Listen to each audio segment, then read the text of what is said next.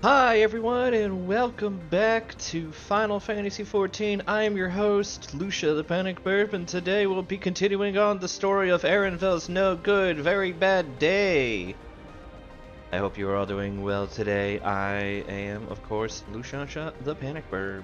I am a FF14 streamer on the weekends, both Friday and Saturday, and I am a raid member and team lead of the team Cozy Tatoes.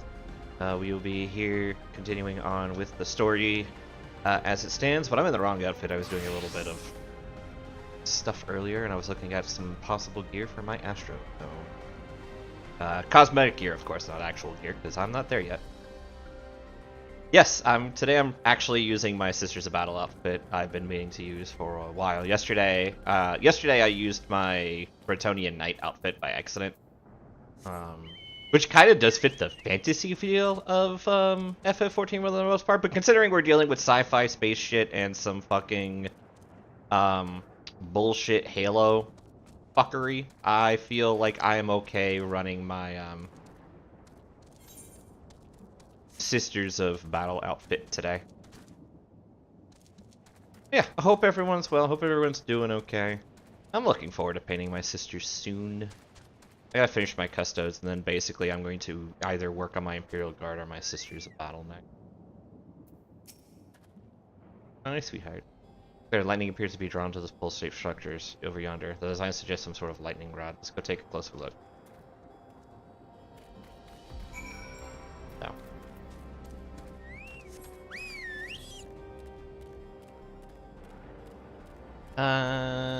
Chelsea. Hi, sweet. Bye.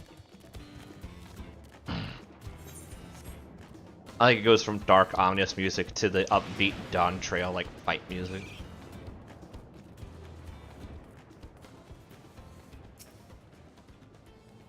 Famous of mechanical warships, on closer inspection it benefits. Appears to bear fine etchings rather reminiscent of the arcane runes. These, I suspect, are not merely decorative. I would posit it used to harness lightning as a source of energy. Quite impressive technology. I'll share this observation with you, Stroller, for our blessing. The dome doesn't appear to interfere with link rolls.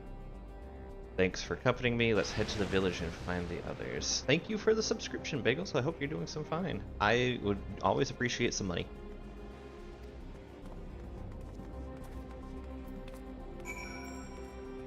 I will let you guys know that the Twitch fund does not typically go back into the creation of the Twitch. I usually use it to buy models.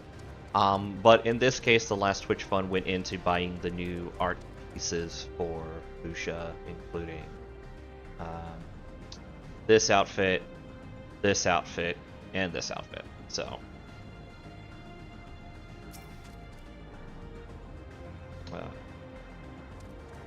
I'll probably get a similar PNG tuber with Lucia's default outfit, but I'm gonna get a more advanced version that has like her pointing and looking in different directions, and generally having a being able to use her for more like videos and stuff.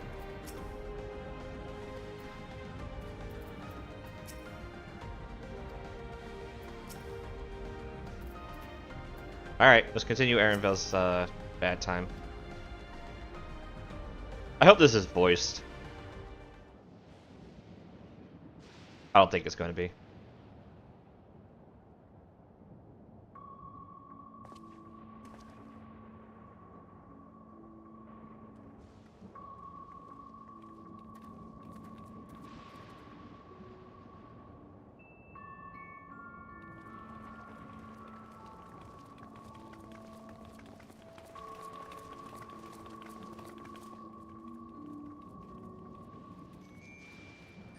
Ahoy, ahoy, Contagion, welcome.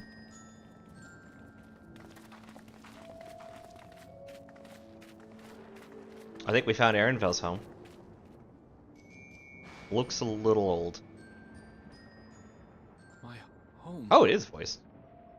It's in ruins. But why? What happened here?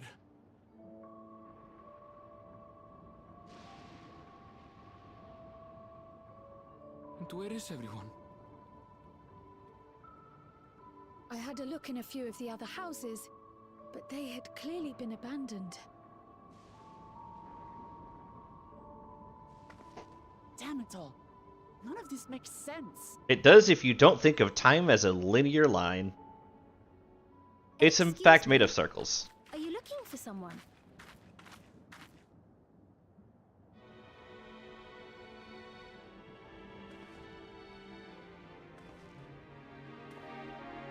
Everyone's like, what do we do? Looks like the day after tomorrow was yesterday for Erenvel's village. Yeah.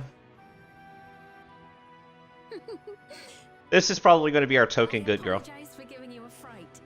However, I did have reason to keep to the shadows. We did blow up the front door in her defense. Sorolja has told me a great deal about you. I don't think he told you a lot about me. Greetings, and welcome to the realm of Alexandria.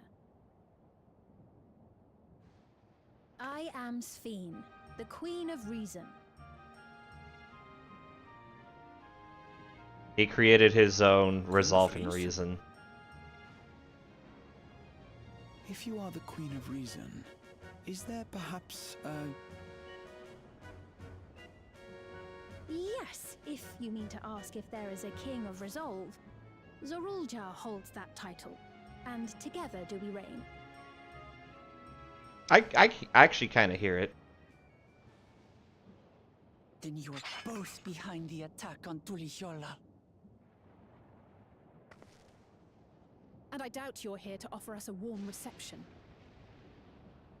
Guys, I need you to calm down for like No, 2 seconds. You have it all wrong. I am not come to fight. Sorolja rules alongside me, but that is a matter of expedience. In truth, we are at odds, he and I. It is at considerable risk to myself and my people that I come before you to beg your aid. Okay, yeah, I'll help out. Our aid. I'll admit I cannot imagine King Sorolja is keen to share and share alike. But if what you say is true, you're still the queen.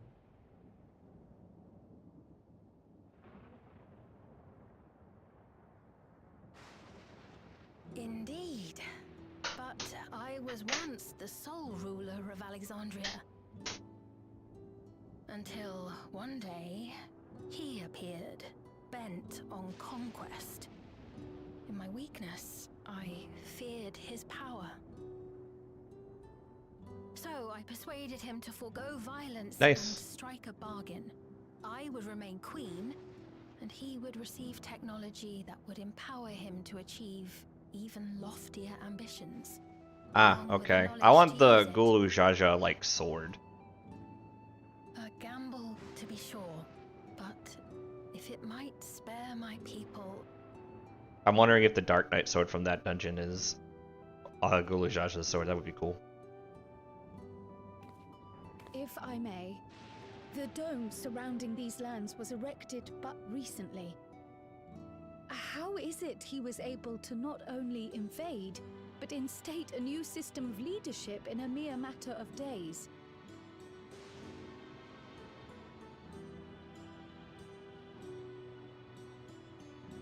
I've never heard of your realm.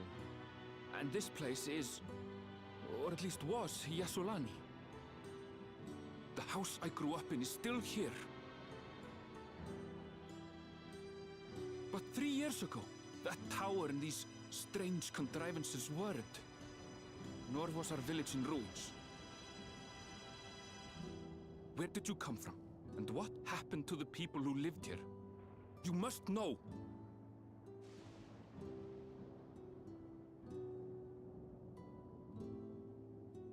I realize how confusing this all must be. Truth be told, I don't fully understand it myself. What I can say is that one day, people from your Tuliolol suddenly appeared here in Alexandria. Or perhaps it was we who found ourselves in Tuliolol. Until but recently, we were completely unaware of events taking place beyond the barriers surrounding our realm. Does this not remind you of the Crystal Tower? Yeah. How after the 8th Umbral Calamity, we devised a means to transport the Spire across time and space from the source unto the first. Yes. Granted, this is on a much larger scale. If Is that is it? indeed what has happened. Not only the people and structures, but also the surrounding environment. I mean, sure, I Regardless, guess. the people of Lakeland perceived the arrival of the Crystal Tower much as the Queen describes her own experience. Sudden and inexplicable. Well then, you appear to have a better grasp of our circumstances than we do. Indeed, more than I dared hope. Yeah, that's literally In what which I've been case, saying. A closer examination of the effects of this phenomenon may afford us more insights. Allow me to take you to the outskirts. A number of the Shatona live there as well. Perhaps your acquaintances are among them. Hold on. If we accept, there's no guarantee we're not walking into a trap. Yeah, but I don't care, I'm there. But if we're to defeat Zorolja, we need to understand how he grew so strong. Besides, I trust her.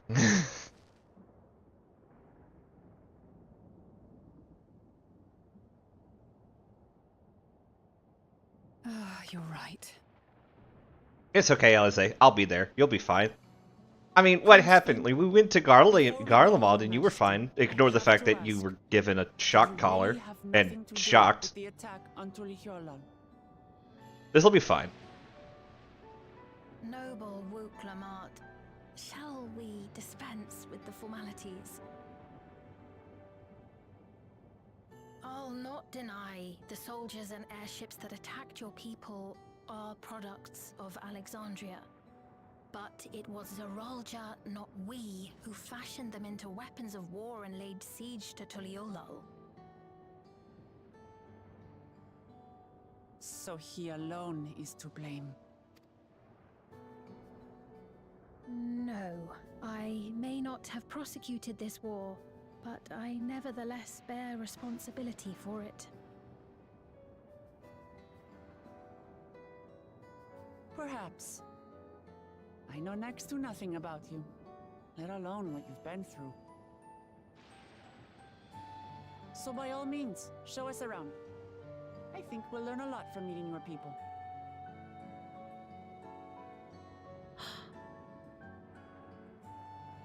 Wonderful! If you would follow me. Yeah, see? It's fine. You're fine. There's nothing that could possibly go wrong. I don't get what Alize is... in trouble. I want both of these questions answered. Yeah, Alize, remember when you went to Garlemald and got traumatized by civilians dying, then got captured, then you got freed, and got traumatized by a man committing game over to himself? Fun times. Nothing went horribly wrong. Everything was okay. I don't get what you guys are saying.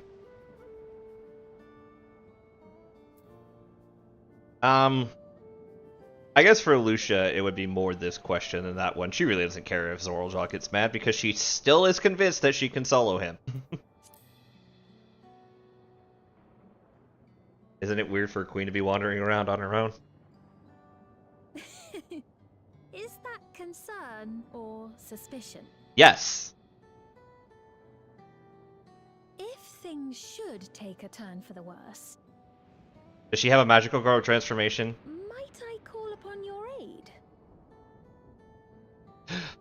She's okay with me committing murder, everyone. She's already bestest girl of the expansion. A jest, of course. But you do strike me as the most capable here.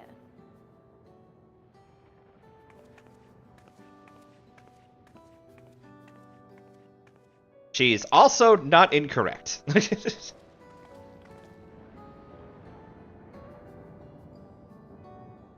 Alize has words I have to hear before I'm allowed to move on.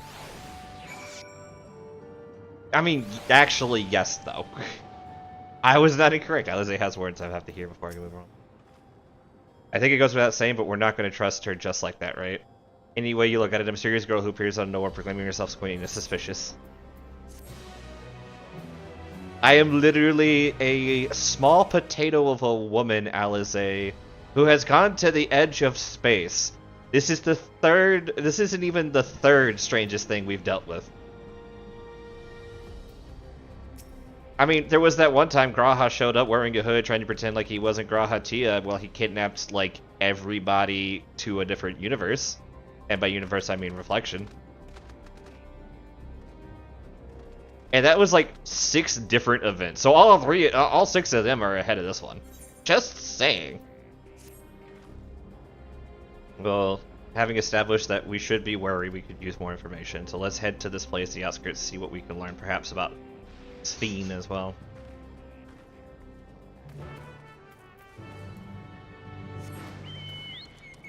I'm just saying.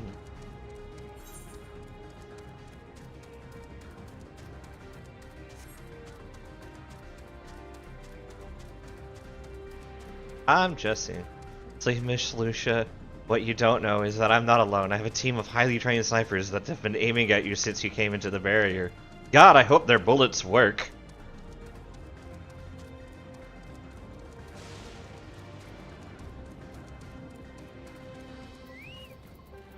Frickin' Wook-Lamont was blocking bullets with a goddamn stone axe. I hope their bullets work. I trust you have similar farming facilities in Tural. They're completely different from ours. I've got no idea what all those machines do. We settled on this approach after some trial and error. The Turali have their own methods of farming, which they wanted to continue employing. But the environment makes it challenging. There's too much rain and not enough light.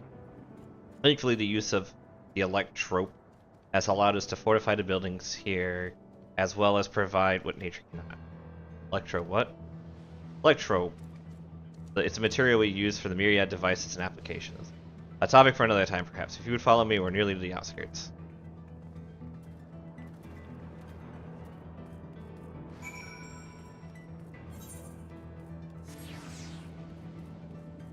Vroom.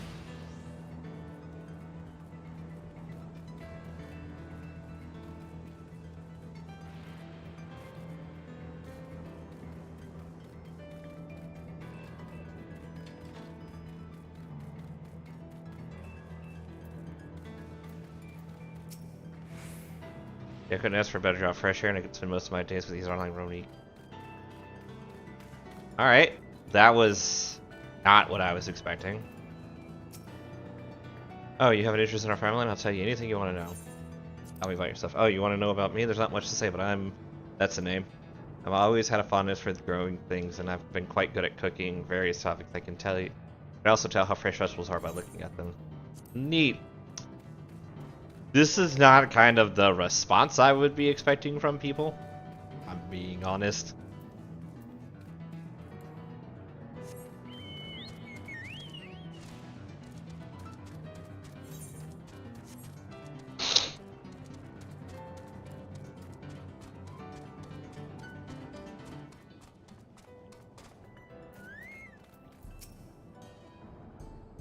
This is a Tonawada village, or at least it was before the dome and these strange contraptions.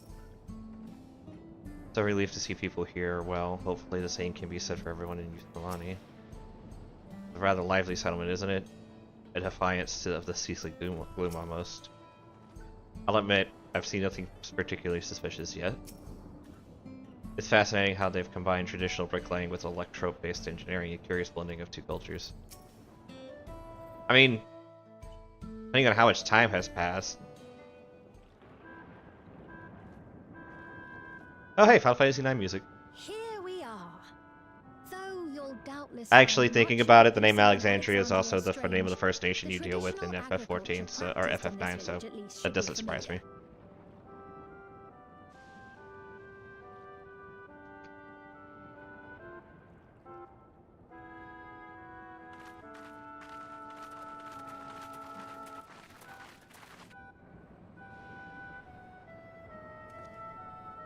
They all have things on their forehead, I don't like Queen that. Sphene?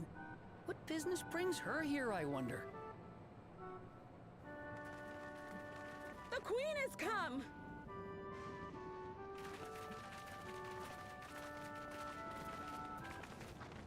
I don't know, but I don't trust it. I have no idea what those things on their head are. You look well, Paquine.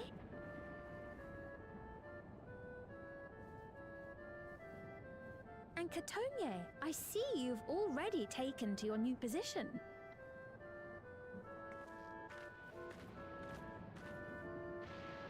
When she introduced herself as queen, I was expecting someone colder. Honestly, she reminds me of you, Lamachi. Me? It's only natural for a ruler to love her people. And I should like to know them as best I can, even the most trifling details. The more you come to know them, the more you grow to love them. Who they are and what they've built. That's it. Beautifully put. Still not a fan of the pins, as I am. And it would appear that she is well loved in turn. Is that your echo sensing that, or just general? Your Majesty, you honor us with your presence. And who are these fine people? Tuliolo's vow of resolve Wuk-Lamart and her companions. I'm glad we are just They come introducing from us straight beyond up. the barrier, but you needn't worry. They are good people and are to be treated as my honored guests. The rumors of a link to the outside are true, then. Wuk-Lamart is still so young. Where are my manners?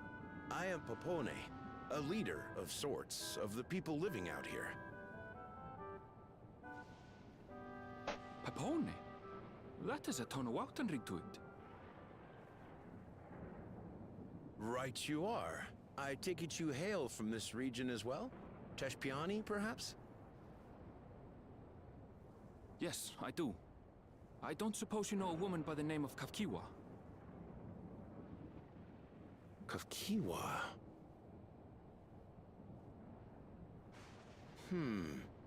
I'm afraid I'm not sure if I've ever met someone with that name.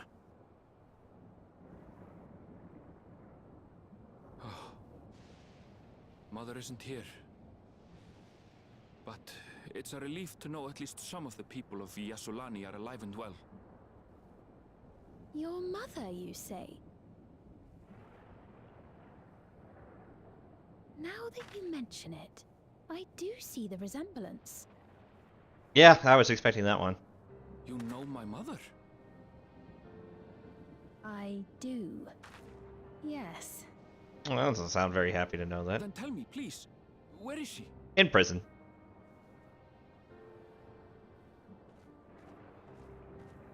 I cannot say. Not here, but I promise I will in due time.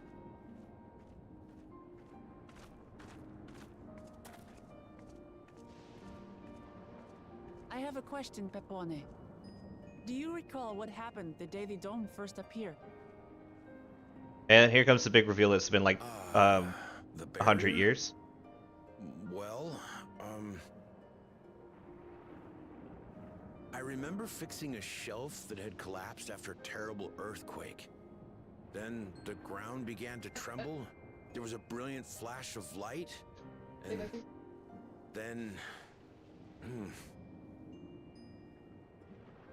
Forgive me, my recollection of it all is rather poor. You needn't push yourself, Popone.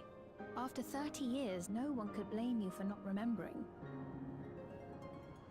Yeah.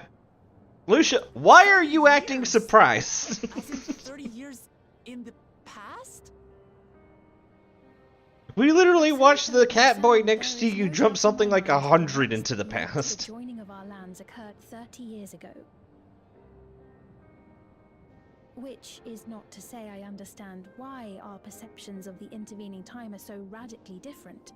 We only just became aware of the discrepancy when Zoralja's military base was completed, and we were at last able to venture beyond the barrier.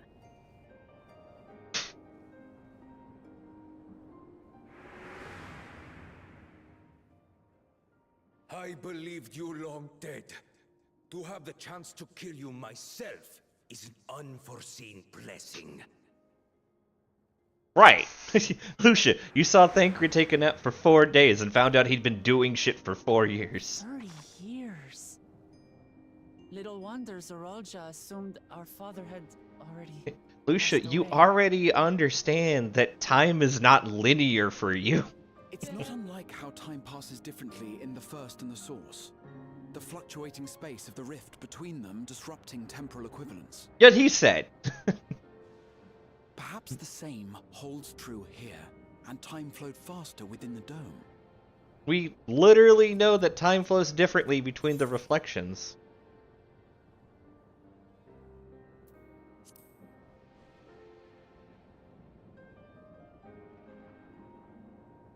But now that it's directly connected, time is probably running at the same speed. And based on the Queen's account, this encampment may have come to serve as a physical bridge between the two planes, after which the dome was forced into the Source's temporal flow.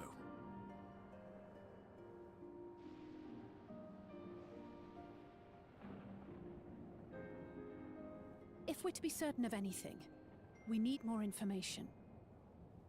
Also, the Queen looks really young. Would it be all right if we had a look around and spoke with the townspeople? By all means. She really has Medion's, like, Time movements, to see what too. we can see of Alexandria, then.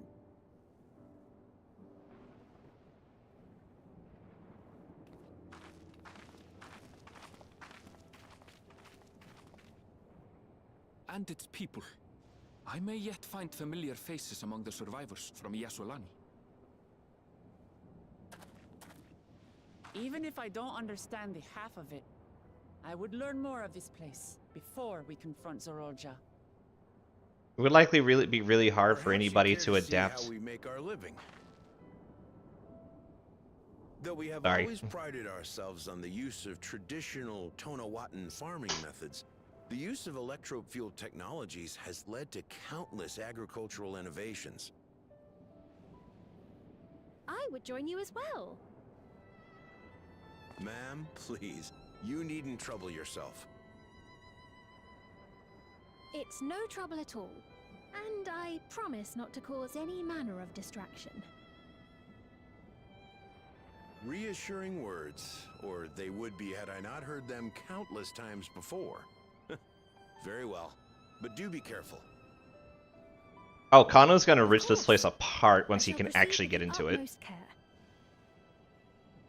He's gonna be like technology that outstrips Charlian technology? Yes, please. This is like they took like 16 different parts of Final Fantasy IX and kind of slammed it together. Because it's like, the name is from Final Fantasy IX being Alexandria. I can't say that I trust her yet, but I trust that her affection for these people is genuine. And that's enough for me. I literally trust her out the gate. Like, straight up, A, the way the story is written is kind of like that. But B, it's also like one of those ones, it's like, if she were to betray us, it would be the worst decision that she has made. And I'm pretty sure she's well aware that if she betrayed us, it would be the worst decision she has ever made.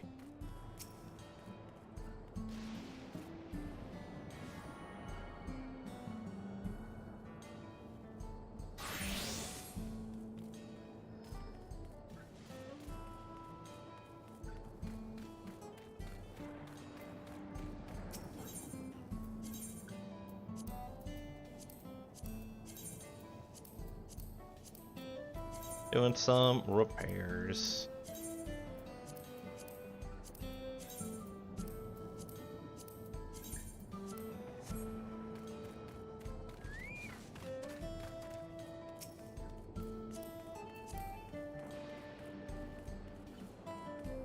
Someone already got a full Vanguard set.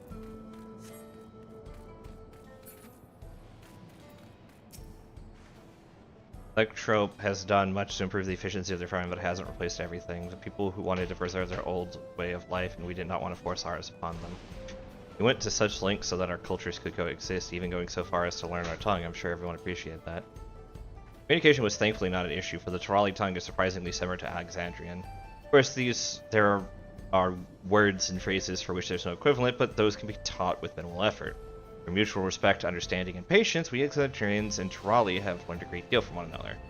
And I'm sure there is much you wish to learn as well, so please, if you have questions, do not hesitate to ask.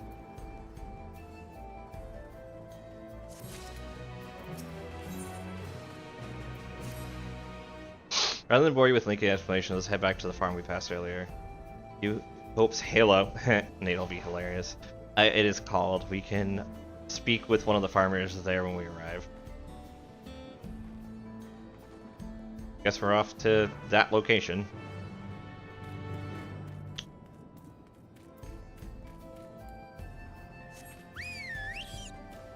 Well, apparently I'm not the only one still catching up on this part of the storyline.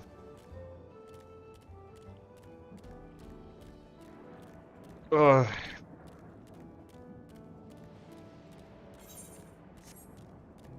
I would geek out about other things right now, but honestly, the story kind of just grabs you and then you're just like, let's go.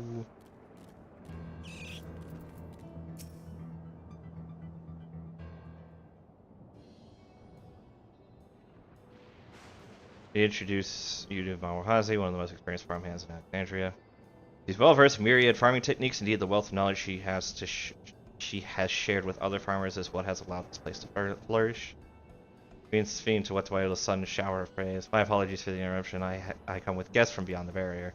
They wish to learn more of Alexandria, and so I invited them to see how our crops are grown. I do hope that's all right. The rumors of visitors from the outsider too. Oh god, now all I can think is the little green men from Toy Story. Strangers from the outside! Ooh. Matter of hosts would we be to deny them a look around? And I gather your majesty intend to check on things here? You do know me too well, Mahawasi. I thought to seize this opportunity to see how the farms fare and perhaps pepper them with a few questions, though I do enjoy observing and taking part in the work. It would appear we have her permission, so please walk the grounds to your heart's content. You go on ahead, I'll keep Sphene company. Don't misunderstand, I'm not the suspicious type, but given our positions, it would make sense for us to go together, wouldn't you say? A fair point, but be sure not to let me out of your sight. I shall remain under Wooklamot's watchful eye. Pray come find us after you've seen your fill and spoke with the other farmhands.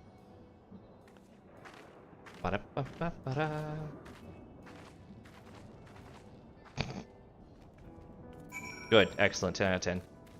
You may have a cookie. Yes.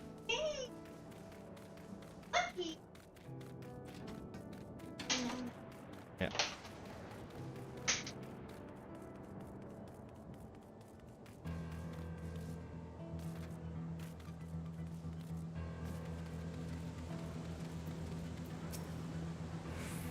Would be fine. As for the power source, you should know about job. I tend to the fields, mostly watering the crops, keeping the soil fertile, so really took time to understand how best to carry out my duties. I manage the lamps we use in the field. We do our best to keep them up to code, but should they ever start to malfunction, it's up to me to fix them. The land and sky being what they are, ensuring a rich harvest makes constant work, but honestly I enjoy how involved the process is. Both my parents being Alexandrian, I didn't grow up knowing much of anything about farming. Every day is an opportunity to learn and grow. Okay, so they have actually like fully mixed Terali and Alexandrians like together. They're not different groups. That's neat to know. Oh, an unfamiliar face. I gather this is your first time on site then? Well, here's the storehouse, or rather the entrance. The real storehouse is underground, much more spacious and equipped with a temperature regulation system to keep the harvest from spoiling. Since the entrance is so small, it's much easier to prevent wild beasts from wandering inside, which also makes it a viable facility for breeding and raising livestock. We even got a few beds down there for emergencies. Parents often complain about how Alexandrian technology and Lycanthrope complicate our lives, but it's just a matter of learning how things work. Take my job, for instance. I'm presently overseeing the storage of harvested crops. They'll be taken to the tower for processing and there find their way to every dining table in Alexandria. The work is hard, I'll not deny, but I take great satisfaction in what we do.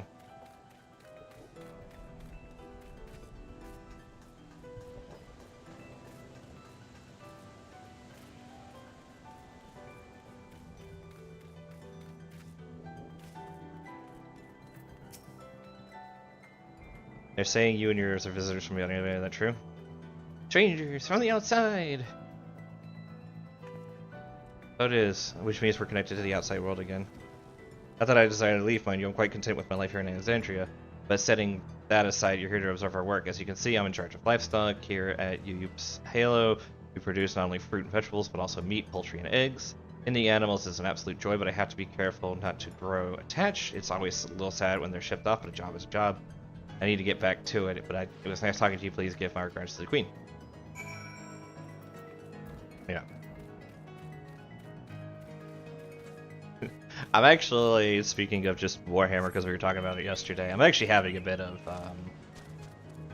trouble with my Warhams. I like my Custodes, I'm happy to be playing them for a tournament. I really wish I was playing Sisters, but I didn't know how soon the Codex was going to come out, and I had to start working on this project back in March, and with my Custodes being the most completed army, and also already getting like their Codex like being announced to be released, I decided to go with them. But it is kind of sad I won't be playing Guard or Sisters for event because it's just like so much work to get them ready for it. I see. Don't be too hard on yourself. Anybody else would have been hard pressed to deal with such a thing. Oh, welcome back. My apologies for failing to notice your return.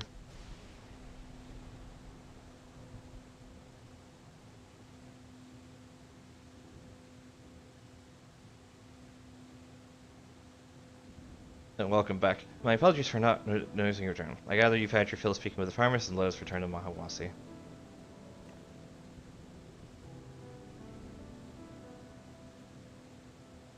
Honestly, at this point, it's like, I trust Fiend as she is now, but I wouldn't be surprised to find out later that she has like a whole median side personality that completely like turns around and changes her into like an evil queen that we have to deal with later. What are your impressions of the farm? I was amazed that everyone loves their work.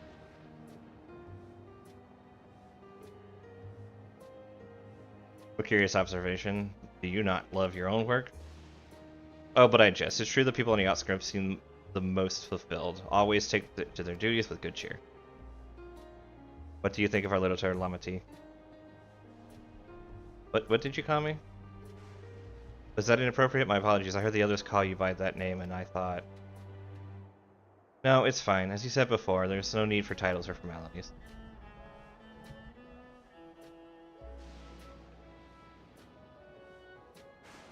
As for my thoughts, I was very impressed. The machines could be used to overcome so harsh. The environment is amazing. I've never seen anything like it. I feel the feeling is understandable indeed. Many still find the machinery behind me baffling.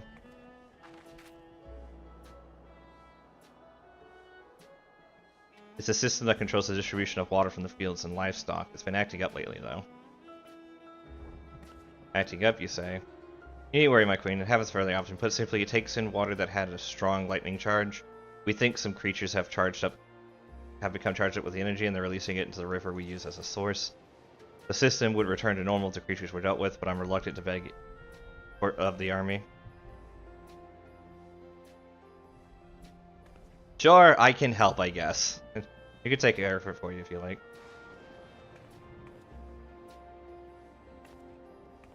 That is the most gracious offer to you, but it's too dangerous. It's no trouble for the Valvers off of Chiliola. Regardless of how the relationship between our nations may develop, if there are people in need, I want to help. Simple as that.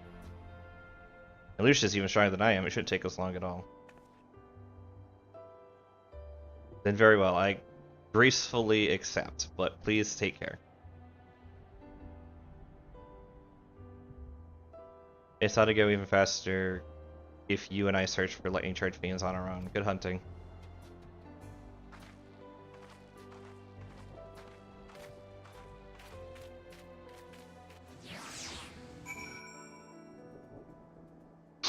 It would be neat if, like, because we couldn't get it obviously during this expansion because Alexandria wasn't a part of the world. But if Alexandria stays part of the world, it would be neat if next expansion we got, like, one of their, like, techno warrior, like, classes as, like, a class that we could do. Like, that would be kind of cool. Like, you can even make one, like, one's a tank, one's a warrior, one's a healer. Or whatever.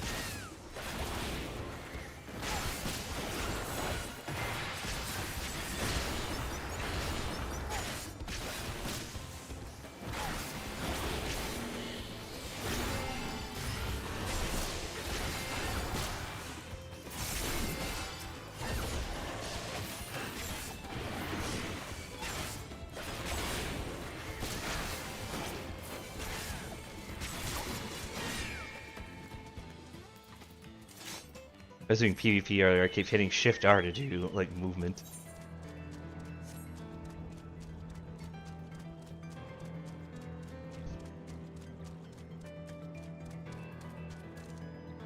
But yeah, it would be neat to get, like... You just get, like, I don't know, call it, like, Charged Shot, or, Bio Soldier or something. Or hell, you know, just rip off Final Fantasy VII and just have Soldier.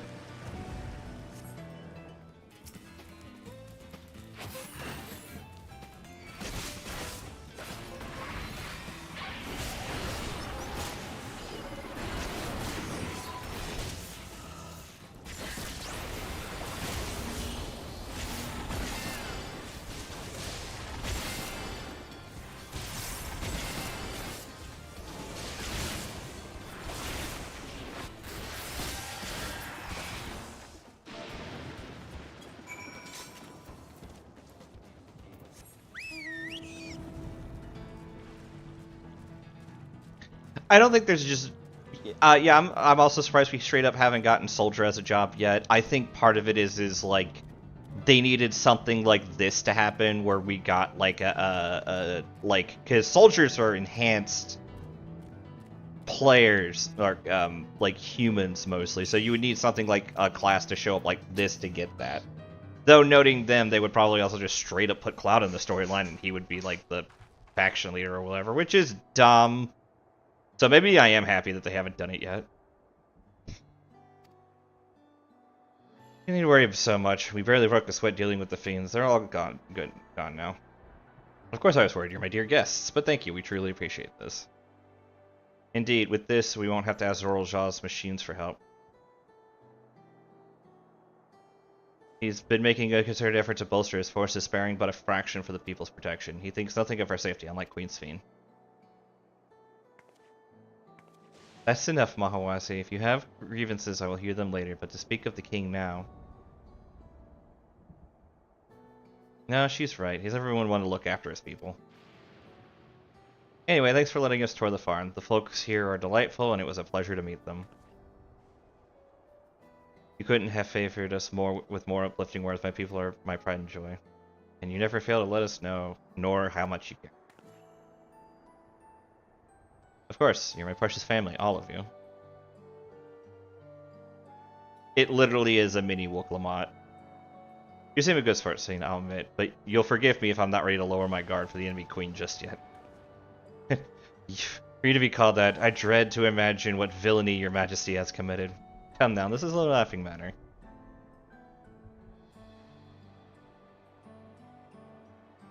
A ruler is responsible for the welfare of countless lives, and one wrong decision can lead to untold suffering. Failure is unconscious.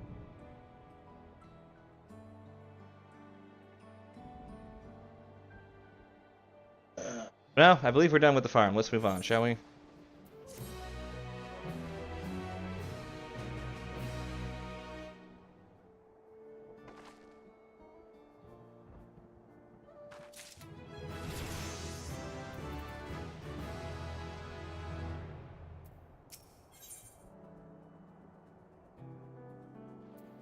Then would take you back to the outskirts. Perhaps we should head back to the outskirts. I dare say your friends will also have returned by now. My thanks again for dealing with the fiends. Come and visit us at any time. I got enhanced reprisal, which I think lowers it to a 45-second cooldown.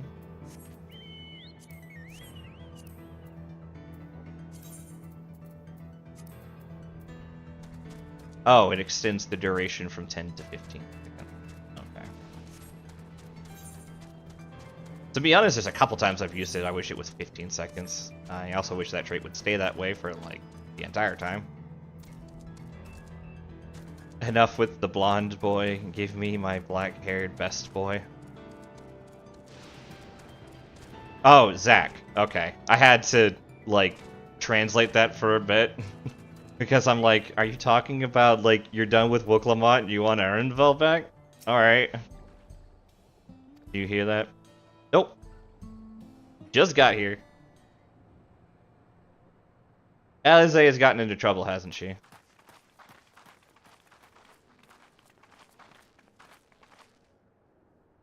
What's happening over there? Trouble. And Alize is a part of it. It's nearly time.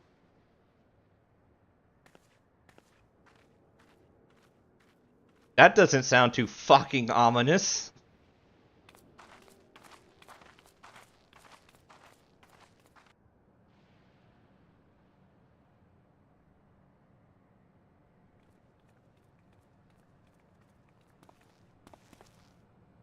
I'm glad you could make it. So we can see this travesty happen? Because this is probably going to be bad considering her face.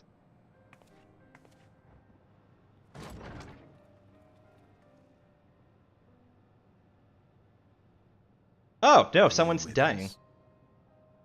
Queen Sphene has come to see you.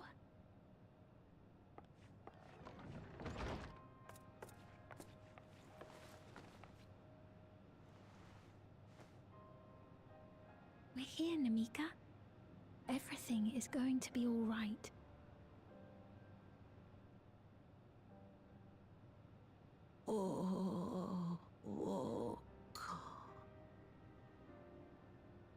What's the matter, dear?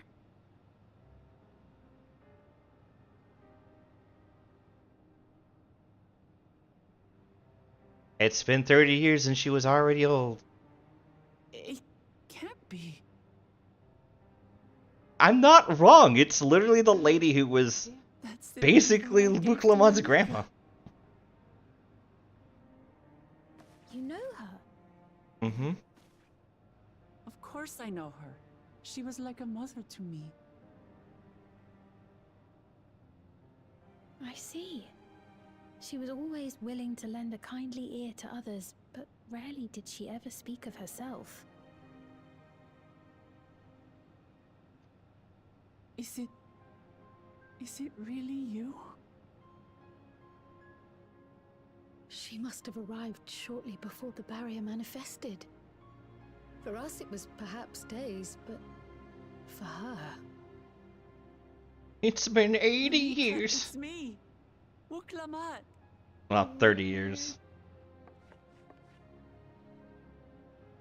I'm afraid her time with us is nearly at an end. Sad Wooklamont moment is sad. Has she no more soul cells? She always used hers sparingly, but at her age, it wouldn't make a difference. Soul cells. That'll be neat to learn about later.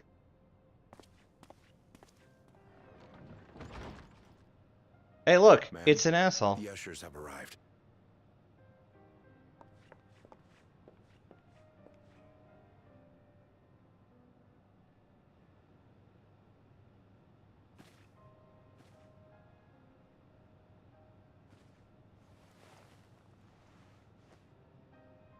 Thank you, Namika, for your many years of friendship. Take comfort in the knowledge that this is not the end. Be not afraid. Your memory will live on in us. That's a Yoke thing.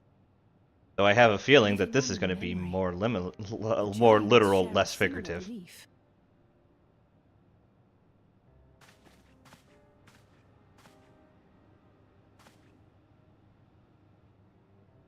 Wait, where are you taking her?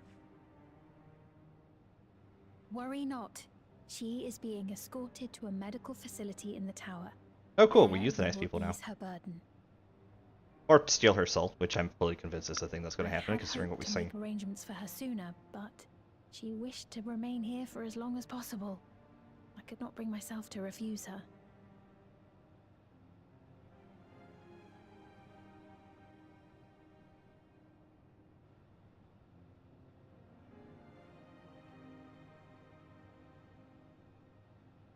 Is there any way I might stay with her for a little while longer? We may not share the same blood, but she was my mother. Please.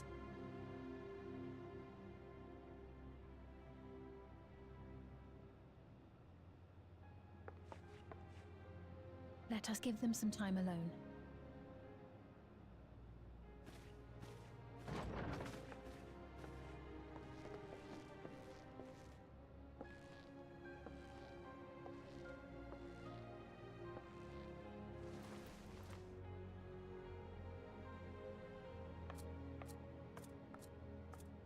This is not for potato eyes.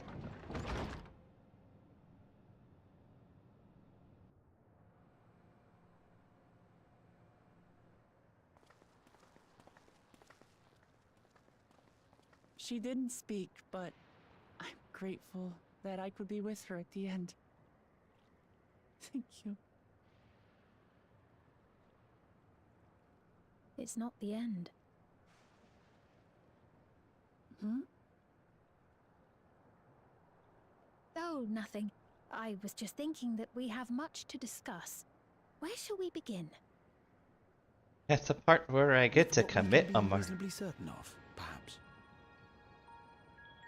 Between what we have witnessed and the testimony of Alexandria's inhabitants, it's safe to say that two distinct lands have indeed become one. Girl, that's ruining my fun.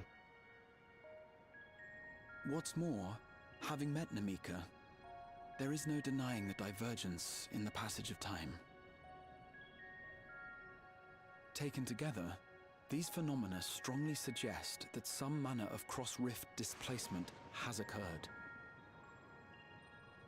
Specifically, the displacement of Alexandria from another reflection to the source. It does seem the most likely explanation.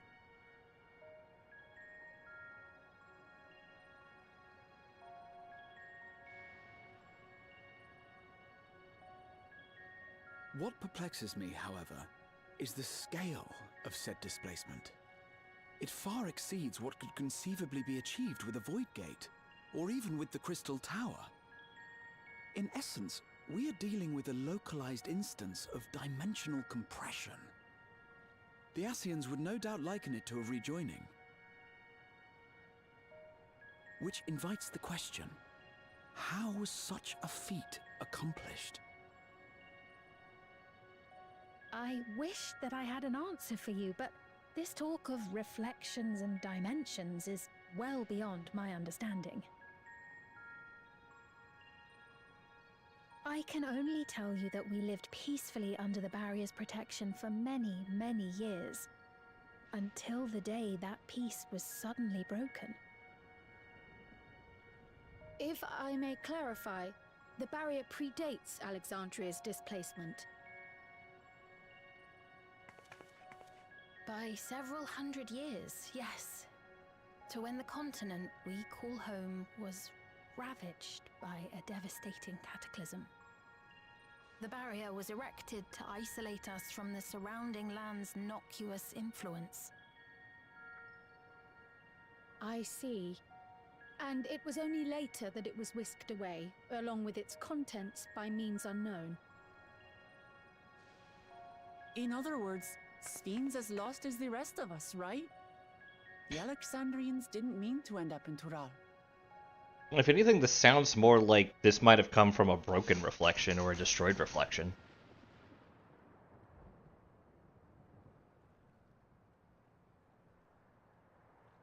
But of course, our next stop ought to be Everkeep, that tower over yonder. Once you have been registered as my guests, you will have access to Solution 9 and its residential district, where you will doubtless gain invaluable insight into Alexandria's state of affairs. Unfortunately, I cannot take you directly to where Zoralja resides. That would only make this too easy. That you'd let us in it all goes a long way toward proving you're not content to let Zoralja do as he pleases. But we're not talking about a simple difference of opinion here. I've come to avenge my father. And to do so, I intend to take Zorolja's life. Are you willing to stand by and allow Alexandria's king to be slain? A fair question. Permit me to answer it thus. My people come first. Their welfare is paramount. I will do everything in my power to keep them from harm.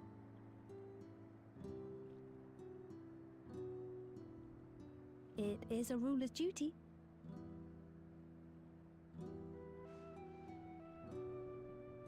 Now, I am off to register you at Everkeep. It may take some time, but you shall find the entrance open to you in due course. Oh, and ere I forget, your mother, Kafkiwa, you might try the Thunder Yards to the east. The Thunder Yards? Is that where she is? That sounds like a Final Fantasy X thing. I am afraid I can say no more than that. Make for the Thunder Yards, and all will be made clear.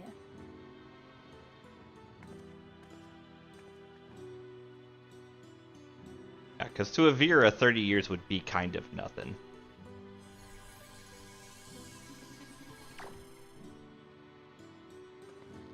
It's not as if we have other pressing business.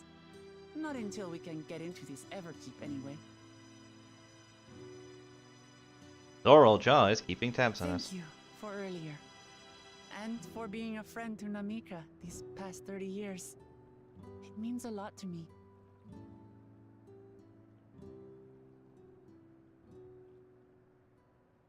Namika? I'm sorry, but I don't know who you mean. Oh, she just got literally erased from his memories.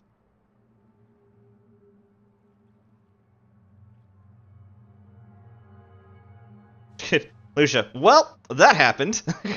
Everybody else super freaked out. Lucia, man. Just with her. If this is some sort of a...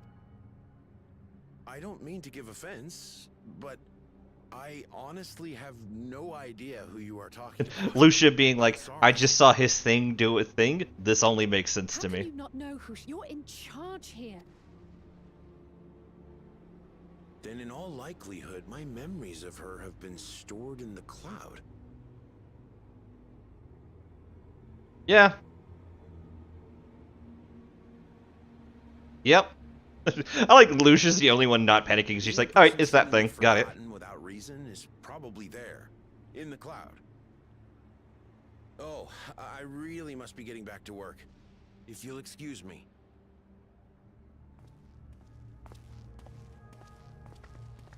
I was thinking it was like Zorolja just kind of like honing in.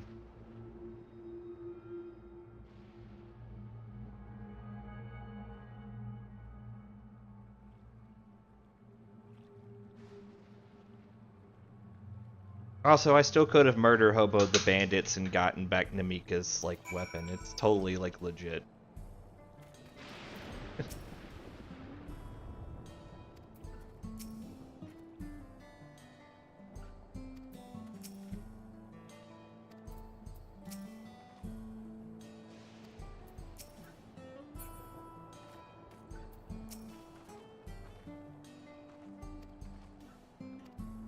You never knew her. Well, could same be said for the others, I wonder? There's only one way to find out. Let's make inquiries about Namika and the area, and we can reconvene shortly after at the 8th, right?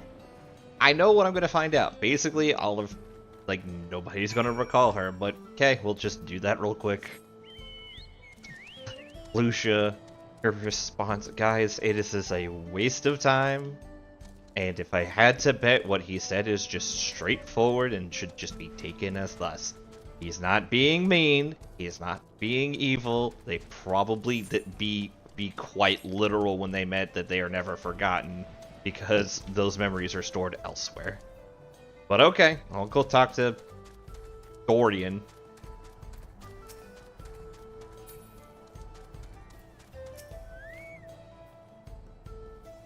There you go. I'm afraid I know. Sorry I couldn't be of more help. Oh hey, I've met my first Lalafell in Torah. Likely an Alexandrian, considering what we know of Cryle.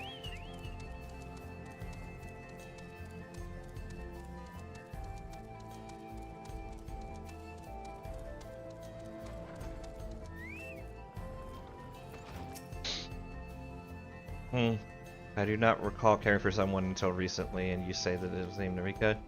Well, I can't say for certain it was her. I wouldn't worry. I'm sure she's just been taken up to the cloud.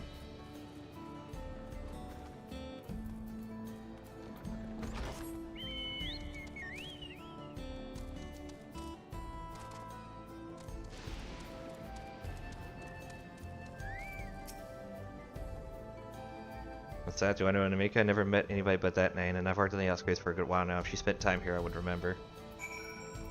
That would actually, like, fuck with me if I was someone who's just like, oh, yeah, I have. If I had memories of people, I would remember them. You know, obviously. That would actually, like, have it kind of fucked up.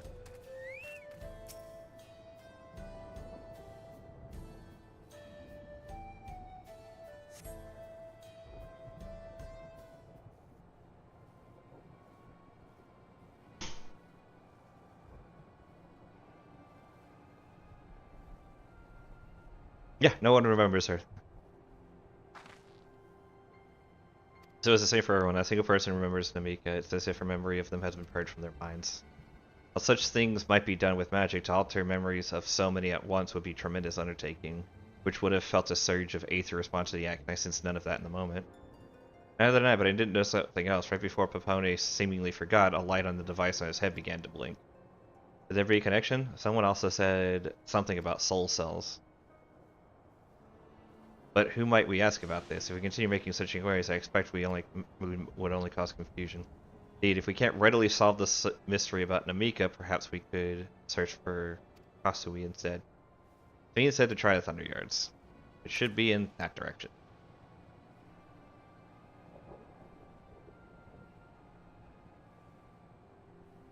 There's a robot watching me.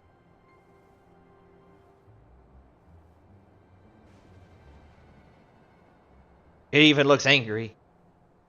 Impossible.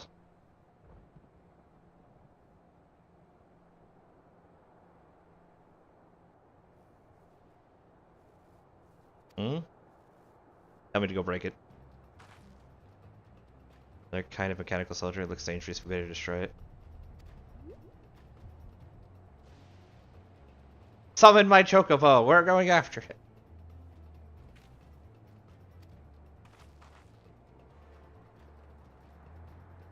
You can understand everyone, so it might be worth asking it some questions. Well, are you alright? You look like you've seen a ghost. It's nothing. I'm fine. Well, if we went off in that direction we're heading, so let's track it down.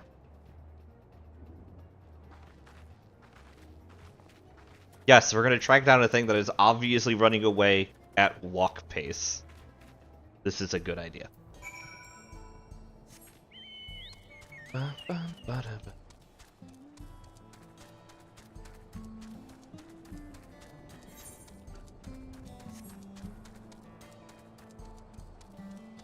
He's trying to escape.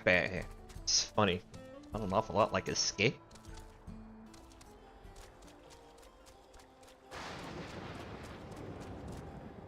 I swear to God, if I have to dodge 100 lightning bolts to get my super awesome relic this expansion, I'm gonna have words. Mainly what, and followed by the fuck. No, that music didn't just get fucking ominous.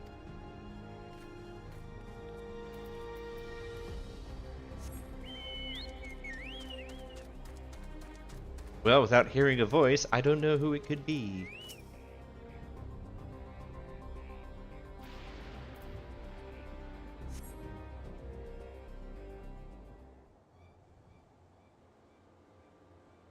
There it is, in the distance.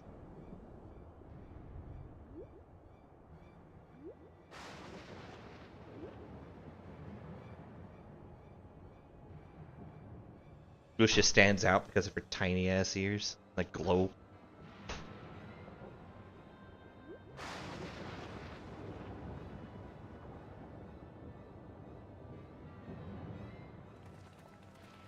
Found it? Yeah, they went that way, in the cave. The cave full of bats. Bat cave. They must be bound for the mines.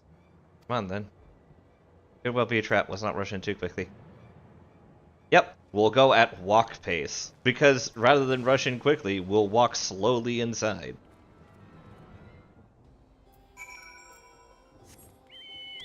All according to plan.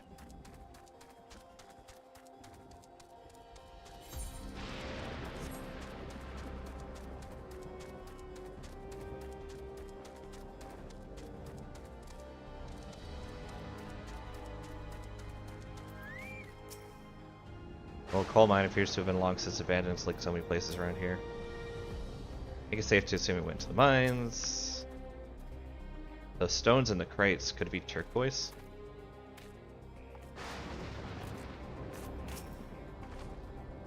It went in here, huh? I heard faint voices coming from inside, so it's not alone, but we're still going in, of course. Maybe a trap, but prepare for that fight, everyone. Commit murder. Let the murder make commence.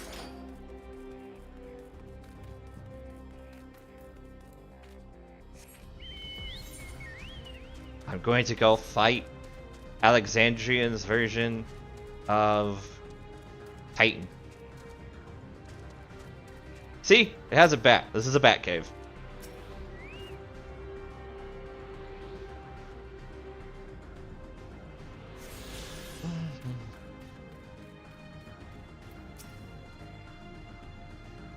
Doubles in quite some time. I'm not worried. We have improvised countless times before, after all. Device me with an electrope seems to be the only one here. Tunnel just keeps going. You can hear it several people up ahead, but I can't make out their conversation with the echoing. Go and stay on your guard. Let the murder make commence. That's where if we have Kasui as like a robot, I'm gonna be mildly disappointed.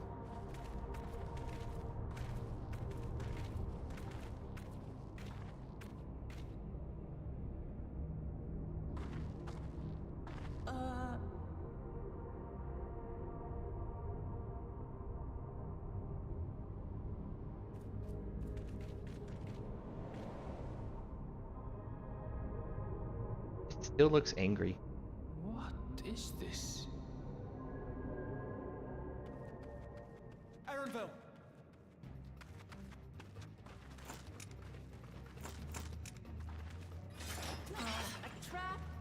Man, you guys did not bring enough bullets.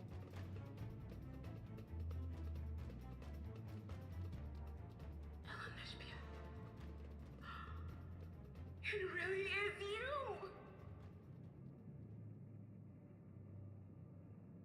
Huh? Who? I just have to get a look at you in the light. And I can still hardly believe my eyes. But it is you, my darling Olympia. Oh my god. My darling, what now? Arenville's no good, very bad day continues in the worst possible way.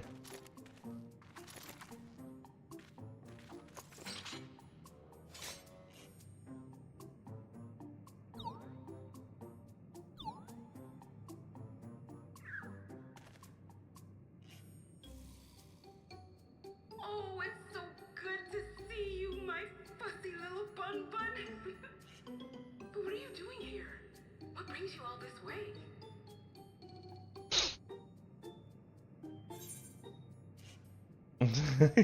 Fuzzy little bun bun. We are not going to do anything but troll people in this expansion. Why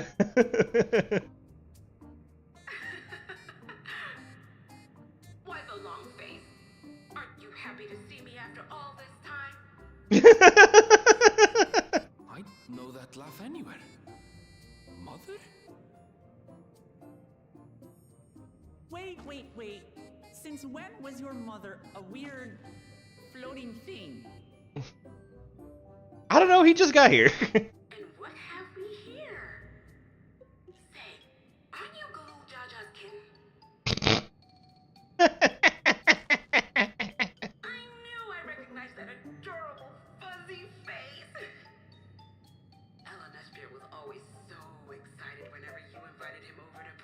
I just met You remember me, I hope. Kasui. But if anything ever happened to her, I would kill everyone and not myself because I would go back to killing everyone.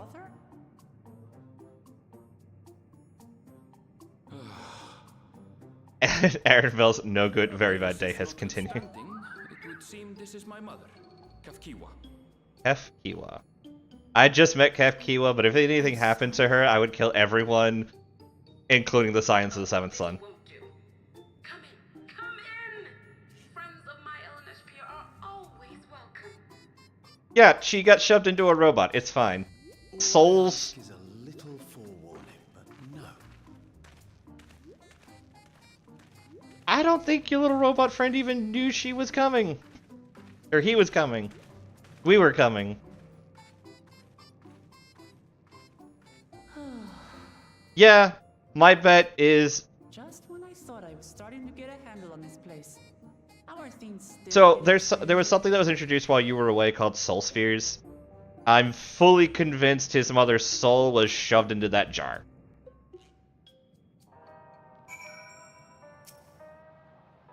Point I doubt anything would possibly surprise me. The Alligans had machines that could be controlled remotely. Is she using something similar to communicate with us? I can't say I understand what's going on, but at least Kasui is safe. I'm saying it wrong, I know. Annabelle's mother is a floating machine. Right, that makes as much sense as everything else so far. I'm glad Elize is on my level. It's just like, yeah, no, we're just rolling with this. We're here, we're doing this now. This is just a thing we're doing. I wasn't know this is indeed my mother. I can think of few people in the world quite so spirited. But as to what's happened, we'll need to ask her. Gone and forgotten. Annabelle is conflicted by this long-awaited reunion. Let's see what she has to say.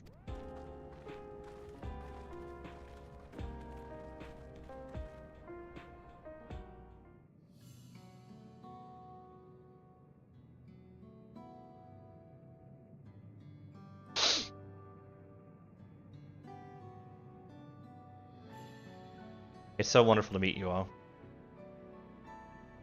And the students of Baldessian, it's been a while since I've heard that name. Dare I ask the reason for your appearance? Oh, it's just a body that I can control remotely. I use this for our operations. Okay, good. So she's not a soul floating in a giant robot jar. We're members of a resistance group organization. Oblivion, we call ourselves. Oh, cool. We're just throwing in some Kingdom Hearts while we're at this. Alright, gotcha. And our goal is to thwart Zoralja's ambitions for conquest. As leader, it's prudent that I remain where I can't be easily found. I see. Whimsical appearance is not when spending. Yours is a serious cause. Right, you are. Truth be told, Oblivion was founded for an altogether different purpose. And that is... As I expected, you've noticed everything you see within this dome, the buildings, the people, the very earth beneath our feet, is a fusion of two worlds. Oh, cool, she's just on it. Stopping such a fusion was Oblivion's original mission. Then does that mean you know who or what is responsible for it? I'm afraid not. This was a long time ago, and our mission statement has become more of a legend that's passed down to members. By the time we joined, our sole objective was stopping Zoralja. We failed to do that, and now he's taken his army outside the dome.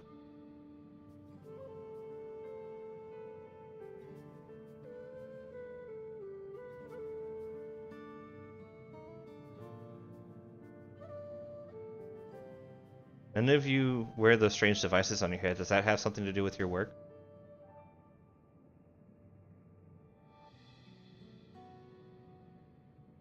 You mean this? It's a regulator, the pinnacle of electrope technology, and that we don't wear it is indeed related to our operation. What exactly does it do? Allow me to explain. His name is Geode. Regulators have two primary functions. The first, as the name suggests, is to regulate the regulation of the wearer's reserve of souls. Should they die, the regulator expends a soul to bring them back to life. Oh, cool. reserve, you mean people walk around carrying spare souls? They do. Souls are packed in cells, and they can be used to replenish the life force that is lost due to sudden death. Such as in accidents, they do nothing for those who die of old age, though. Distribution of soul cells is based on one's work evaluation to encourage exemplary performance when fulfilling their duties. Souls is a common resource. Payment for services rendered.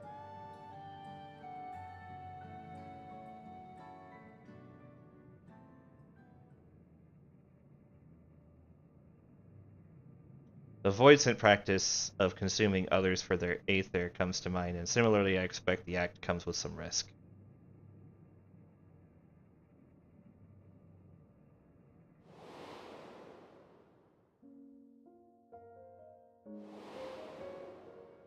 I haven't thought of Zero in a while, actually. It's glad that we got flashbacks for her that had, like, important resignation to this storyline.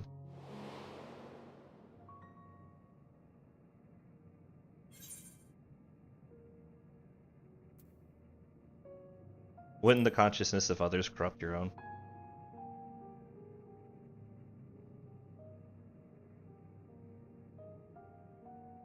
That is prevented through memory management, a process in which regulators also play a role. Memory management, and the reason everyone has forgotten Namiki's existence. Namika's existence. Regulators are constantly recording the memories of the wearer, so if they should suddenly die, their memories can be refreshed as part of the restoration process. This is how they preserve one's identity and sense of self. However, the regulators are also triggered when someone else dies.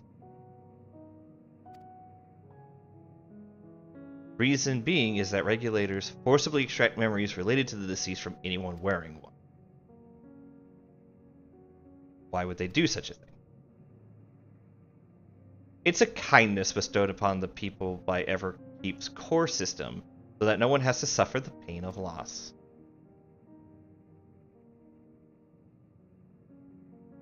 So this is what it meant by their memories being in the cloud. Indeed, all memories of deceased are wiped from their minds of the people and archived in the system. It's a frightening function of the regulators and an integral step in soul cell production.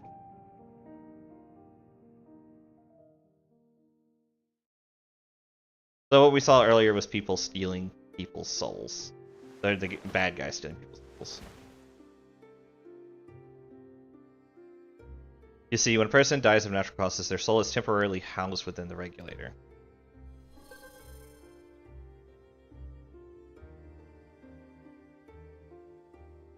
It is then delivered to a facility where memories are separated from the soul.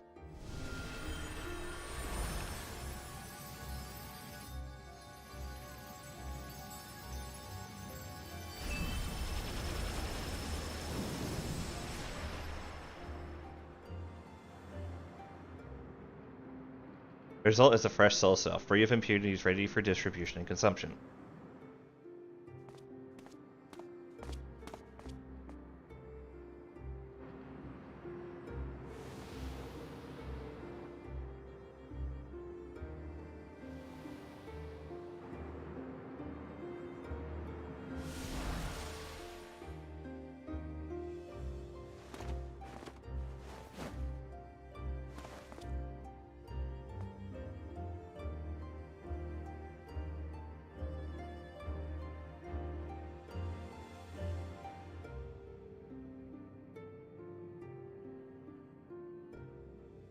Meanwhile, the memories are stored in the core system to be remembered forever. And this is why people are happy here. On its surface, it's similar to Yukio philosophy, but I see nothing noble or comforting in it.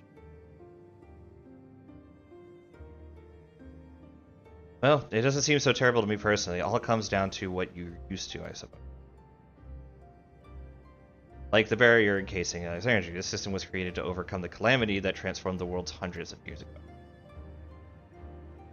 Amidst the mounting death toll, scientists used electrope to devise a means to save what lives they could so that the nation could endure. Alizé doesn't like it, but it kind of makes sense in a weird, disturbing sort of way. I'm saying the people of Alexandria did what they did what they believed was best to save their people. I just find it hard to believe that Torali would accept this way of living. It came as a shock to us as well. In fact, a great many were opposed to it. Which is why the use of regulators was never compulsory. The people have always been free to go without them if they so wish. Sven didn't strike me as the sort of ruler to impose her will on others. Ah, so you've already met. She's the one who suggested we come to the Thunder Yards in the first place. She also said she wants to help us stop Zoralja. Awfully kind of her to point you in my direction, and to speak so candidly as well. Whatever her motive, she has given the people a choice: live with the risk of true death or the security of the regulators. Everything that lives must die someday. That is the natural order of things.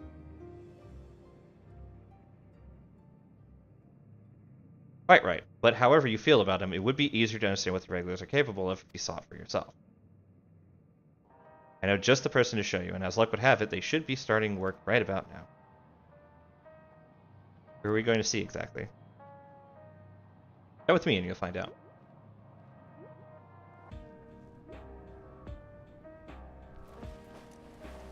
Man, this music just changed to like Twitch ending music. So you're saying it's... Honestly, you know what this reminds me of? Like, the Echo concept that every time we, like, lose, like, we reflect back to a, like, past version of ourselves to try again. I know it's kind of a metagame reason why they created it, for us to just sort of live out the world, but it's still kind of interesting. That is oddly apropos, all things considered.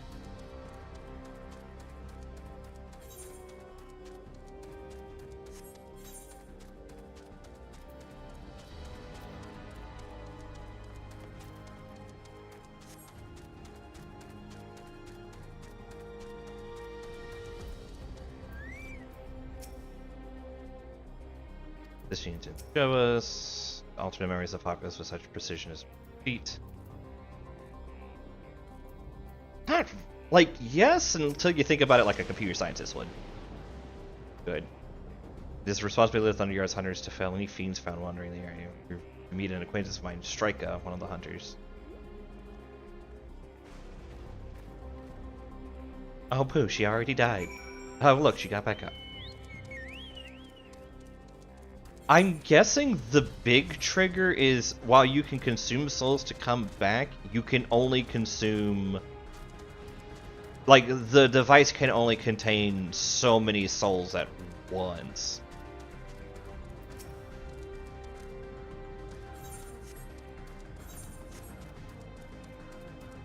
Know what I mean? Like, that's probably the big failing, is if you, like, got crushed under some rocks, freed, had a soul put back in you, and then another earthquake happened and you got crushed under more rocks.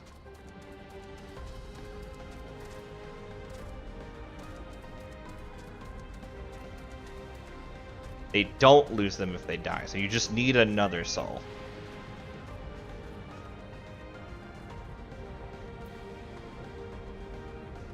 Yeah, this is some Dark Souls cheating BS, I'm not gonna lie. They're just wearing a ring of sacrifice all the time. Like a ring of sacrifice that's like perfect, it never breaks.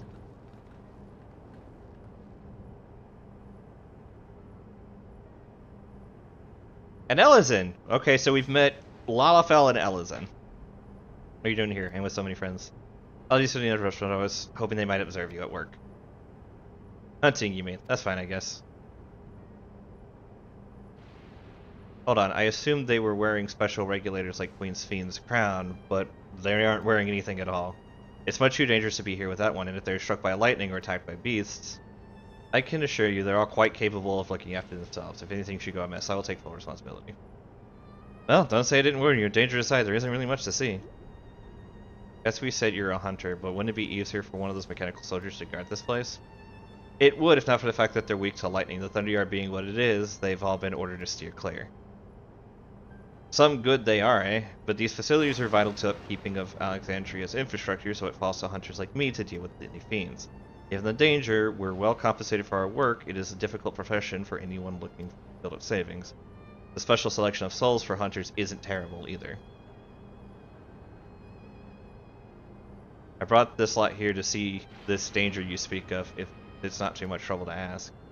Ah, of course, in which case it would be a shame to waste my effort on just any old beast. You can all handle yourselves in a fight, right? If you cause a ruckus slaying what critters you see nearby, there's a chance you'll draw out something worthy of a demonstration.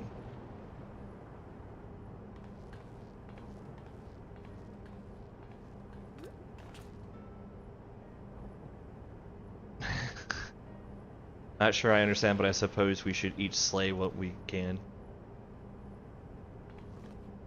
I do like the change from souls to runes in Elden Ring. Feels a little less, dark. I'm afraid I must leave the fighting to you. My fussy little bun was never good at fighting, and this body of mine isn't suited for it either. We leave the work in your capable hands. I am never going to stop referring to Ehrenfeld as fussy little bun for the rest of this trip. This vacation is going to have much giving Ehrenfeld crap for the rest of the trip. This is good. I'm going to contribute to Ehrenfeld's no good, very bad day.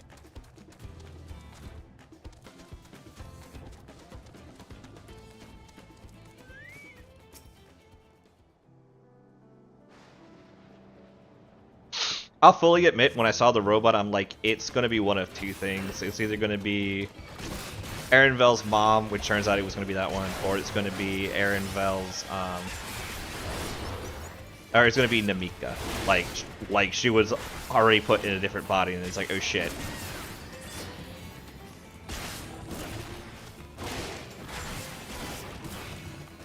I'm saving my kit for the big stuff.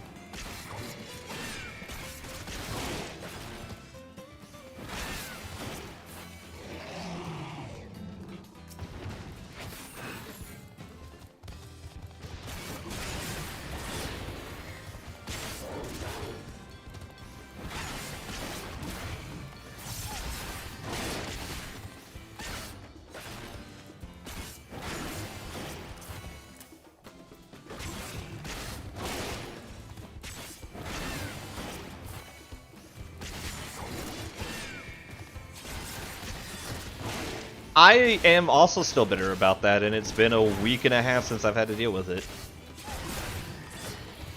That's why I was so excited for the train scene, because it was like the first sequence of me being like, you mean I get to go and commit a murder? We get to go turn the train into a suicide bomb and just ram it into the front?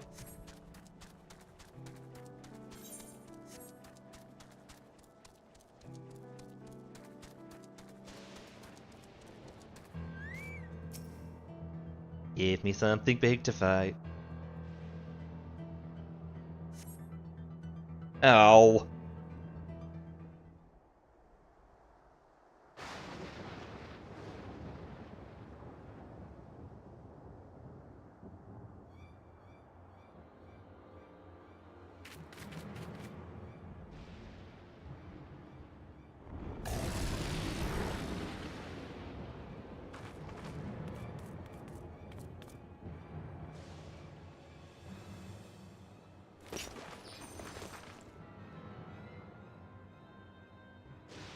Oh, she's a monk. This one will do nicely. It looks like she's got a fist in one hand and a dagger in the other, but that just might be the angle. We'll help you. It's fine, really. I face worse. Just watch. Then she's gonna die, like, immediately.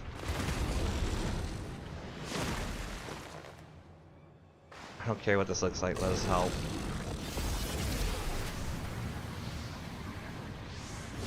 It's okay. We already know she's gonna get back up.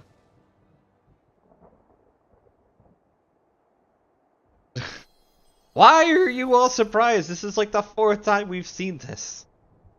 12's preserve. She needs healing. She'll... No! Stop it! Knock it off!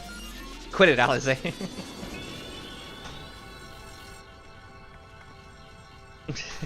All of you act shocked. This isn't the first time we've literally seen this. We had to fight one of these to get here.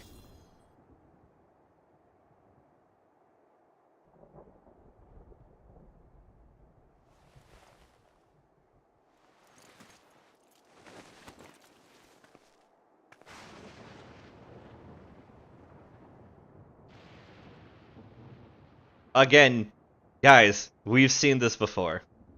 Oh, that was embarrassing. The bastard caught me off guard. You mad? Seriously, let us help. I told you not to worry. This will only take a moment.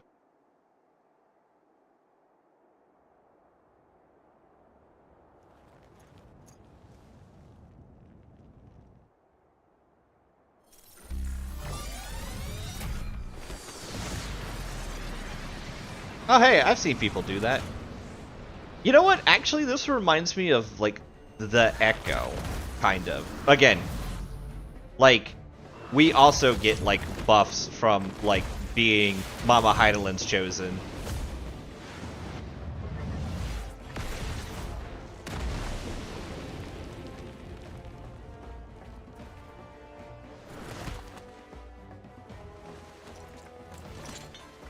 Finally, a worthy opponent.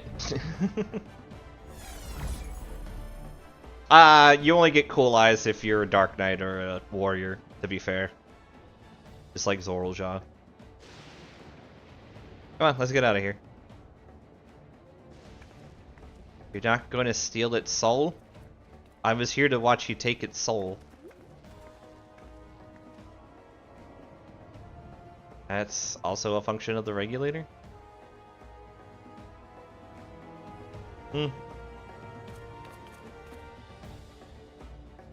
Yes, I get that Zoraljaw is just a Viper, but like, they get the eyes because the regulator goes it off, and Dark Knights and warriors get it because they're just really angry or angsty, depending on which class you're talking about. Then now why Zoraljaw was able to return from the dead and defeat Papa, but I'm not sure what we saw at the end there. As soon as the regulator turned red, it was as if you were possessed, your movements became beast-like. Don't tell me, you empowered yourself with the soul of a beast. I'm reminded of the Serpentine soldier we encountered at Vanguard who did the same. So you cross paths with one of the King's elite. Such a form can only be achieved from gorging yourself on souls. We could do the same in theory, but it's incredibly dangerous. Besides, it's not as if they allow hunters to carry that many souls to begin with.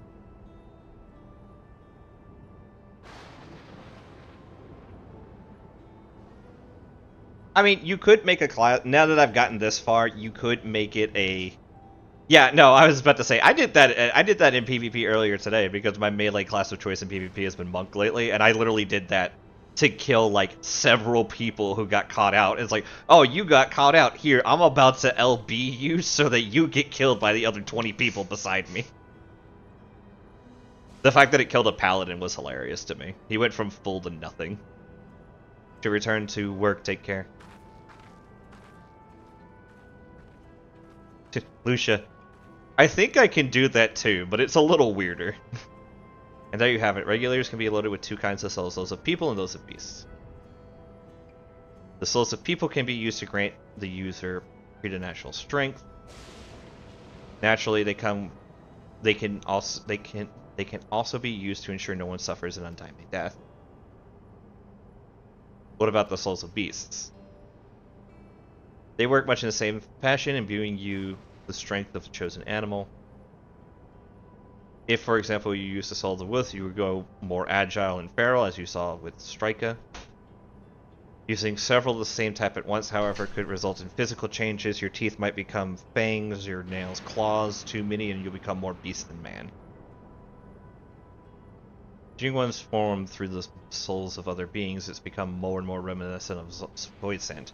Yet unlike the Void, where the cycle of death and rebirth is simply broken, souls here are forcibly taken before they can reach the Ethereal Sea, meaning different means to achieve similar ends. A cycle to which all within the dome are bound.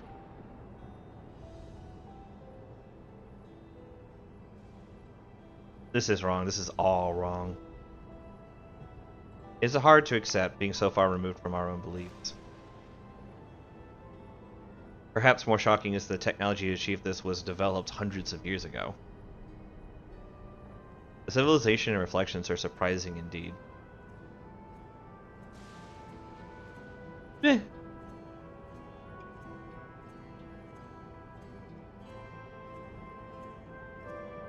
Again, if their world is not like a stable reflection, if a calamity happened like they described as what happened beyond the dome, it's entirely and maybe that's when Cryo was brought over, was like the calamity was happening and Cryo specifically was saved from such a calamity. You Charlian nerd. Yeah, Charlian, you nerds are bad at being smart, clearly. But yeah, no, like, thinking about it meta-narratively speaking, like, all the reflections are going to have evolved differently. I mean, we have a culture that already happened in the past that has very similarly evolved, like the Alexandrians, that being the Allegans. The difference between the Allegans and the Alexandrians is like the Allegans fell after a while. But if you imagine that they were able to properly harness the power of the sun with the Crystal Tower, they would have grown exponentially powerful, much the same way that the Alexandrians did. So I don't have trouble believing that this is possible for people to do. Also, it would be neat if next expansion we got a hunter class, but instead of getting a soul stone, a soul crystal, we got a regulator instead. Just saying, that would actually be a cool idea that would fit with the lore of what's happened in this game. I would personally like to see it be made a tank and or a melee DPS, but it could also be like whatever. Like, I'm not really worried about it. Honestly, all things considered, the regulator beast souls actually do remind me of like soul crystals. Like, now that I've said it out loud, I'm like, actually this just kind of reminds me of soul crystals, because we're literally empowered by people who have touched this crystal before and have given it their own powers and strengths to it. Well, we all have our thoughts on souls. For now, the important thing is we know what powers Zoraal has at his disposal. One thing to separate corporeal aether from incorporeal aether, but to strip memories from the soul entirely is an unprecedented technology. This is no longer only Tuliala's concern. With his new powers, Zoraal has become a real threat to the entire world. Indeed, he has to be stopped no matter the cost. Cool! Let me fight him! Jesus! By Heidelind's very lovely buttocks, let me go and fight him.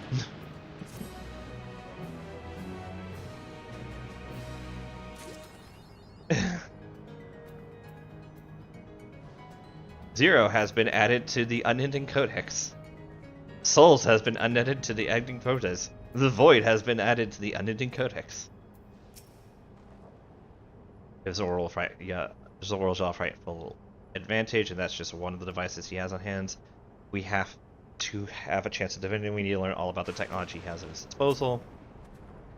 Sphene looks to be of an age with Alizé and Wooklamad, but now I wonder if these regulators have anything to do with that. Well, I understand this is part of their culture, but it's no less discerning. And as Lucia's counterpart, her, think of it like this. My understanding, or at least suggestion, is that this calamity was part of the, this shard suffered a calamity. And in order to pass through the calamity unharmed, they have to do what they survived. No different than the Void Sit. And we've come to understand the Void Sit pretty well.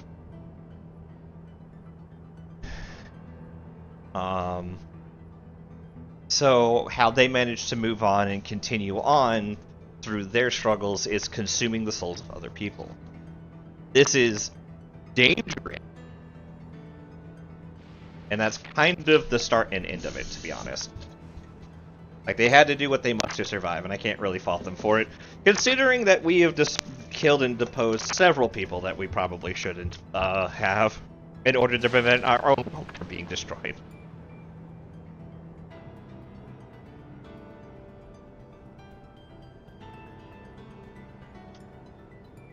Including genociding several Asians, now that I think about it.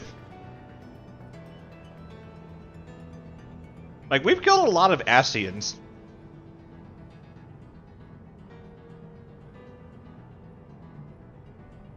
We're not good people. Just all I'm saying. Like, we're pretending we have the higher world, but we're not good people.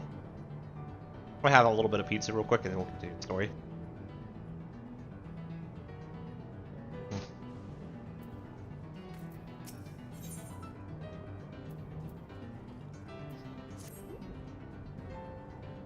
I trust you gain insight into the souls of Alexandria.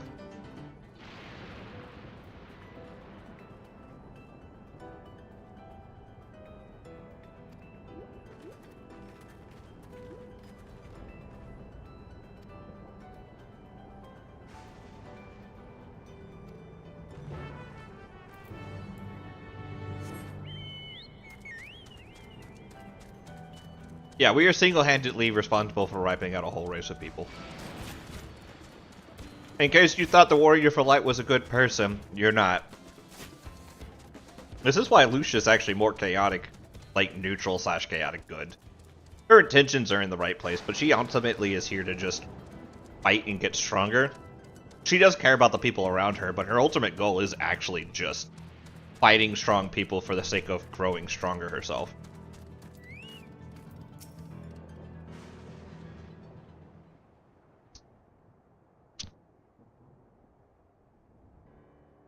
Sorry for delaying us, but I have some thoughts for you to share.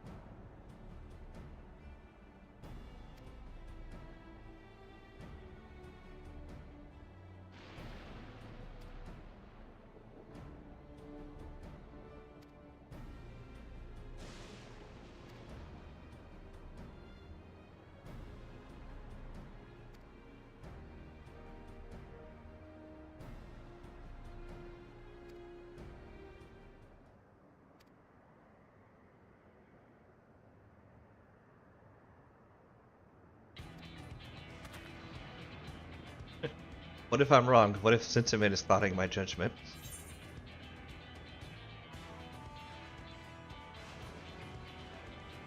Sorry, just finished my food. If it's a trap, then we'll deal with it when it's sprung.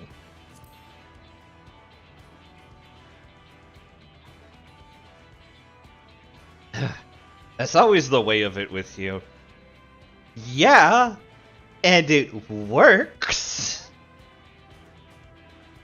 Fine, if you're set on this, then I'll say no more. Good. I'm glad we're on plan be reckless as shit.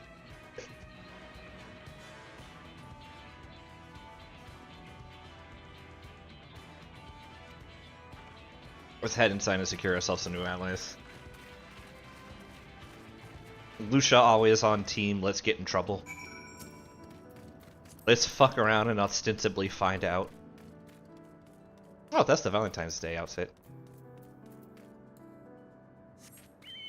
I have this outfit for Lucia as well. Do they also do red eye, green eye? They did, though. Their eye is a little bit greener than... They're a little bit lighter green. I'll have to wait 45 seconds to respond.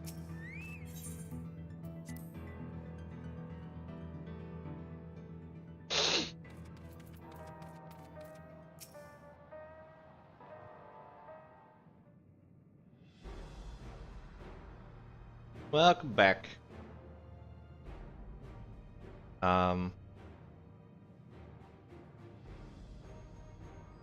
Thank you for joining me.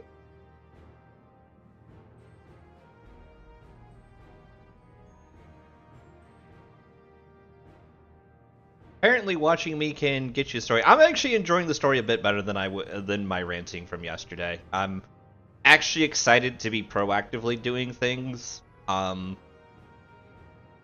It actually feels like better now. It feels like how I felt quite towards the end of the first half of the story, where it's like I'm actually like getting hooked into this, and now it feels like we're actually doing something again. We came here for no other reason than the strikes world fell down. But I thought he was your brother. You really mean to kill your own kin? My kin invaded our nation and murdered our people. As a vow of resolve, it falls to me to bring him to account. I'm prepared to do what I must, and I won't hesitate when the time comes. And when she does inevitably hesitate, I am here to actually follow through. Like us, you and yours support Zorojal. In light of this, I propose we work together to stop him once and for all.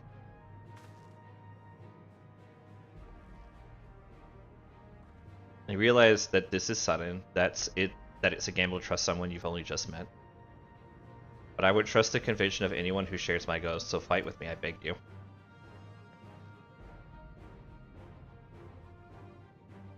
As you say, our goals align. I don't doubt your resolve in the least. If you hadn't proposed working together, I would have done so instead.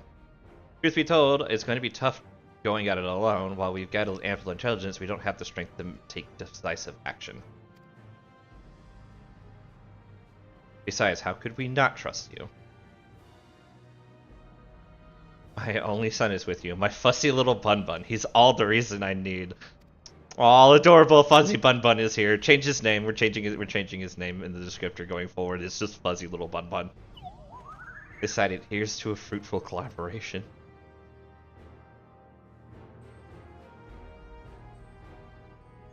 Thank you, Kasui. Everyone. Together we'll achieve great things, I'm sure of it. Then let's not waste any time. We've been wondering about Zorajal's whereabouts. Is there a palace inside that statue? After fashion, the king resides on the uppermost level, but while Queen's Fiend has a penchant for going out in public, he seldom shows himself. What's more, his movements are highly classified. Not even his commanders are privy to that information. If anyone knows where he is at any given time, it can only be a point. Even if we don't know his whereabouts, Zorojal will eventually march onto the island again. That's when we go after him. The drawback is we'd have to wait for the invasion to happen, and his would be put in harm's way.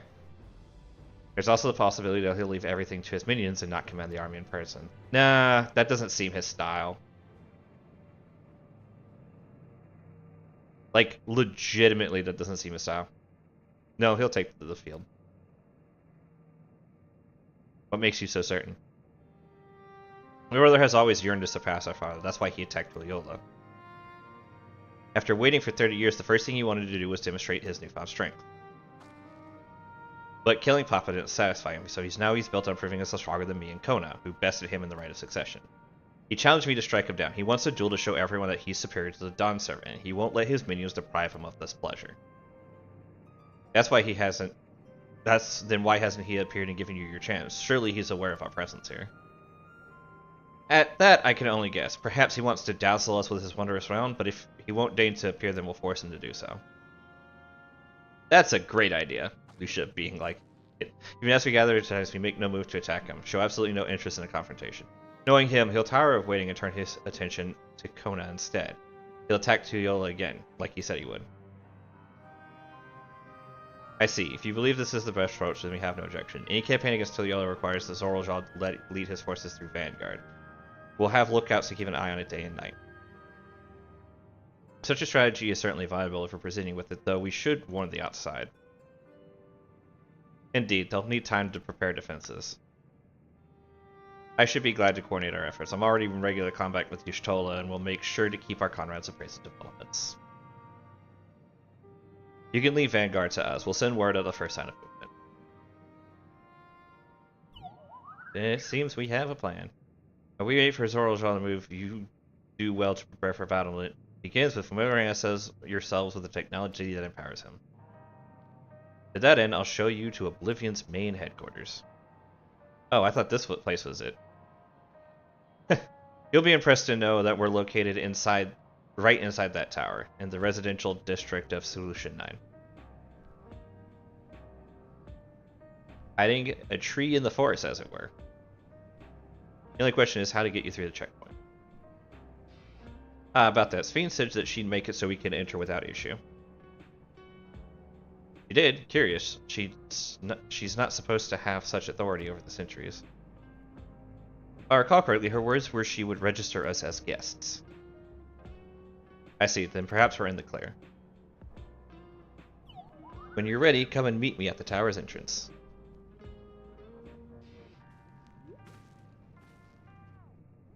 Before you head out, give us a moment to introduce ourselves properly, eh? Well, you're Geode. After all, names are good to know when working together. But I already know your name is Geode. Nostalgia. As we trusted, and so do we. Is this going to be a voice cutscene? Nope. While Oblivion has operatives all over, we're the main crew here. I'm Geode, the leader of this hideout. And the dependable young twins behind me are Nostalgia and Wayat. Wait. I'm Nostalgia, it's a pleasure to meet you. My sister and I were born and raised inside the barrier. We've been with Oblivion for 3 years, and our main duties are surveillance and provisioning.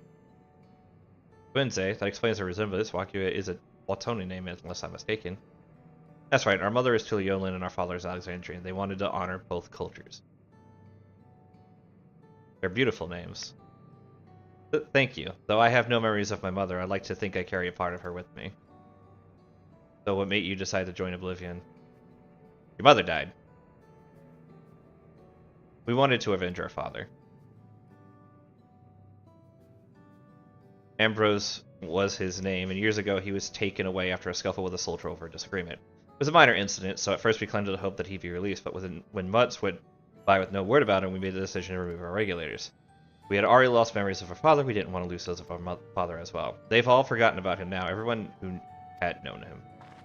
That bastard, even here he thinks nothing of his own people. Sometime later we were approached by a member of Oblivion, hoping to get justice for our father, we joined the order. I'm sorry, I didn't mean to darken the moon. No, I appreciate you sharing this. Together we'll avenge your father.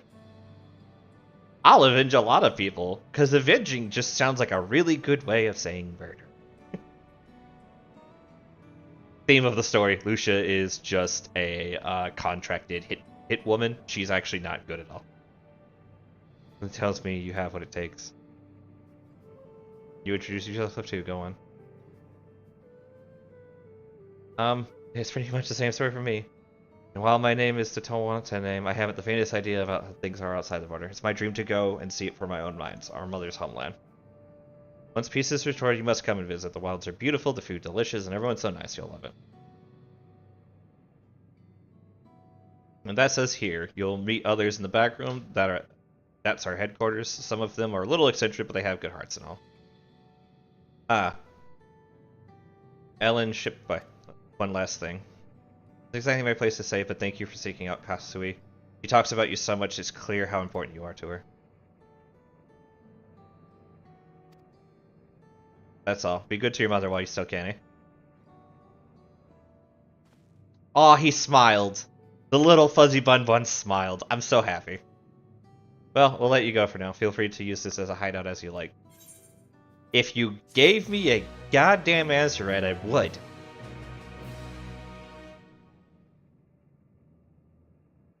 Meanwhile, in Everkeep. We get Zorlja Queen.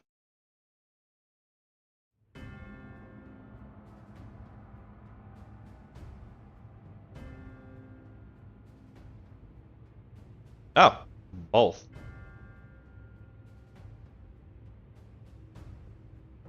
God, he looks kind of jacked in the armor. You've been consulting with Wuk Lamat.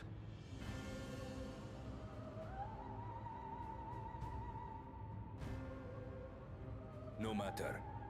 I do not know what you are scheming. But when your realm lay on the brink, you were powerless. You had no choice but to turn to me. Whatever sentiment you may feel for her, it is my power you require. Is it not? Well, now we have somebody better than you here. It's a tiny Lalafell. And yet, knowing the love that Wuk Lamat bears for her people, how she regards them all as kin, I cannot help but wish to spare her the same pain I have suffered. What's more, her friends possess new knowledge. Were we to work together, we might find another path. Yeah, but he doesn't care to find another path.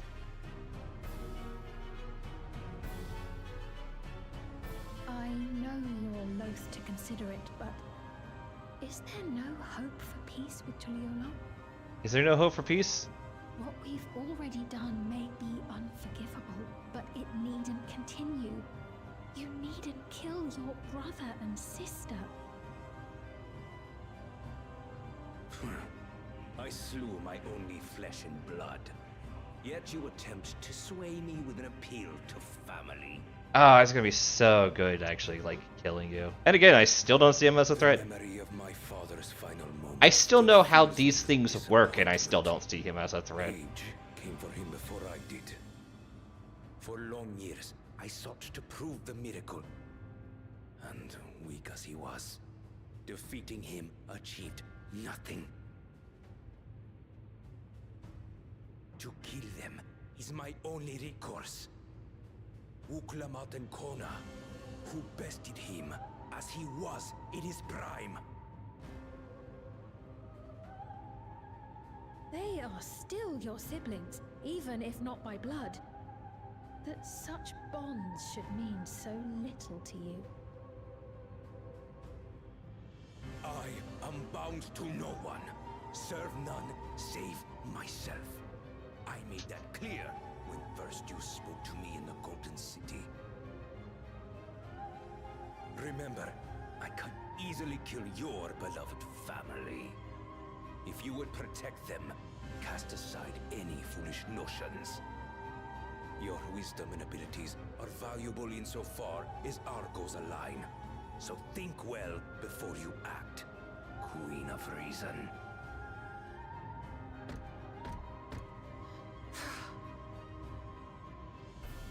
Wuk Lamat, if you are father's worthy successor, then you will find your way to me. But should you fall short, I will lay waste to Tuliyola.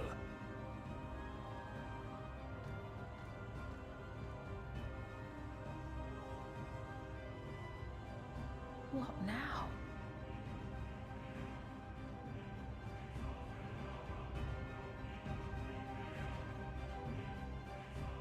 We disguise Lushasha as like a new servant and have her sneak into the palace and stab him in the back. Right, Kasui is lighting the sentence.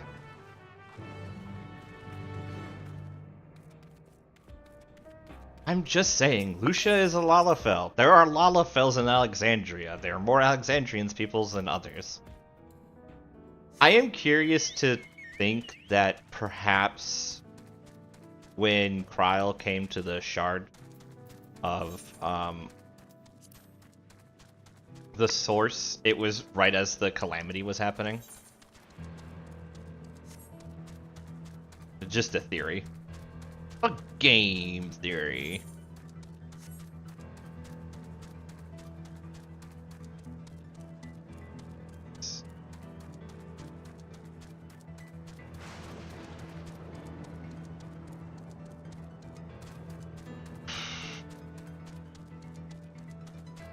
I am not sure we're gonna get to the end of the story tonight, but I can probably set tomorrow up. I'll probably get pretty good ways from the story tonight, and I think I'll be able to finish the story tomorrow night. So that'll be good. So yeah, that's kind of all I gotta say about that. I do have, yeah, I know there's still a lot, but I have a feeling that I still have about another 2-ish hours of stream tonight. And I don't suspect I'm going to get to the 99 dungeon before then, but I have a feeling things are going to go quick after the 99 dungeon to the 100 dungeon and trial. And if I get started early enough tomorrow, things will hopefully go over well. I do have some stuff planned for tomorrow afternoon, but I'll try to see if I can get that done kind of earlier in the day rather than later.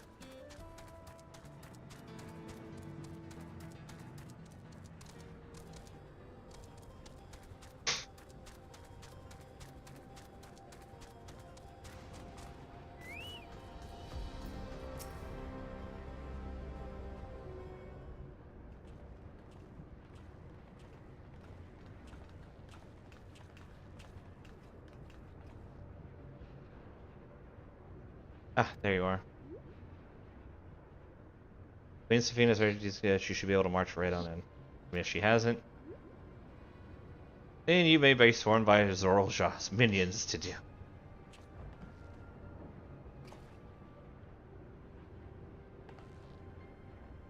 Nothing for it but to see if Safine has betrayed us.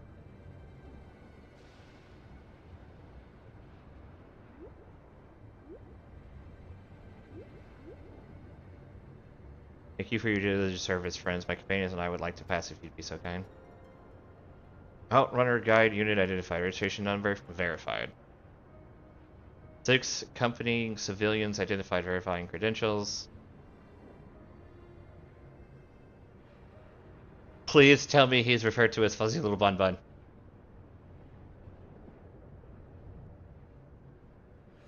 Credentials verified. Welcome guests of Queen Savine. I'm gonna relieve. But yeah, it would be neat if, say, you got, like, Hunter as a class. Thinking about it, like, in terms of game design. There you have it. It seems the Queen is true to her word. Follow me now. Solution 9 awaits. It would be neat if Hunter was a class, if you made it like a DPS class, we'll say. It's the DPS claims. You don't make it like a melee class that has a ranged class rotation. You make it a ranged phys range class that has a melee rotation. And depending on what beast cycle you're in, like say you can give them 2 or 3, you get different like melee damage outputs. Yo, when did we get to Everkeep, a tower of electrope piercing a perpetual shroud of storm clouds. Star Ocean. Occupying the 9th level of this 12-tiered structure is a residential district called Solution 9. In so naming their home, what hopes did its founders harbor for it? And did it prove the answer they sought? I see Lalafell, here, Elizin. I don't see much else.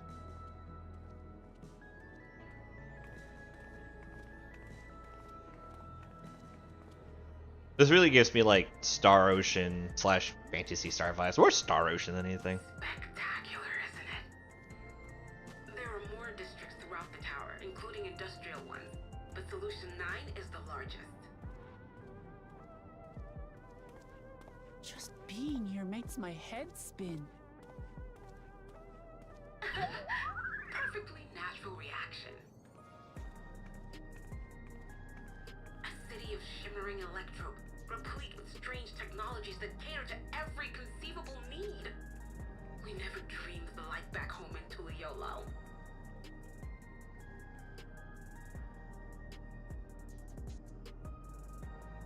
Now, while I go and explain the situation to those in the back room, why not take a moment to explore? I believe lived experiences are far more educational than dry explanations. And you want to know more about Sphene and Zoralja's dominion, do you not?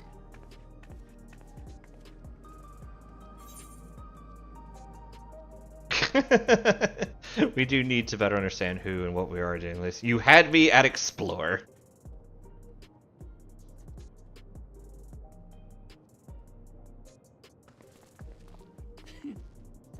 I had a feeling you'd be keen. I have one like mode, and it is adventure. While we have been allowed inside, are we also permitted to roam? Absolutely. As Sphene's registered guest, you'll find you're exempt from the sentry scrutiny. The elevator to the uppermost level. I wouldn't go near that. But other areas should be fine provided you act like you belong. All right then, we'll show ourselves around. We might want to consider clothes as a design to help us better. Yes. Familiarizing ourselves with the technology here will help us prepare for the battles to come. Grahatia, your nerd is showing. Try not to enjoy yourselves too much, or you're liable to attract attention.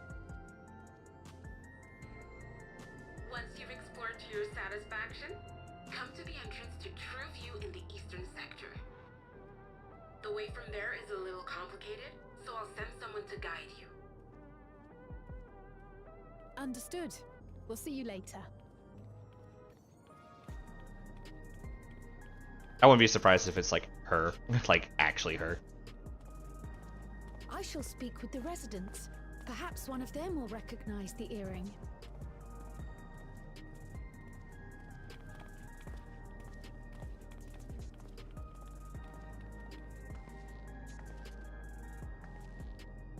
What's with this place?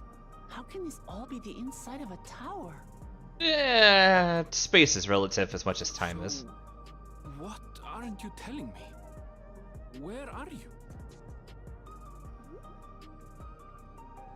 That I can't reveal yet. Precautions, you understand. Just know that I'm safe.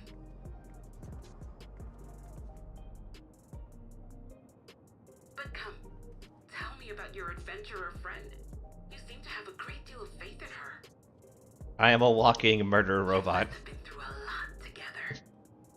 We went on one adventure together, where we saved the world. You might say that. For instance, we found the entrance to the Golden City.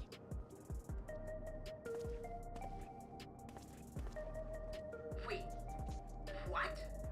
You did? Kanashpio, why didn't you mention this sooner?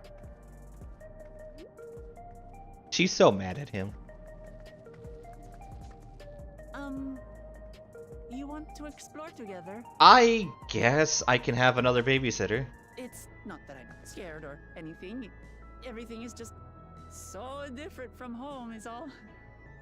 You're scared, and I'm used to crazy things happening to me every day of the week.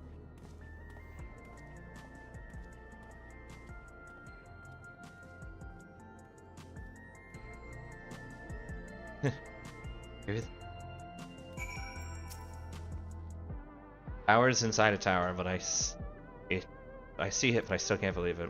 For now, I say we'll move straight ahead. If we feel like we're getting lost, we can turn around and go back the way we came.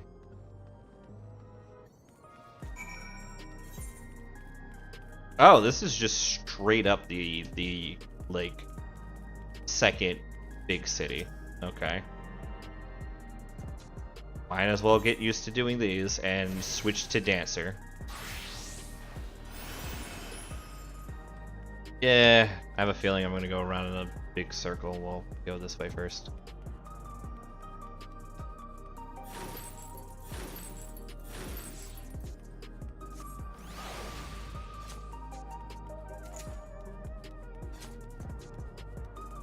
This is Tombstone Hub. Yeah. It makes sense considering how many things actually actively look like crystallized tombstones.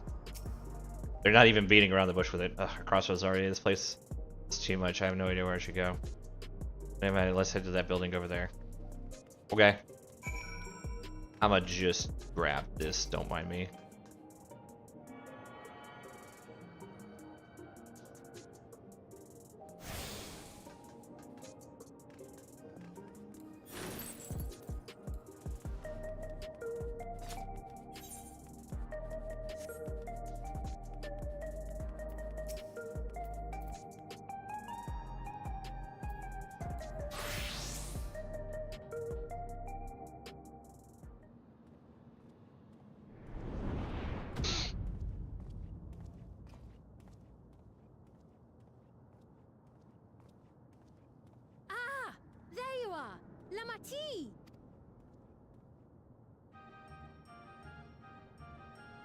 Sphene!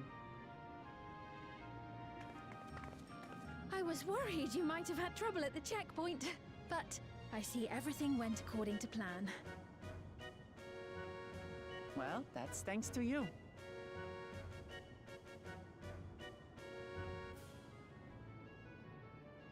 Now, I know you've scarcely arrived, but I have a request to make of you. Is it please kill Zoralja? Oh, a request you said. Yes, an important one. Okay.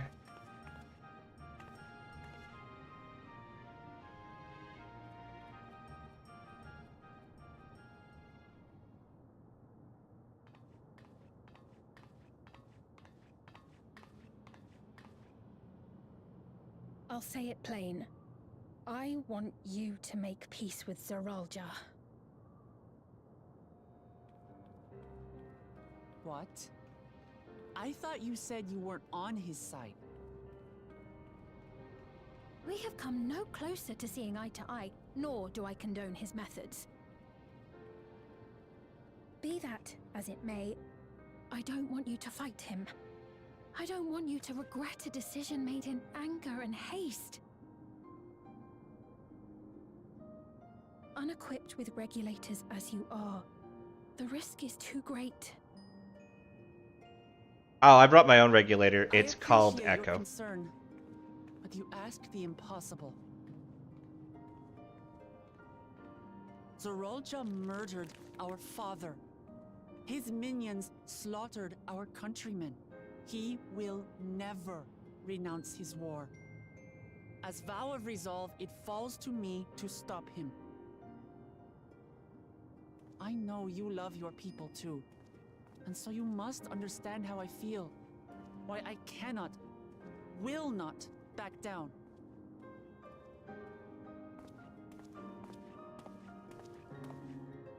I do understand. All too well. Let me say only this then. Zoralja will use any means to win. If you would protect your people, return to them at once and prepare. Prepare as best you can. It may ring hollow coming from the queen of an enemy nation. But unlike me, you still have the power to determine your own fate.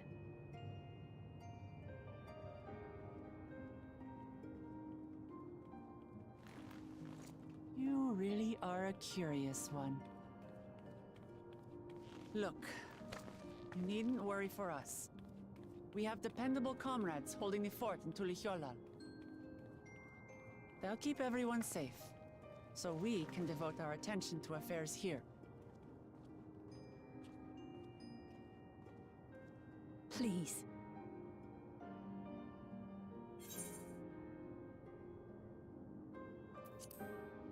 Never fear, I'll be there alongside her.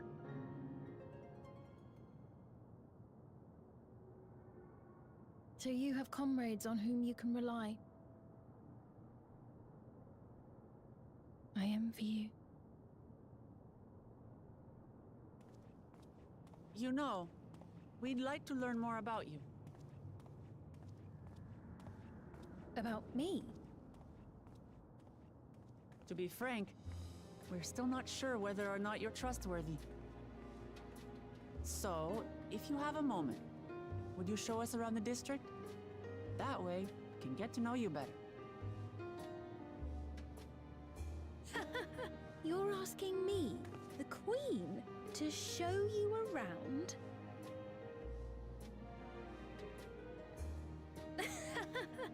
Oh, but I jest. I'm flattered that you've taken an interest in me. Very well. I shall be your guide. You're my guests, after all, and teaching you about my realm would be a pleasure in and of itself. If you like, I can introduce you to my citizens, too. I consider them family, as you do yours.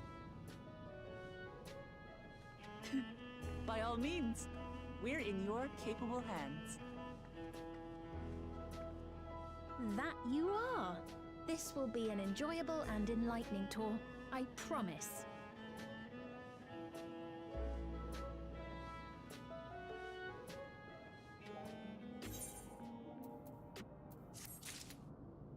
For no discernible reason to anybody else, how flammable is the region around me?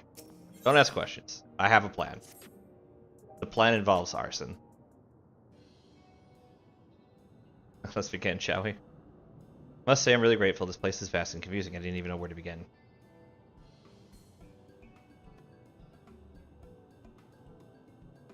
We can burn steel beams. We've got this. It does give me plenty of ceruleum, and we can burn some metal. While the district may seem daunting in size and structure, all the key facilities are situated near ley nodes, what you call aetheryte. Remember this and you won't lose your way.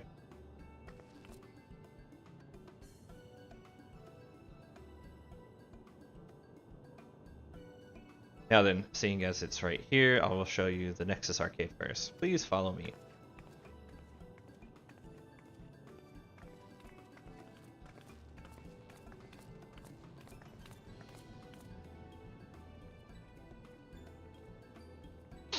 There's a Moogle.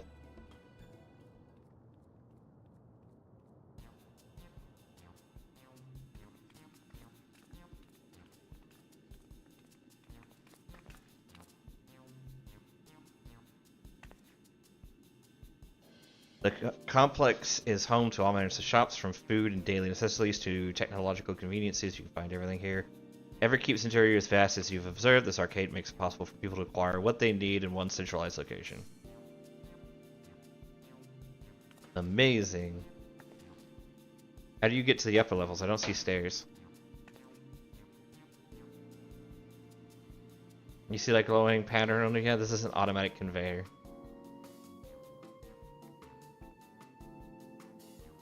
Such contraptions are found throughout Everkeep, allowing us to swiftly move between faraway places. They'll spare us some walking. Are they also made of strange metal? What's it? Yes, the conveyors are powered by electrope. As a matter of fact, the ore is integrated into just about everything in Everkeep, even the floors and walls. By etching arcane circuits upon it, electrope can be used to convert lightning energy to those of other elements.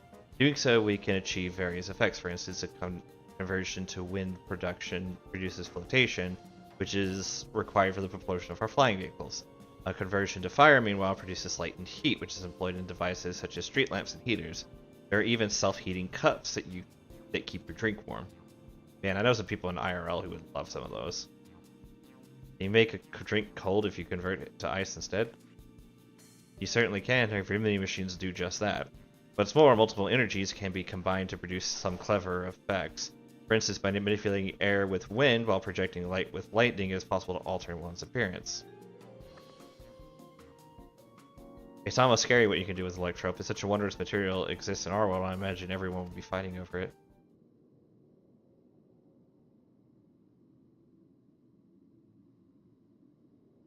Oh, she looks sad. There's something about electrope that's... Don't ask. She's literally shaking her head like, don't ask about it. Over here, he roses itself. I guess let's go take a look.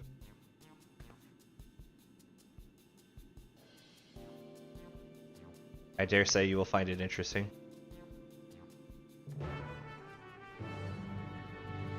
I gotta be fast approaching the quest that's going to require me to have done the side story stuff. Oh god, there's just fucking everybody here apparently. I load into the scene only to just have like my entire senses like attacked all at once.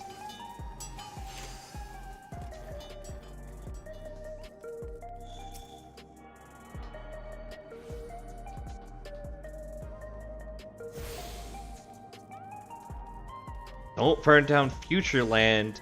I can literally just convert all the electrope to fire. I can literally burn this place to the ground.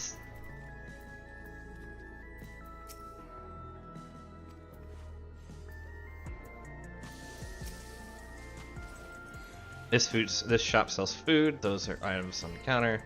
It's food. I can't imagine what it tastes like. I thought you might be surprised. My countrymen were 2 in the beginning. You must sample something. Choose one and I will purchase it. Your Majesty, choose the 5 items are display are most popular. I recommend one of them for your first time.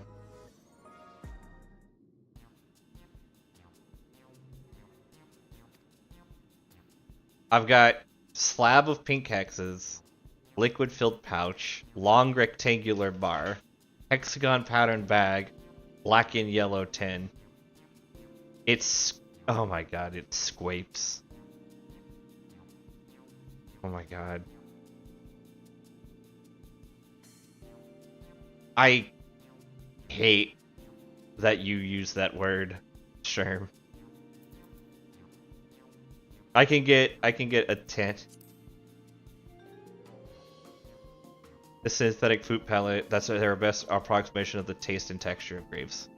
Never tried the real fruit, so I can't say how fruit faithful they are, but there's no denying their popularity.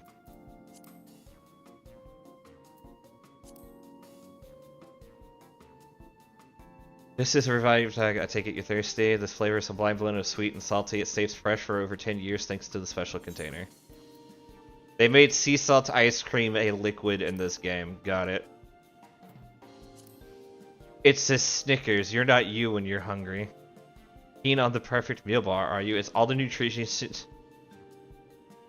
Oh my god, the Charlians would fucking come here and die.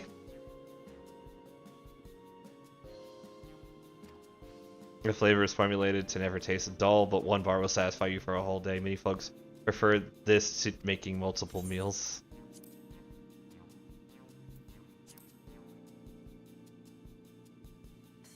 Ah yes, the salad paste. Oh my god, that already sounds awful. This is designed for those concerned about their figure. With its blend of 9 varieties of vegetables, it'll help efforts to slim down. Fashion models swear by it, and youth can't get enough of the stuff either. I hate it. This is going to be a 10 of cat food.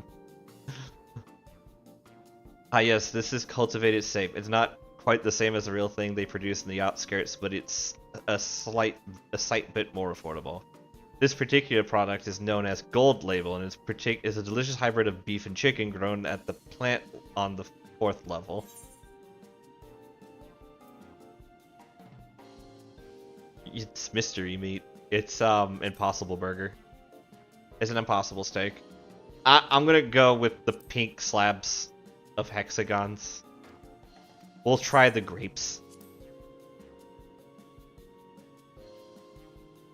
They're better animated than the last grapes I've had. I'm gonna have to go to steak. I'm absolutely starving.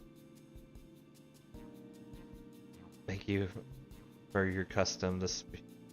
It's bound to taste all the better. Say, would you mind sampling your selection here and now? It's been a long time since we had newcomers, and I'd love to see your reaction. Everyone is here.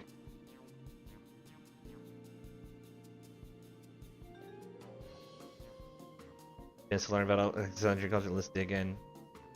I hope Lucia like eats it and makes a face. You know, the last time I ate like 6 vials of there's 6 jars of eyes. So I guess this is fine.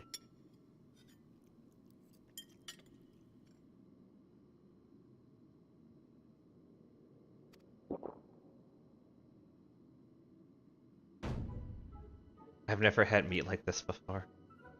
Tender like chicken, but flavors them like ronik, and the spices just give it a little right amount of kick. I could eat this every day. I hope Lucia is just like, it's a damn grape. Don't mind. They're just happy to see your honest reactions.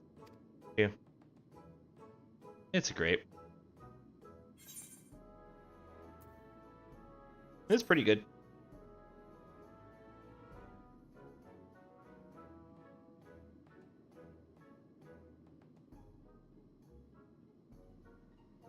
It's always such a pleasure, my thank you for hearing me. It does take me back, though it was chaotic when the people to the auto first arrived. We endeavored to learn about one another and embrace our differences. Ah, right. What about you, Sphene? Aren't you going to have something to eat too? Appreciate the thought, but I'm fine for now, thank you.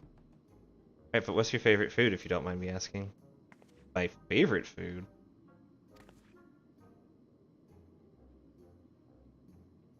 Why do you wish to know this? Because I want to get to know you better, why else? The more you know someone, the more you grow fond of them. That's what my own men believe. And my experiences have led me to believe the same. My favorite food? Please say squapes.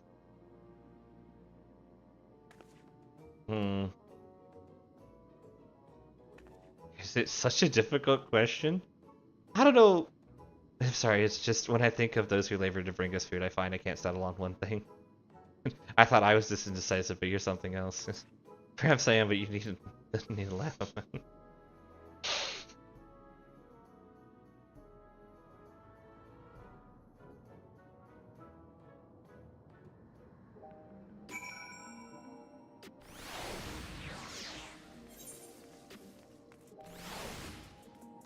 You know, I always go and look, and you're just like, ah, they're not there.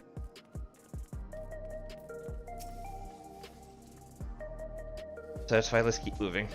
Very well, next I'd like to show you the resolution, but it's in part so I can tend to personal matters. It's a visitation to be precise, and I believe it'll be educational for you as well. Do you two mind accompanying me? Oh no. Wonderful, let me know when you've seen enough, and we'll make our way. Making our way downtown. She wants to know the optimal way to poison you. I'm on Diab. Yep, I have swapped spaces to Diablos.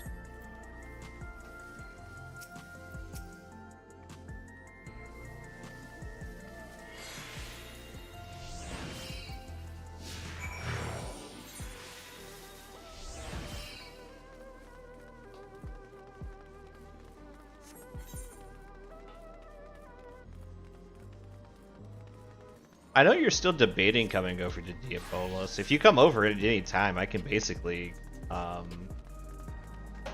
dump you into the Savants, I believe.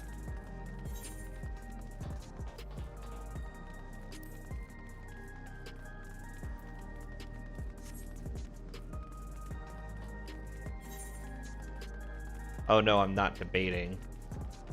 World swaps are just prohibited for now. Oh, right.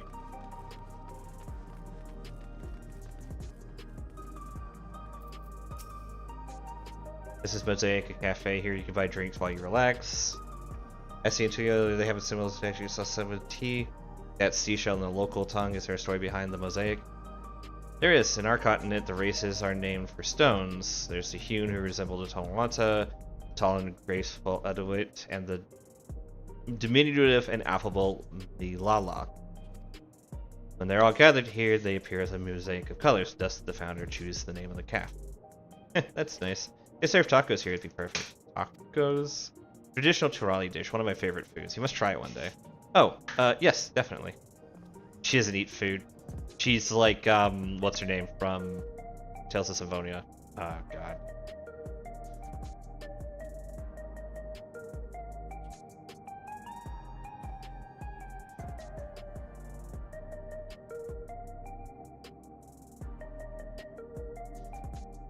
Colette, there we go. I found it. Malala.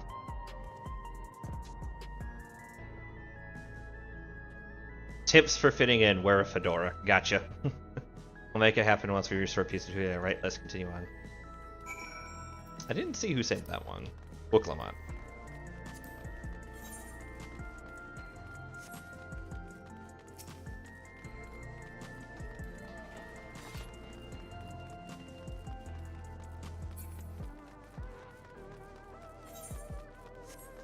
just gonna go ahead and skip around to the Aetherstone first.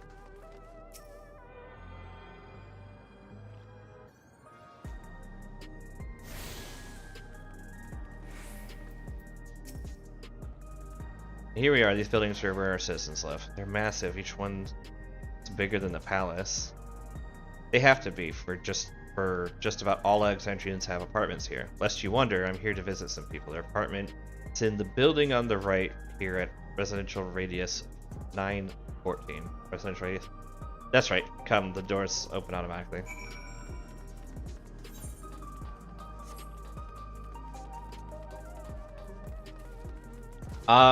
If it has anything to go by, about 3 expansions from now. That's how long it took us to get, what's it called for,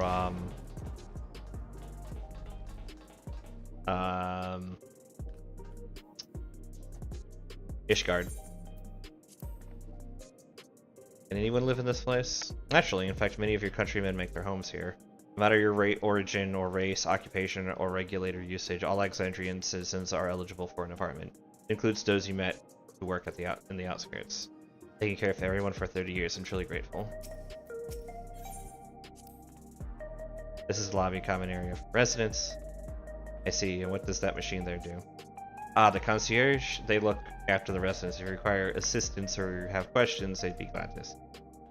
So, I've no shortage of questions, but I'll direct them at you for now. By all means, you may consider me your personal concierge. Yeah, okay. Nothing bad can come.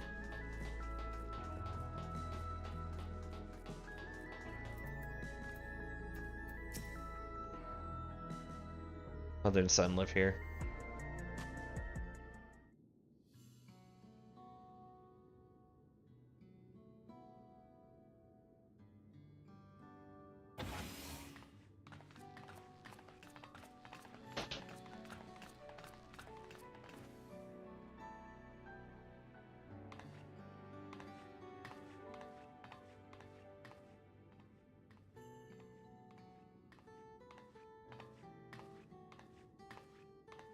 Hello, Isadora.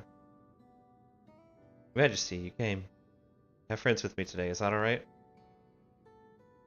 Of course, friends of the Queens are friends of ours. Please make yourselves at home.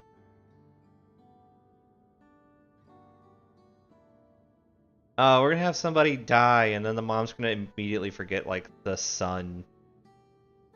How has Milos been? Been no change, but the systems are thankfully mild today. Milos, have you missed me?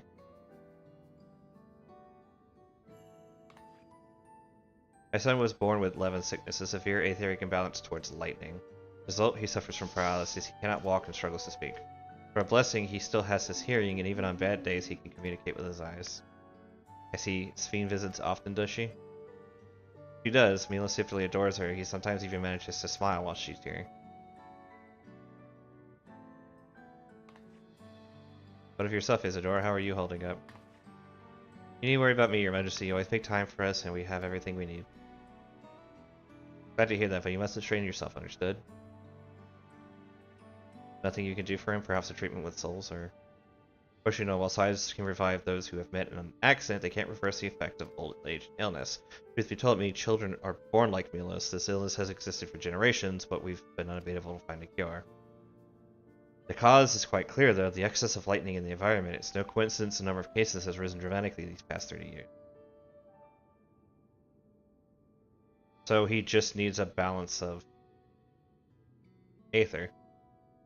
Something that we've already done twice. Like, we can we have the means to already solve this problem. It's all my fault. What was that? I'm sorry, Isadora, but I must be going. I promise to make a visit next time, with treats to share. I need to apologize, Your Majesty. If it weren't for you, Milos, and I still wouldn't be here. Wouldn't still be here.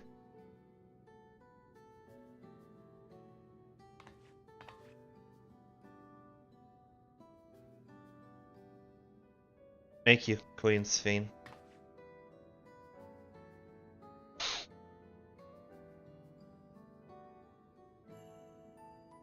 Yeah.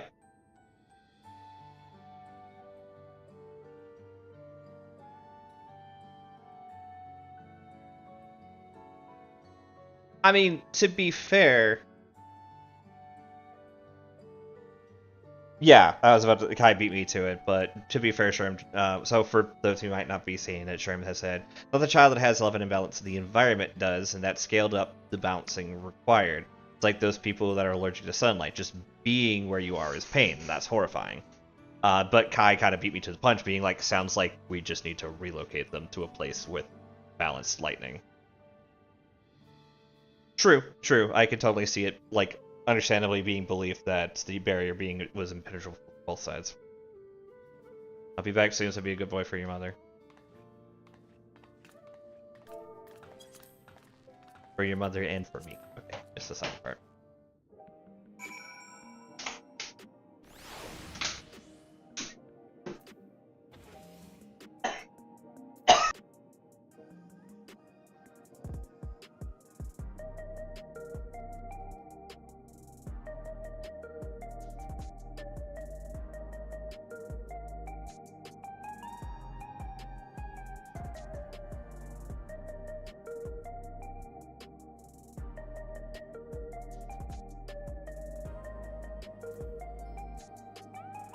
Oh yeah, no, the apartment was cool as hell.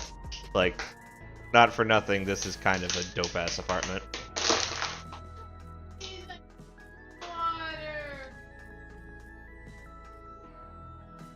I could see it being a good apartment effect. My big problem with it is it's almost like if you think about it like a regular apartment, think of it like it's like a 950 square foot apartment, but like it's all studio.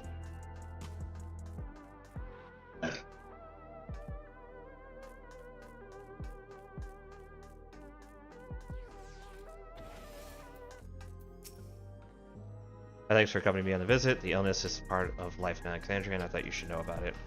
I don't care what day, mark my words. We'll make it fortunate for my children like Milos to smile again. They have such a problem.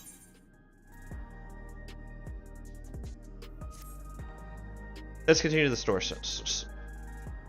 tour, shall we? Look, you obviously have duties to attend to, citizens to look after. We can stop here if you like.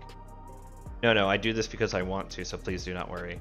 Next, I'll show you the district's most vital facility. It's a place called Resolution. To reach it, we'll need to go way of Lay Node 9, where the 8th ray is situated. Oh, cool. I can just sort of...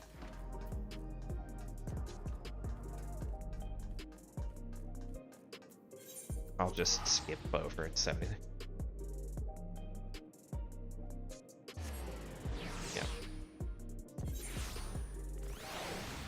She's doing okay, no harm, no foul.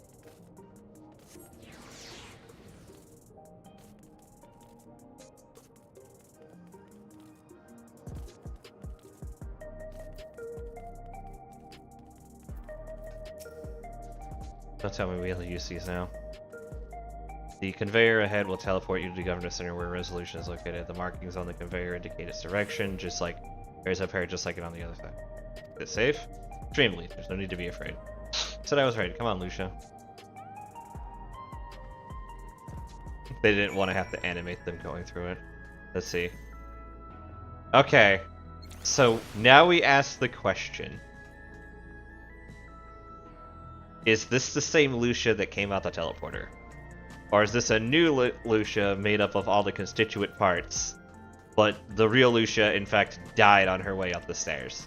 And instead, this is a clone replica of everything that she was, thinking that she's the real Lucia all along.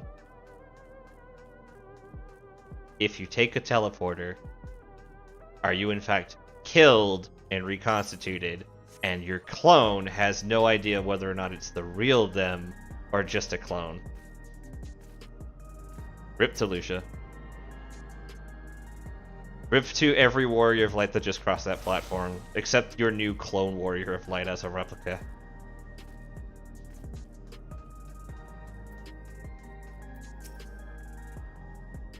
Nothing to it. The child's amusement ride, eh? And here we are, Resolution, the heart of Operations Resolution 9. From Resolution, we oversee the running of the district and provide essential services to citizens, welfare support, and job introductions. Quicker this show than tell, so let's proceed inside. Have we entered the live stream? Like, when? Are you talking about, like, when we went to the source, or just in general?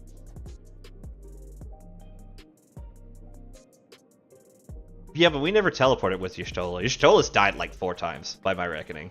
Strange contraptions everywhere you look. What's that?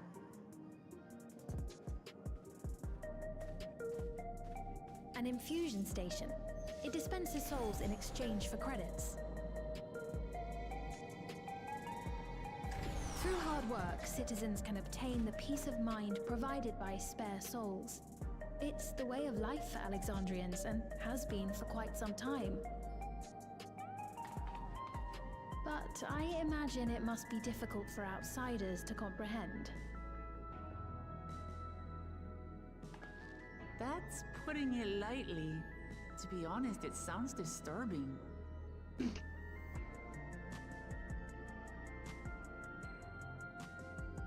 Still, I won't dismiss it out of hand. Practices like these don't arise from nothing. There's a reason why your culture is the way it is, and I'd like to understand. Won't you tell us some of your realm's history?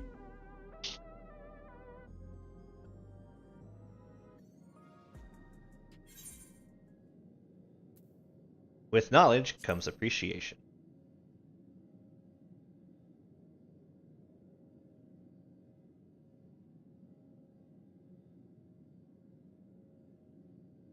Very well. Be warned, though, that it may take a while.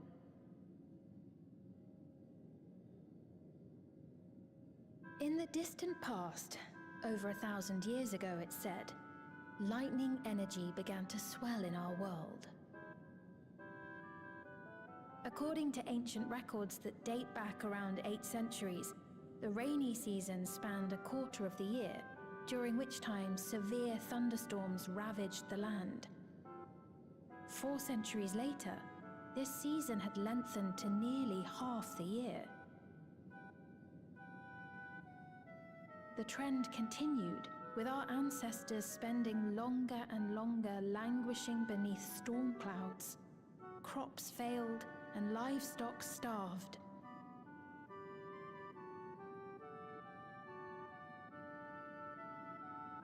But amidst this growing desperation, a miraculous material was discovered that promised salvation: electrope.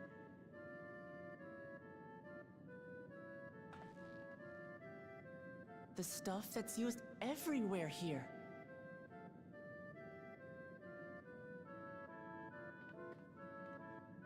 Indeed. One day, when out inspecting a forest after lightning had caused a fire, a villager came upon a curious black ore none had seen before. Testing revealed that the ore possessed a singular property. It could store lightning and convert it to other energies. In that instant, the scourge of endless storms became a blessing. Dubbed electrope, the ore found use in myriad inventions and dramatically improved people's lives. So much so, in fact, that all nations soon became dependent upon it, despite the difficulty of obtaining it in quantity. Supply was chronically scarce, and when nations couldn't meet their needs with their own deposits, some resorted to taking electrope from others. Yeah, it's silicon. They found silicon. But like, Fighting was isolated super and space sporadic. silicon. Until electrope came to be used in warfare. First in the weaponry of invaders, then in the countermeasures of defenders, and then in every aspect of combat where an advantage might be had. This served only to exacerbate the ore shortage, leading to further escalation. Before long, the entire world was engulfed in a terrible war, known as the Storm Surge.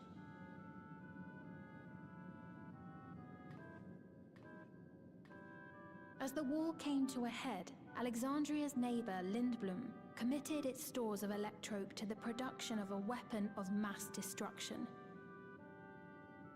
Oh. They deployed it on the front lines and triggered a calamity of frightful magnitude. Not even their own scientists had anticipated the force of the lightning that was unleashed. The energy inundated the entire continent, laying it to waste.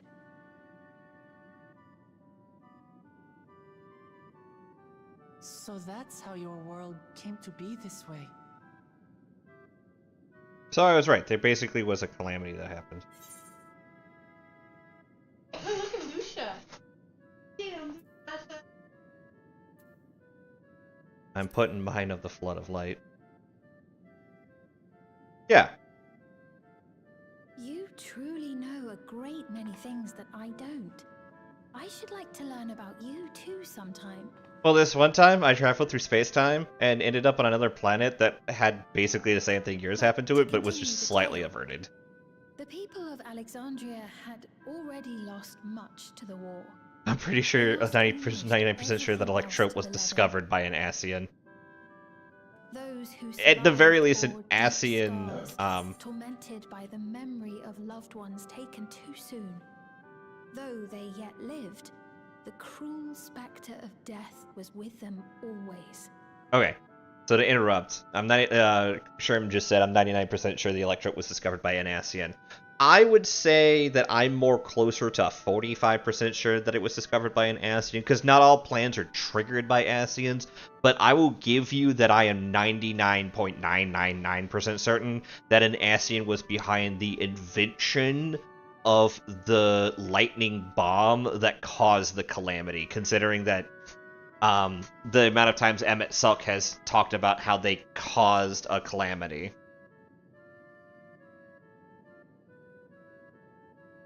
Yeah, a gentle nudge, like maybe one of the scientists was an Ascian, rather than it being like actually an Ascian that discovered electrope. They were more like, oh, we can definitely use this to cause this planet to be destabilized.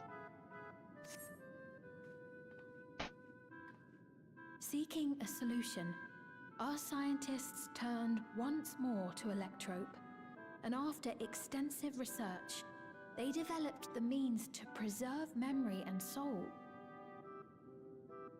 Physical death isn't the end.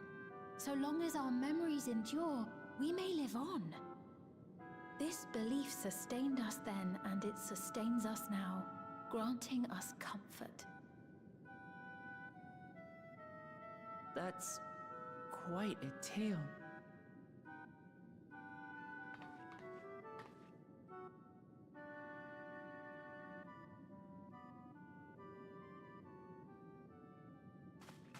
Your Majesty, help me! I beg you, help me!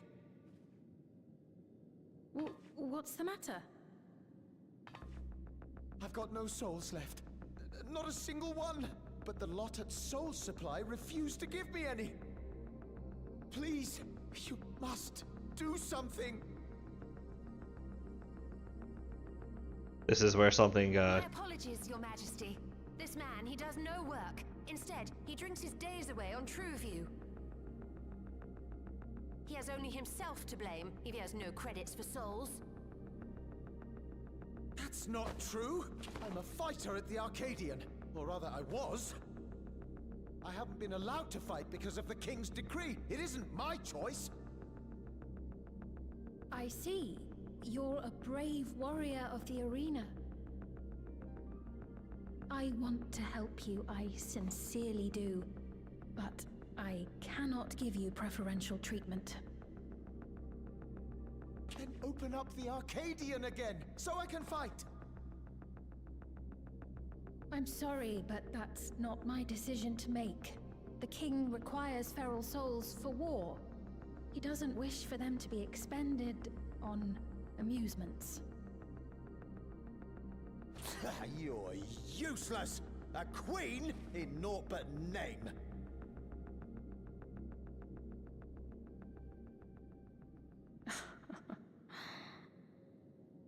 insolent wretch!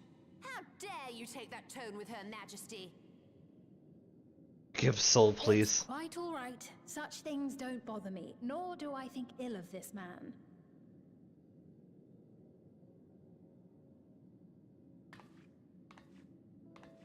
Hear me. Though I cannot grant you a soul, I mean it when I say I want you to live. I love all of you equally, dearly.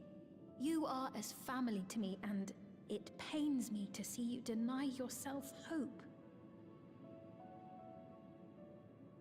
I want you to find a happiness all your own, even if you must grow it from the smallest seed of joy. Out there, somewhere, is a reason for you to smile again. We all need to vent our frustrations from time to time. I will always be willing to lend an ear.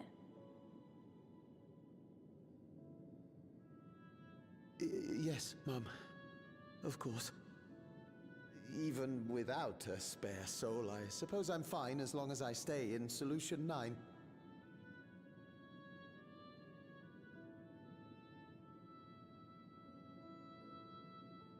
I apologize for my rudeness. Good day to you. And there we have our content for the raid tier, this expansion. Keep your chin up, my friend. And when you feel better, I'm sure you'll find another way to apply your talents.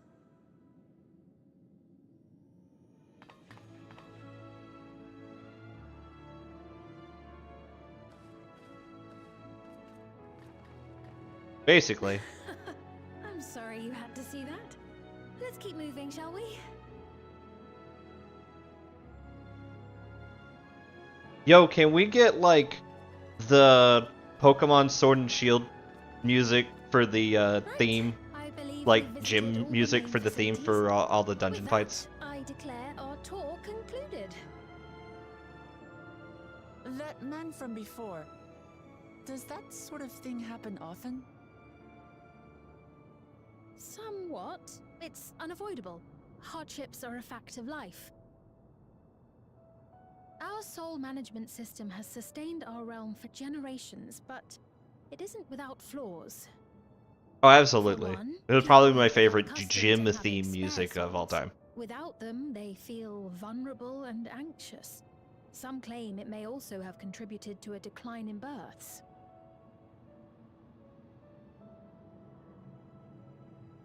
Just thinking out loud, but would it be possible to do away with the system? Not easily. This is a lifestyle for them. No.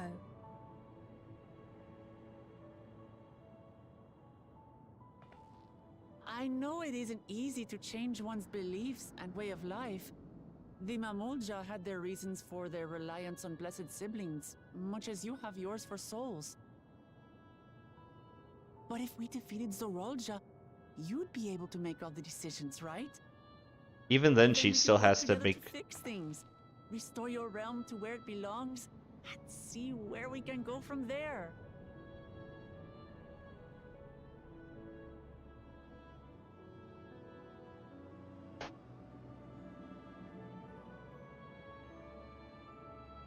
Listen to me.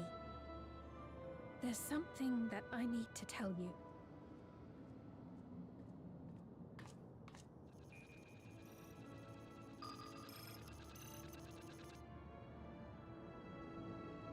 What is it?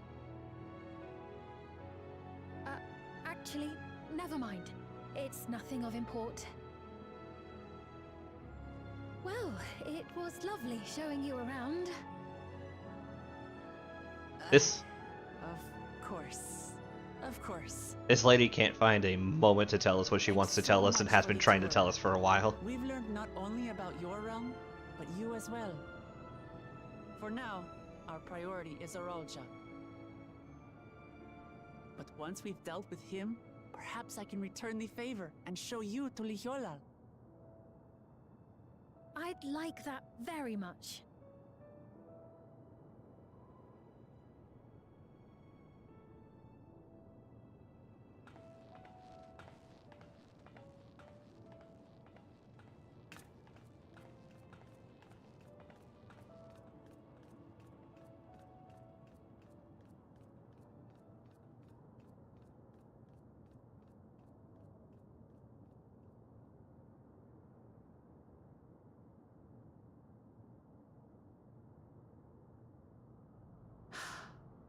It seems I've no choice but to continue down this path.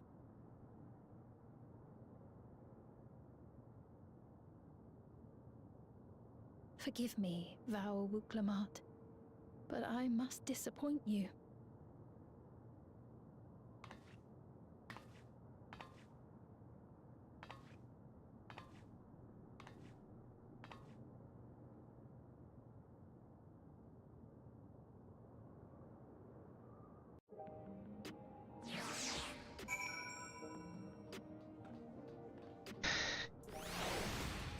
Probably for the best. Knowing what happens next and watching it, probably bet for the best to keep quiet about it. Like I said, I don't think... Damn it.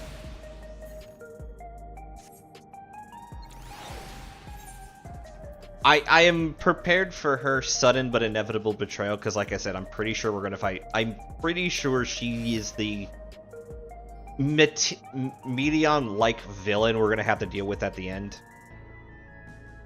What's Fiend wanting to tell us, I wonder? Well, I can't wait for another time. We've been exploring for a while now. We should probably meet up. Go to Kashia's meeting point. That'll be back the way we came, I think. Hi, Anya. How are you? I hope you're doing well. Hope you enjoyed the storyline.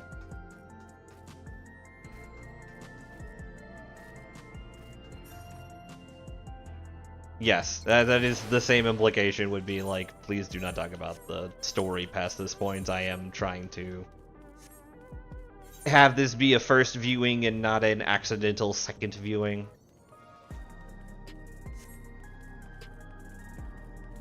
I'm enjoying it pretty well. I have some if you go to my YouTube page, Lucia Plays, and watch some of my old videos, I have some, how one might decide,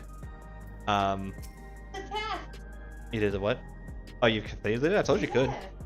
I have some opinions on the story. Like I'm a little bit critical of it, but it's not like it's not awful. Sphene genuinely cares of people. I can respect her for that, and thanks to her Torah, I've come to better understand the lives of Alexandrians. They don't seem so strange and distant anymore. So we're supposed to go to a place called True View in the eastern sector. This conveyor ought to take us there. You know, once you get used to it, it's actually kind of fun. Come on, Lucia. Yeah, like, I'm sure Zorlja is just not the final boss. I've been convinced of this for like a while now. It does, and that's why it kind of falls a bit short for me. Scene's outfit's absolutely going to be a cash shop outfit eventually. This is the right place, do you think? I'll see the others, though. Well, rather than sitting waiting, we might as well explore a bit more. Lucia, look over there. Mama Lucia, child, what are they doing here?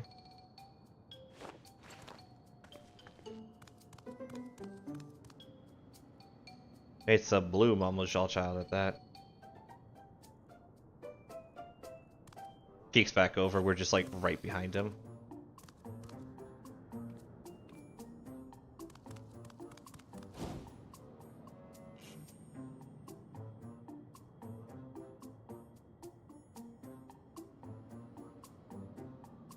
You notice too, right? This is Zorlja. The blue scales of Bonowa with the features of a Hobigo. That can't be coincidence. At any rate, wouldn't do to let such a small child on their own. Fine, let's go after them. And there she goes. The true villain, this little child. We have finally met them. Adorableness. As someone who has weaponized adorable tiny murder potatoes for years, I can definitely see the need for it.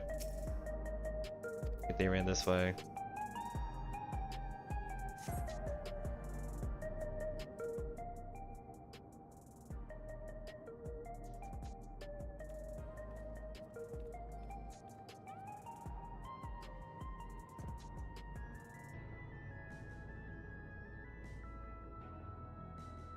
Iron below 5 feet tall is evil. Just standard FF tactics. Yeah. I'm a conformist.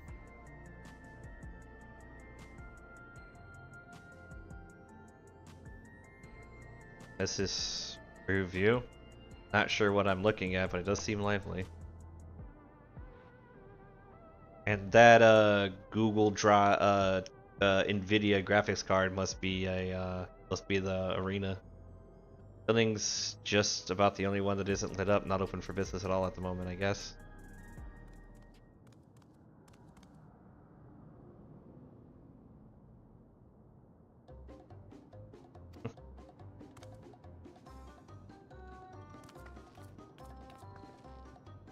It's absolutely a graphics card.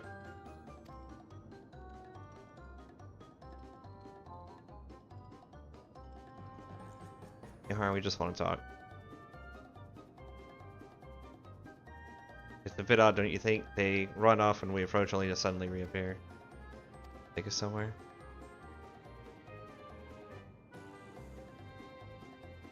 Is that what the way you want us to follow you?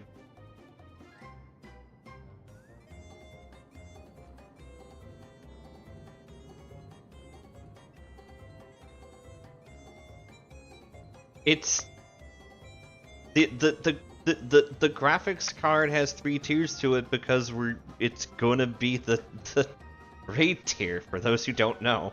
Didn't see the preview. We will not be interacting with it until Tuesday. Which is why I'm hoping to be done with the story soon.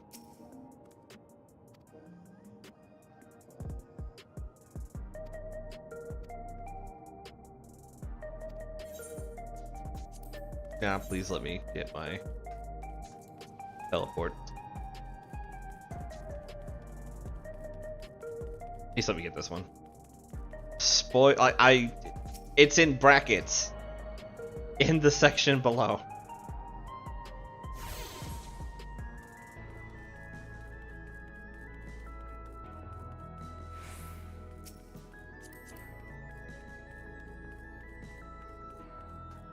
Okay.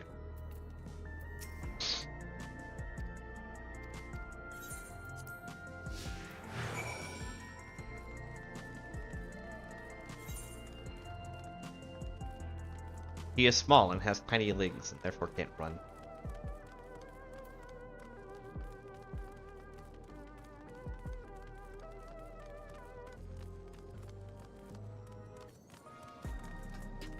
This is going to be Arenville's like new like baby brother.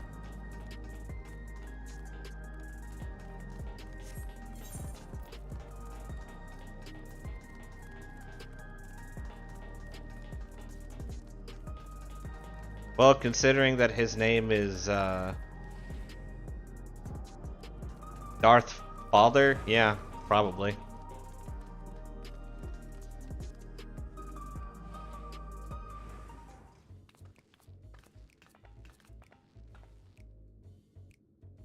Is where you want to bring us?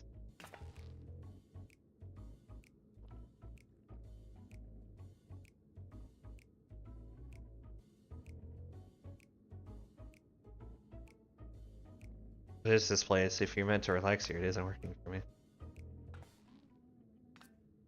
Hey, what's your name?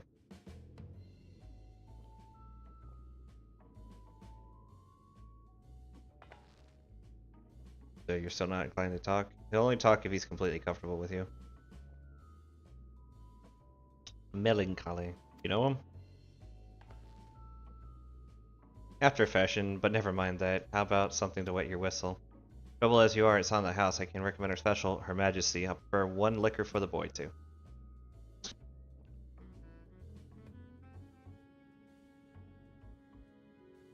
There's a joke in that somewhere, yeah. There's a joke in somewhere where the bartender's name is Melancholy.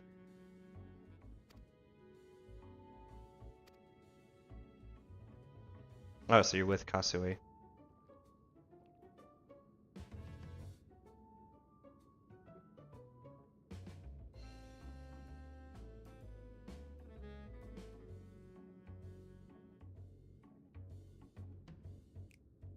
that case, go and have a chat with Big Tassos over there. He'll show you a fun place.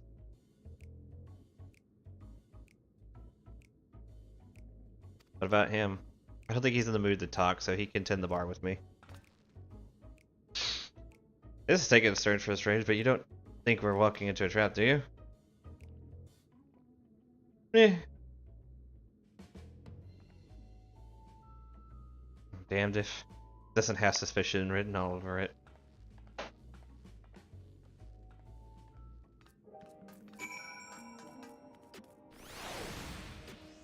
It's dangerously close to Big Tacos indeed. Big Tassos is dangerously close to Big Taco. Back alley, about 4 men and about 4 men.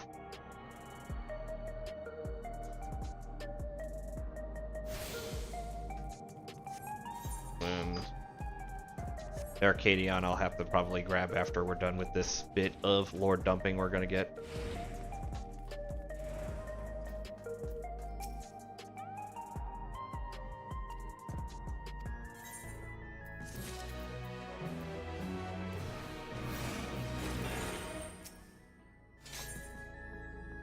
Gives you teeth.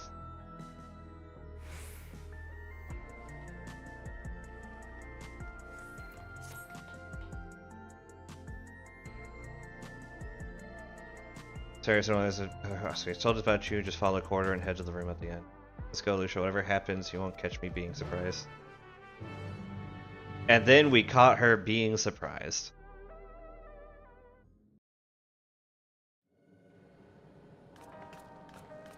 Probably, if I had to bet it was going to. But if it didn't, I was going to grab it anyway. They're here. And you're still not a bun girl. We've only just arrived ourselves. You look happy. Amazing.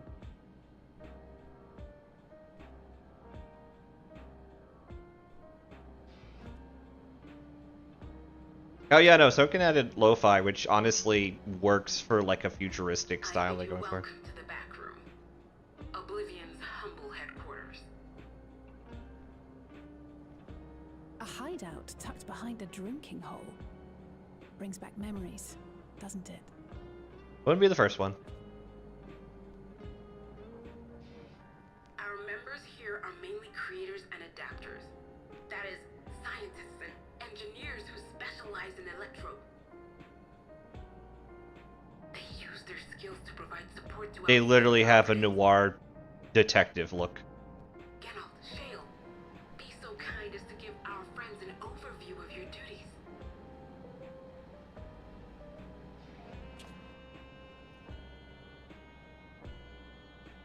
Well, there's provisioning.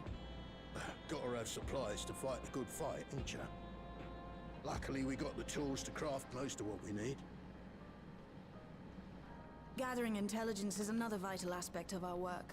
Everkeep's core system is a veritable treasure trove of information. You just need to know how to get in and find it.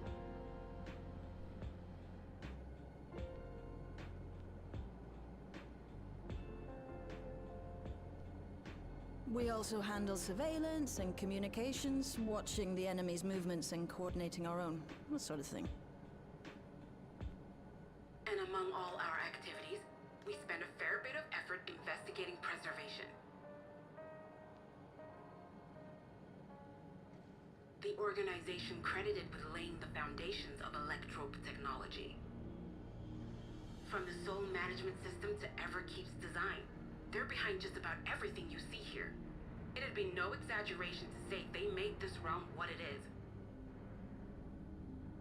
But their magnum opus was without a doubt the power which was used to join Alexandria to Tural. Interdimensional fusion. Said power isn't unlike my summoning technique and the magic within Azam's crystal. Okay, so it's creation magic, just using electro. Yet, though the effect is localized, to be able to fuse realities. Even with my knowledge, I struggle to conceive how it could be possible. Incidentally, the founders of our group, a husband and wife, were members of preservation at one point. That they opposed the fusing of worlds, and so defected in order to prevent it. While not entirely unexpected, given what we have seen, this is still quite the revelation. By the by, that's an interesting earring you have there. A novel way of carrying a data storage device. Oh, you didn't know? Well, as a precautionary measure against machine infiltration, we scan everyone as they enter. And when we scanned you, we detected a small quantity of electrope. Though it's been dressed up, that earring is a storage device and no mistake. Bought it from a shop here, did you? No, it isn't bought, but inherited.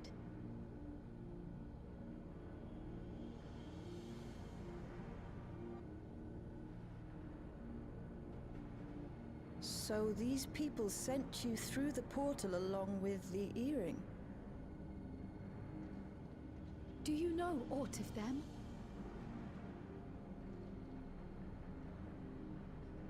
Listen, Cryo. The husband and wife who founded our order. It's believed that they were Malala. Though we have no evidence at present, we can't rule out the possibility that they were your parents, or perhaps close relations. This I posit because they were the very individuals who spearheaded the research into interdimensional fusion. As traitors to preservation, they were relentlessly pursued. If they had a child they feared they couldn't keep safe, entrusting her to the people of another world might have been their best option. My parents, the founders of Oblivion. Tell me everything you know about them, no matter how small or seemingly insignificant. Anything and everything. We don't even know their names, I'm afraid. In a bid to elude preservation's agents, we suspect they erased all trace of themselves. Maybe not all traces, huh? Be of more help. If you're interested, though, you're welcome to review our accumulated data. Yes, please. As an individual and member of my order both, I wish to learn as much as possible. Then you're carrying it on your ear, though. I should also like to peruse the data. Where the joining of realities is concerned, I may well be of service. Of course. Feel free to peruse to your heart's content. Thank you. If you like, I can examine your earring. I have to say, the prospect that it belonged to our founders has me itching to take a look.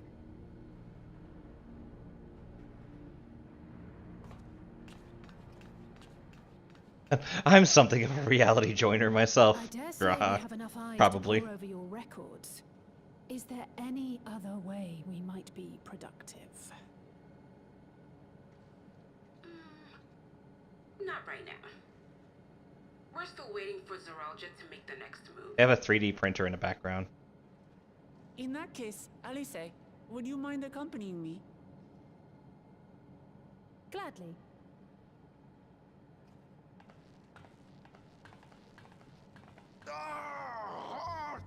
I've buggered it up again! Never a moment's peace. Pay him no mind. I don't. There's a very familiar guy who likes to get really angry about building stuff. Oi! You two there! One of you give me a hand, would you? Don't matter who. He'll finally learn to how to accurately summon people. I just suddenly remembered I have something to discuss with Shale. I always get the weird ones. Looks at everybody else in the room. Yes, you're also the weird ones. Look, if the fuzzy little bun wants to go off on his own. Better you than me. Seldom does one see Cryo so openly impassioned as her comrade. I'll do my best to support her. JL has already extracted the data from my at-lasted clue. My apologies, but I will remain here to review the information.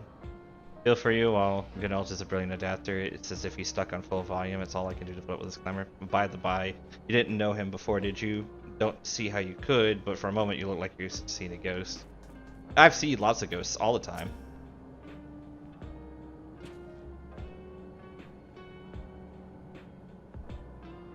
A little, try to keep closer to the rest of us so you don't get surrounded. Go on the attack. Do you think I'm pushing forward too quickly? It was designed by a preserver engineer. That's why it's wall to wall with contraptions. Alright. Sorry you had to see me passion spilling over. Happens when you put your heart and soul into your craft, you know?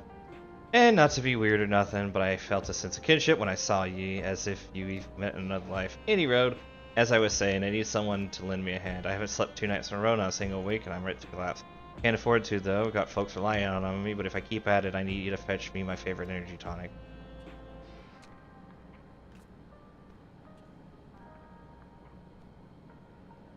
I already share everything with you, Bagels, so, like, I don't know what you're expecting to happen to me. It's already supposed to happen. Voucher's good for 2 cans, one for yourself, by the way. Welcome. Can't get the stuff in any old vending machine, though. You need to talk to a bloke named Philemon. You'll find him tending the bar out in the main strip. Off you go now.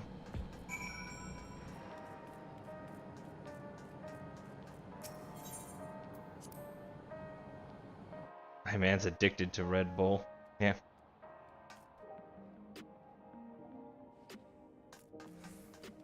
He's the other guy that shares all the stuff that you need to share when it has to be Melee's close. So again, I don't know what you're expecting to happen.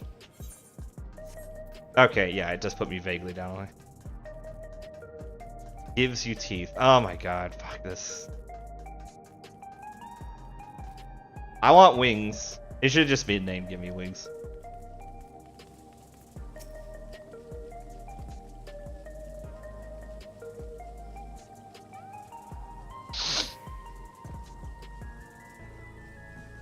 I'll try my best not to.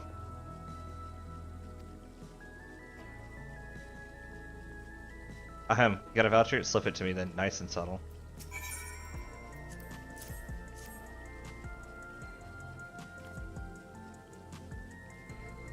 So you're collecting for Gnalt. A can for him and a can for you, eh? Apparently this is illegal. God, just imagine giving Lucia like a Red Bull. Yours is formulated for beginners, gentler than the full strength stuff. It's not contraband or anything, so you won't run afoul of these stories, but if the Rhodian Consortium was made aware of my special selection, they'd be bad for business. Now, seeing as it's your first time, I want you to drink that tonic here, just in case there's side effects.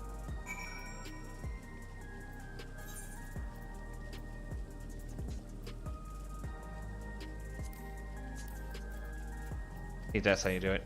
Posts ought to quicken soon, after which you'll start to see everything more clearly. Then you'll feel sore of energy. People say it helps grow a pair of rainbow wings.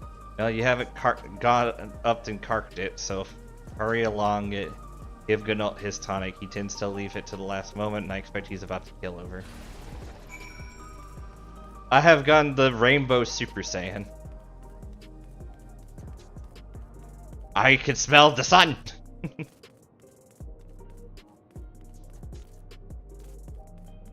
Yo, since I turn rainbow colored instead of yellow or blue or red or white, does that make me better than Goku?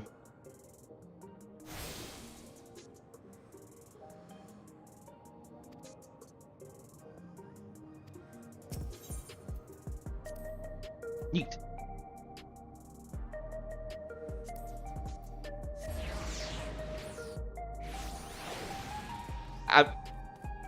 Better than Goku. I'll have you know that I have often,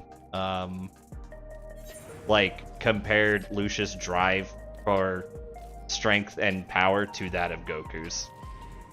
Yes, and it'll be cool, and he'll probably win. But that's beside the point.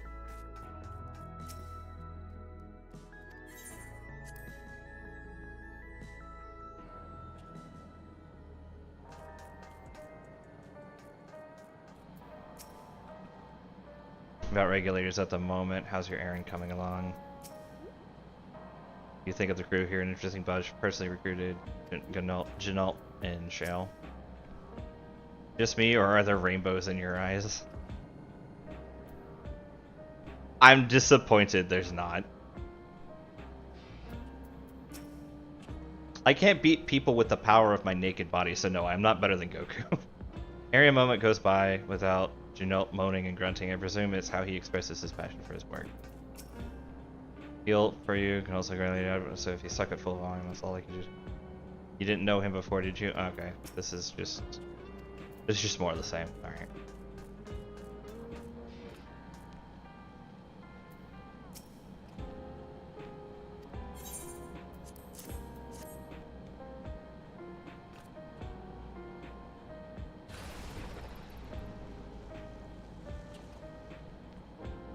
Pass the stuff, ain't nothing like it to blow the cobwebs right out with a great boom.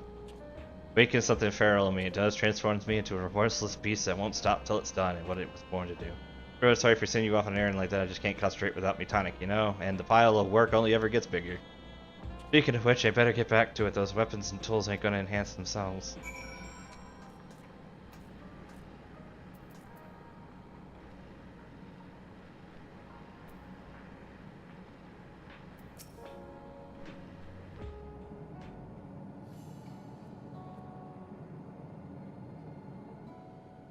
I've been meaning to ask about that Mamulja child. Could he be... Yes. In all likelihood, he's Zoralja's son. So you think so too?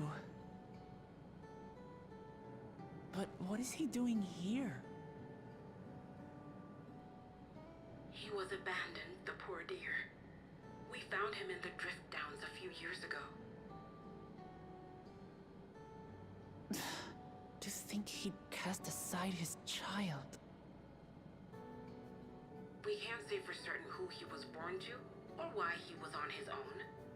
But he's a blue-scaled Hubigo, and Zoralja is the only other one around. That being the case, everyone assumes they're father and son. Even the boy has put two and two together.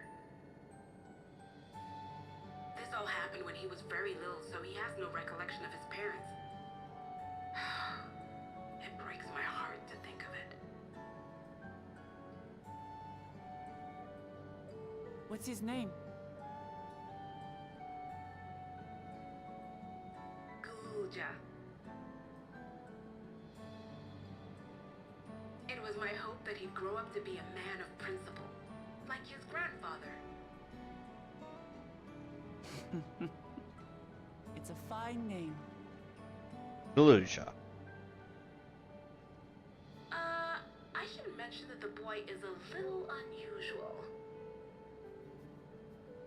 At first, I intended to raise him as my own, but just when I thought he was warming to me, he suddenly disappeared. We searched high and low for several days, and where should he turn up? But in the wilds near Everkeep. What? It's a miracle he didn't fall prey to fiends. Oh, is he gonna be the Beastmaster that gives us our new quest? That's another unusual thing. Creatures don't seem to attack him. He could pick his way through the Thunder Yards as if he were on a stroll. On making inquiries, we learned that he had been living alone and receiving food from the people of the outskirts. This became something of a pattern. We track him down and bring him back, only for him to disappear again within a matter of days. He would return to the wilds without fail, and once again rely on the kindness of strangers to survive. Finally, I took the hint and left him be, giving him the solitude he prefers, and lending a hand only when he explicitly asks. If Gulja is Zoralja's child, that makes him my nephew. Assuming he's willing, I'd be glad to take him in like Papa did for me. But seeing as I'm here to kill his father, I don't know if it would be right. Let's worry about killing the father first. Who was that?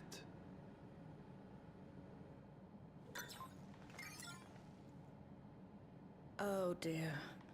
It's Galulja. Don't tell me he heard everything. Oh, this is my fault. I asked that he be kept away, but I should have taken more precautions. I'm going after him. I need to explain. Wait, Lamachi. I understand your haste, but it'd be best to coordinate a search. Kakiwa, do you have any idea where he might go? The wilds? There's no telling, I'm afraid. He could as easily be outside the tower as here in Solution 9. If those who can fight would search below, my mother and I will scour the district. Sounds like a plan. Let's get to it.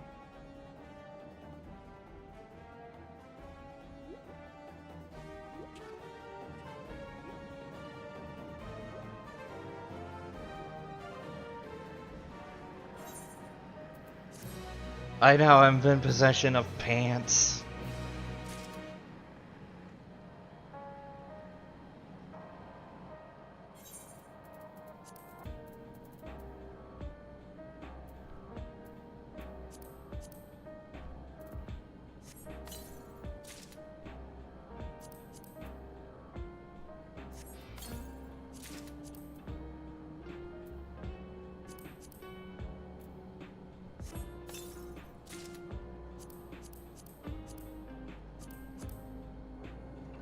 You know, I'm fairly certain I've already had this great... Yeah, I've already had this. I've legit already had this great sword once before. And this armor, I think. I'm kind of sad that I didn't get, like, cool, interesting sci-fi armor. Instead, I got kind of, like, the ripped deal that we've already gotten before. That actually kind of disappoints me a bit.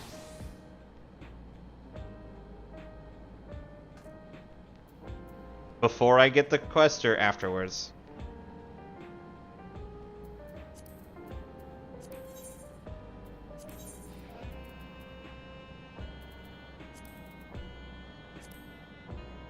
Okay. If Galulja is outside the tower, we need to find him as quickly as possible. Even if he's a child getting around on his own, the wilds are still no place for a child. Agreed. While Kryl and Raha continue to review the data, the three of us should devote ourselves to the search. Yeah, the Vanguard gear is clearly like cyberpunkish gear. I do kind of want to farm the Vanguard gear afterwards. The rest of us will continue our preparations. Moving on, you need to concentrate on finding Galulja. I hope Galulja is alright. Should he return here, we'll be certain to let you know. I'm sorry, I should have noticed sooner. Alright, I'm coming outside.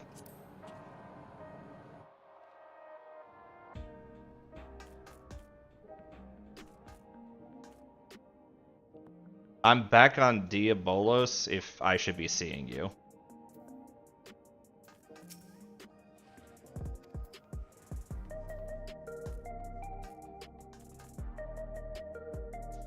I am in instance 2.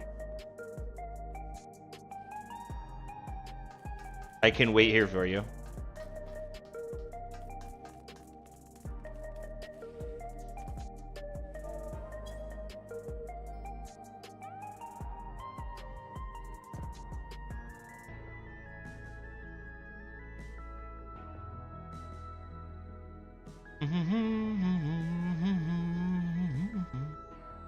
Oh, am I gonna get to see graphics card?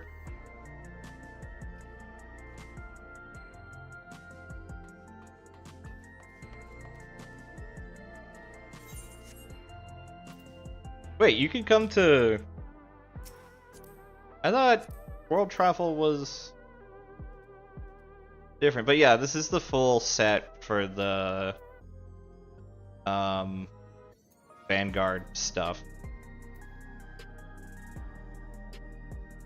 It honestly looks like a cross between like NASCAR wear and like other stuff. World travel is allowed. data center travel, except for to Dynamis isn't. Oh, really? Oh, God. I'm sorry. Do you have the weapons, too? I think you do. It looks like you do. Yeah. Vanguard. So, yeah, that's the thing. You have rainbow pants.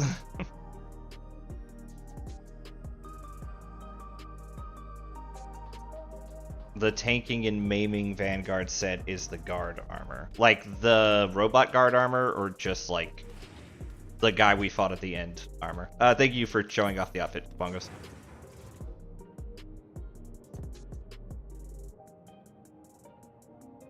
Oh, God, yeah, okay. Okay, I have seen graphics card. He is he's a GPU is in a bad state. The Imperial Guard armor. Like...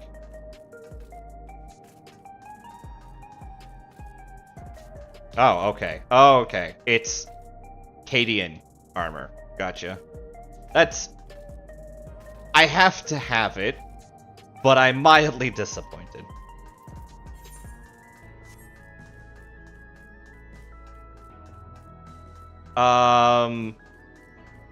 Hold on. I can post the link, I believe. I'm just going to post the straight image link. People can go take a look if they wish.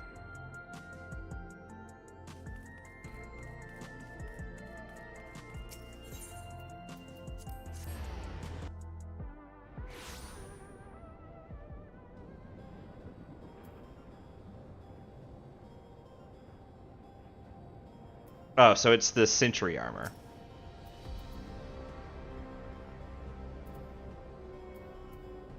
It's this. This is the armor that you get as tanking and maiming. I was waiting for... Okay. That's actually really cool, and I would like to get that.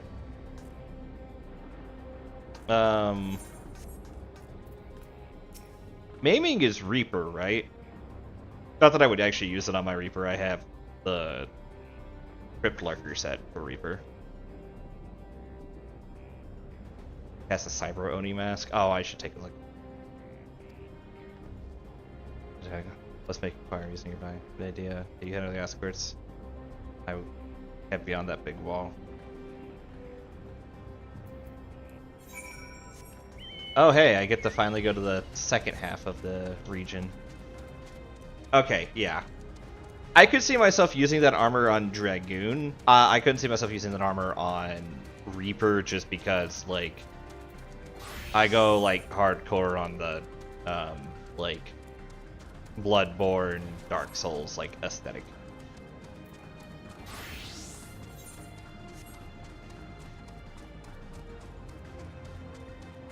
Gotcha.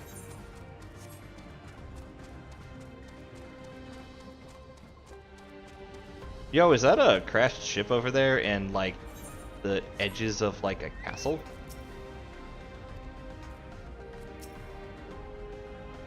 I'm kind of interested in going into this, I'm not gonna lie. Villaja doesn't appear on the map, however you catch sight of a group of people in short distances southwest. And you said you spotted those people too? Yes, perhaps there's one to say. Oh, hey, I'm still keeping up with my buddy here who had been going through the story as a Kale.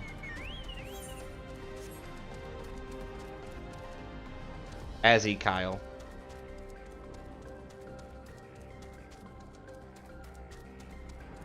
I'm curious, do they all have... They don't have one. This is hard work even on the days. I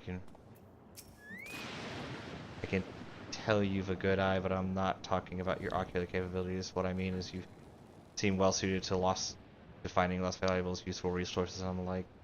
If you mind to become a reforger, I'm certain you'd go far. As possessor of a good eye myself, I'd bet on it. They don't have the limiters. Fuck, I can't remember the name of it. Oh, okay. They literally have a like an Oni mask as a caster. That's kind of cool. Now you have to go level like Aster Kai, so you can have the outfit. Regulators, thank you. We find things are used in one of two ways for ourselves or passed on to others. We meet all sorts of interesting individuals, and over time we gradually build a large network. Okay. I'm not familiar with your footfalls. Is she blind?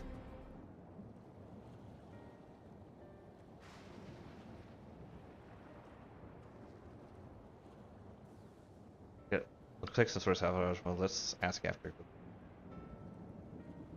Gulasha isn't here.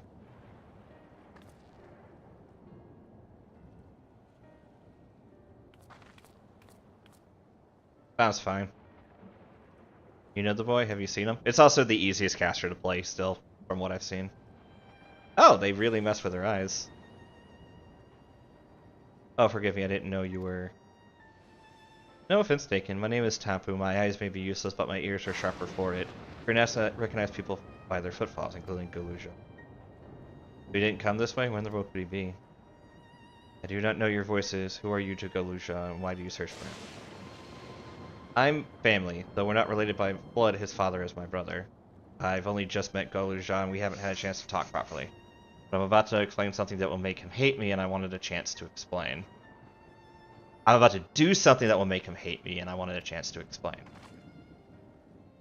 His father is your brother, then that means you're... Yes, I'm Wuklamot, Val Resolve of Tuliola. And I've journeyed here to bring my brother Zoralja to account for murdering our people and our father. When all is said and is done, Galuja may want nothing to do with me. Nonetheless, I'll always consider him family, I'll always be there for him, and I want him to know that. Talk to her again? Okay. It tears you apart to do what you must. The quiver in your voice tells the tale. Galuja was headed south. There he has a place that is as close to home as he knows. Find and bear your heart to him. Should he, in turn, bear his heart to you, accept and respect his wishes, as Queen Sphene respects ours when she granted us a place in her realm. I will, don't worry. But what do you mean when you say Sphene respected your wishes? Out of concern for our well-being, Her Majesty has urged us to reside inside Everkeep. When we declined, not only did she gracefully accept our decision, she granted us the necessary supplies to make our home here. And since then, she has paid regular visits to see how we fare. Yeah, that sounds like Sphene, alright. Well, thanks for telling me about Galuja. I'll find him and then we'll have a good talk. We'll head south, it seems. Let's keep our eyes peeled as we make our way.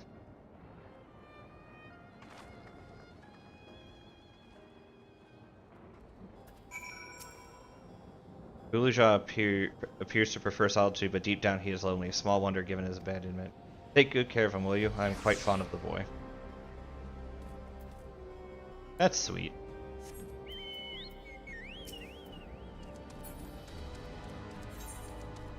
Also, the music changed for this section.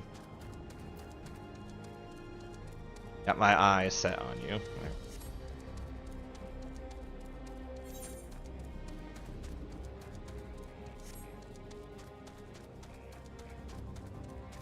Oh, she didn't. I didn't notice that. But, like, upon reflection, I did, like, thinking about it. Yeah, she didn't turn and face me.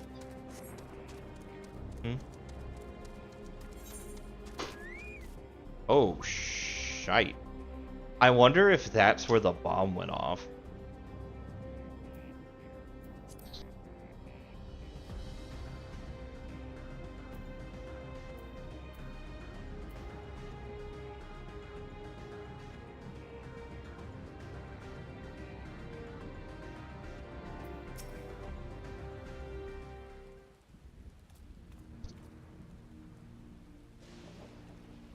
It's a town. Half a town. Half of it's submerged. The architecture looks like nothing we've seen so far. It's more Charlayan.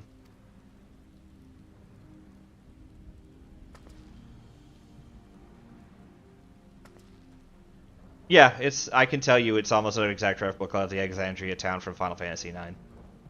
At least if you were to blow it up. and put it in Final Fantasy 14 and, you know, up-res it by like a metric fuck ton.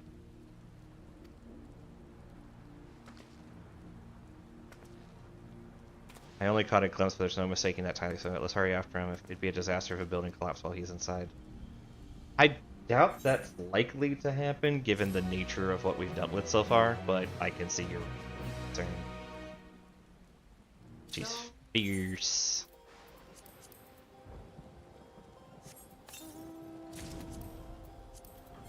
It's on her head.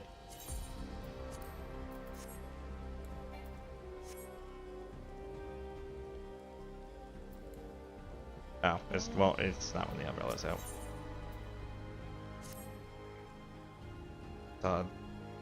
Glimpse of him before he disappeared in the building, but I'm pretty sure Guluja was heading further south. Attack honestly and let him join us. Yeah, so over here is like the town square. Here is like the suburb where like Vivian kind of sneaks into the castle, and over there would be the castle if there wasn't a giant ball of lightning there. Okay, good night.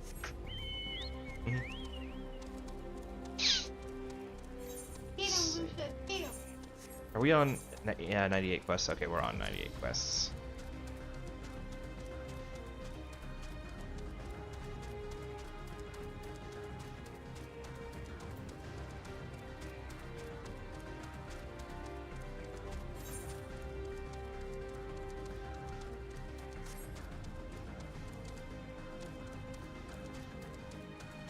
It would be neat if we saw parts of the destroyed castle, because then I could be more confirm it.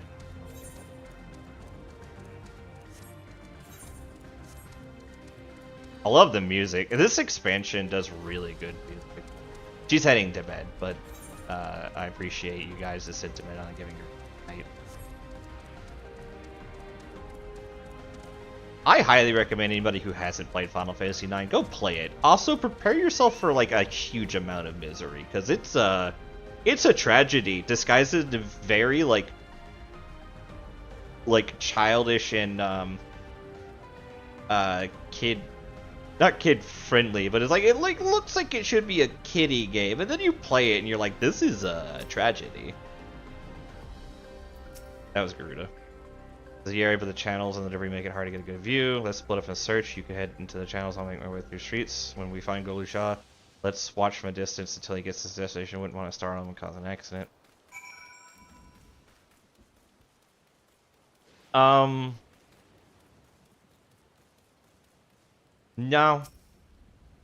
There is the area in Final Fantasy that is basically this rundown town full of rain. In Final Fantasy IX.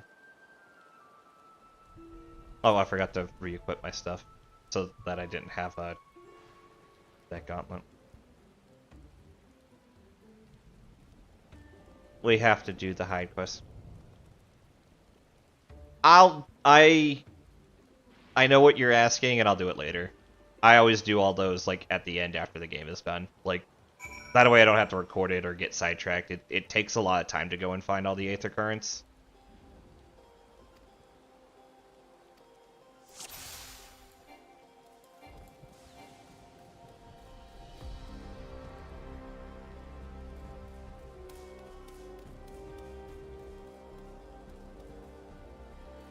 He speaks. Ah, shit. I got Saw. I got the Saws.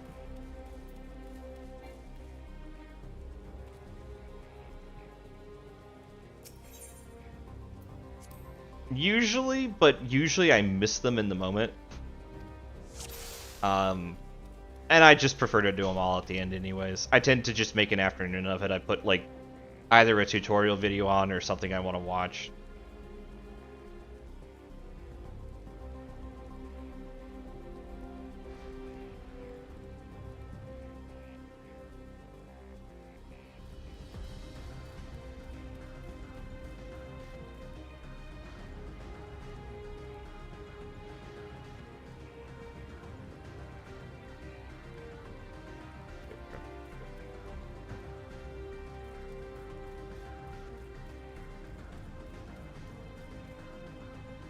I actually can't go up there because I'll make noise fighting up there. I can't fucking see. This game just got really dark.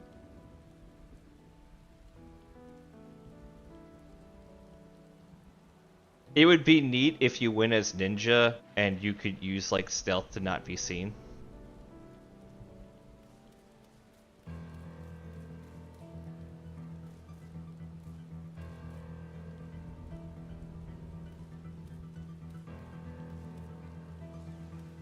The problem was is he turned around to see me.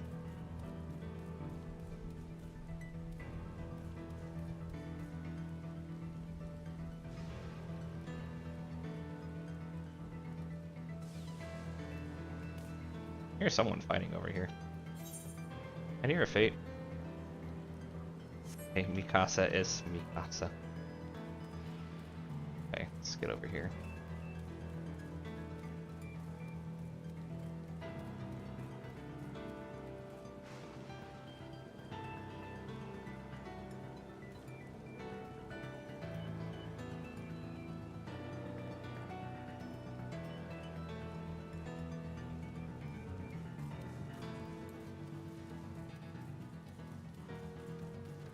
Yeah.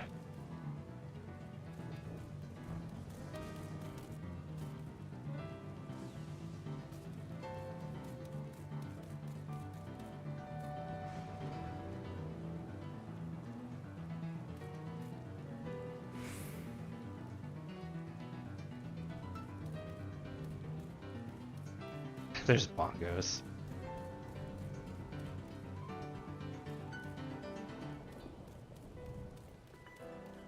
Hi, bongos. Why do you look like a giant beaver? I didn't know Octopus was on the server today.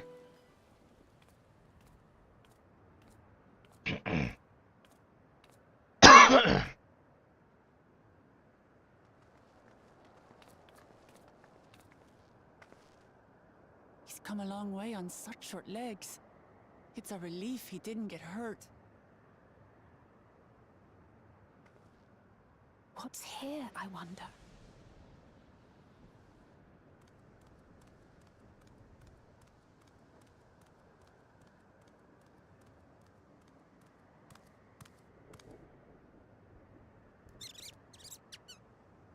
The squirrels. So he's looking after those little ones. It's a multi-dollar company. Gululja. Not another step! What? A sentry? Run, Gululja, run! Why would he run? You know the boy. Who are you? And what do you want? Halt, villain.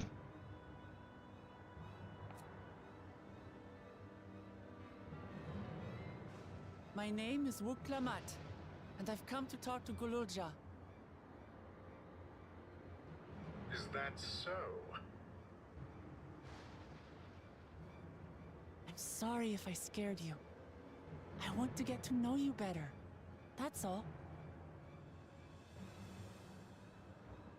I'm a big fan of Safine, even though I expect that she's going to kill me soon.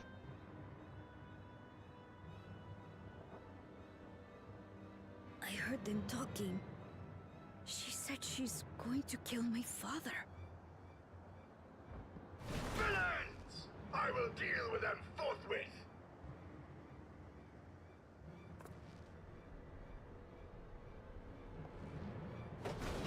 But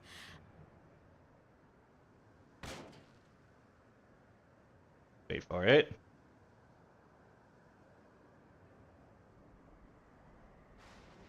I want to get to know her too.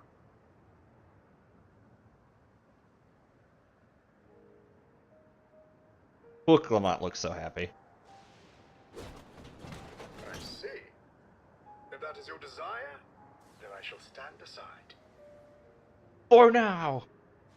All right then. Let's talk, you and I. Lots.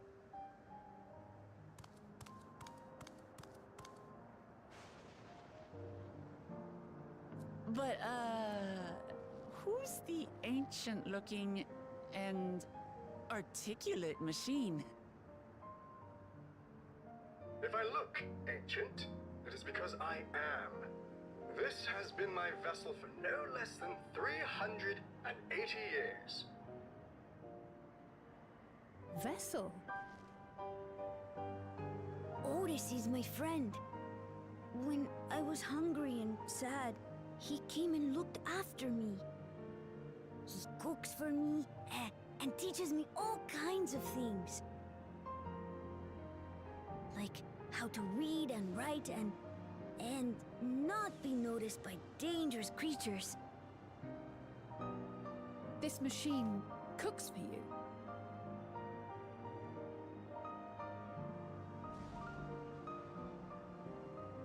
And teaches you about fiends. What is he exactly? Considering the noise he makes, I was actually expecting him to be named Steiner. Well, thanks for ruining that. Sir Otis Valona, Lord Captain of the Royal Knights of Alexandria, at your service. So Steiner was much more... He was Goofy Knights.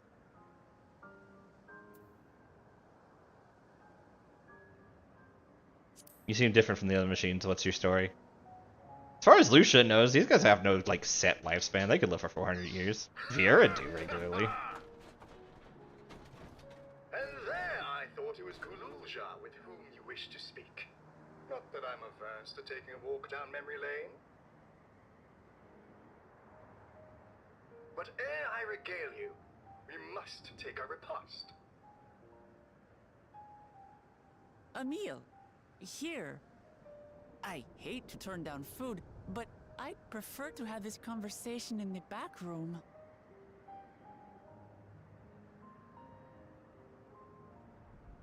Please, I'm really hungry. All right, all right. A repast it is. Do it. Like, seriously though, like, do it. It would be, it's She's like going to spoil her nephew $10 to $20 on Steam, and I'll it's send actually word to super Eric worth it. so the others can stop worrying. Now, if I might prevail upon your assistance, I shall whip up my most delectable specialty. Ooh, I wonder what reference this is going to be to.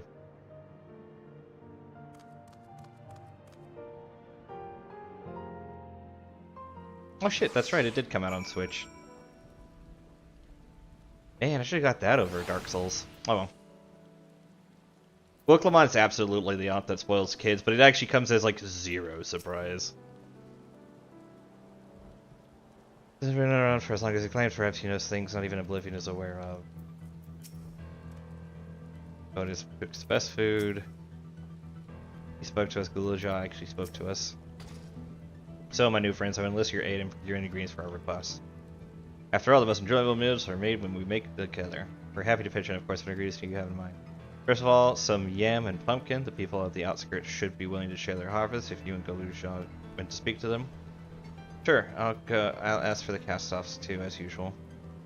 As for Lucia and Alize, I would be obliged if you could procure some woolback meat. The creatures can be found grazing in the slopes outside of town. As beef is less readily available, their flesh makes for a good substitute, that of the younger ones especially, as it's more tender and less gamey. Consider it done, we'll be back with your meat before you know it. Thank you kindly. In the meantime, I shall go and see to the other preparations.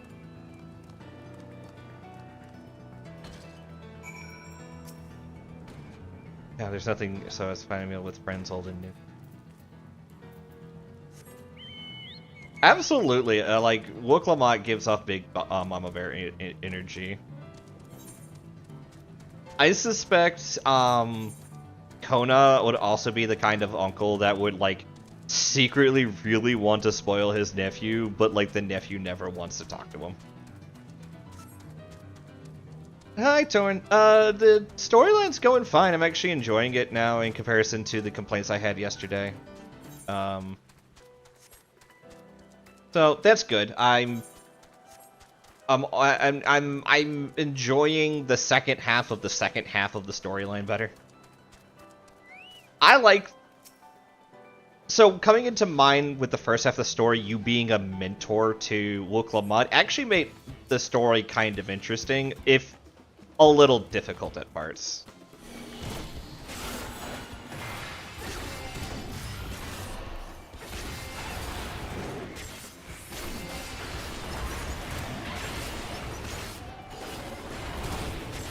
Man, these things do not know when to die, but then again, my gear is falling a bit behind.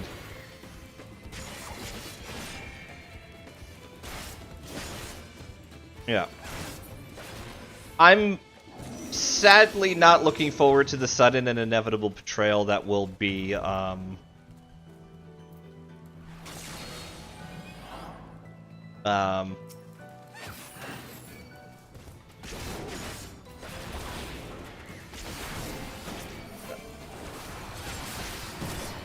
know, the sudden but inevitable betrayal that will be what Sabine does, but,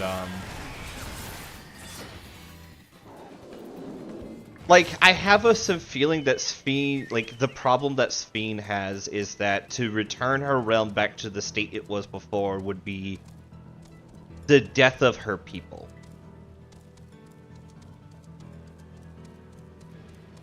And not only that, like, you have no idea if you wouldn't take the people of Yustalani with them. So, like, you're going to be in a catch-22 trying to send them back. And I think it would honestly be better overall to leave her behind. Damn, you shoot fucking hard. Wait. Oh, no, wait, okay. For a second, I thought the music changed to Final Fantasy IX music, kind of how on the moon it changes to,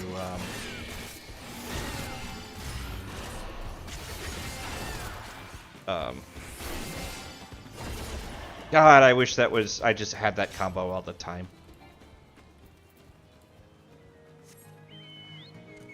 FF9 is absolutely goated. For people who skipped out on it, you actually missed a really, really good story.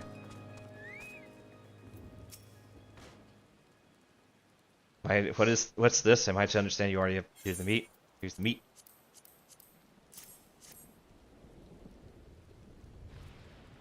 It's not Steiner. You know how to handle yourself in battle. Were it 400 years ago, I would have recruited you to the Royal Knights. Thank you for that bit of pomp and circumstance, but I doubt I would do well there. I'm kind of a bit of a murderer. Cool. All I need is a helmet left, and I'll at least gotten all of my left side up to 675. Yeah. I wasn't the biggest Steiner fan, so to be honest, him being his own character is fine, but I literally was expecting him to be named Steiner when he come running in with the actual, like, movement sounds of Steiner. Once Odyssey brings her portion, we'll have a glorious bounty to satisfy growing younglings like yourself. Indeed, I expect there will be Anton leftovers to share with the good folks of the Drift Downs. They always appreciate a warm meal.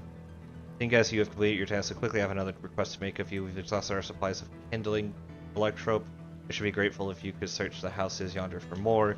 In the Old Kingdom, electrope rations were issued to each citizen, while small fragments may still be around here and there. You obtained 5 pieces, say. At least one ought to be what we require, that is, the kind that converts lightning to fire. Guluja can identify them by their circuitry, so pray take them to him. He has become quite deft at discerning electrope types, and in a very short time, I might add. Now off you go, and happy foraging.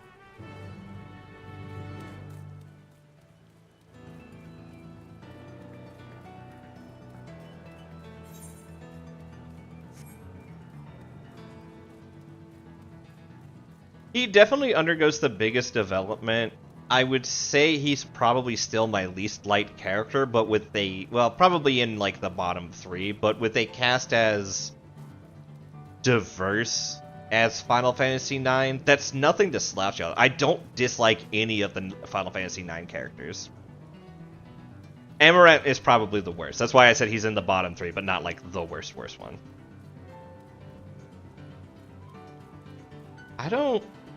I'm not sure how you could have soft locked yourself with 9, unless you got to one of those like points where you have like specific character and you couldn't do it without him.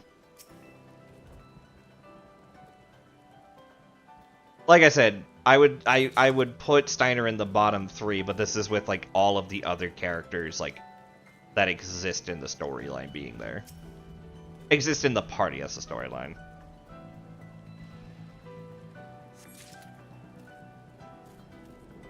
Even to a lesser degree, I really like Amaranth, even if it's just that I like that he's a very straightforward and simple character. I wouldn't say he's interesting, he has his one shtick, and he does that one shtick, and that's his shtick.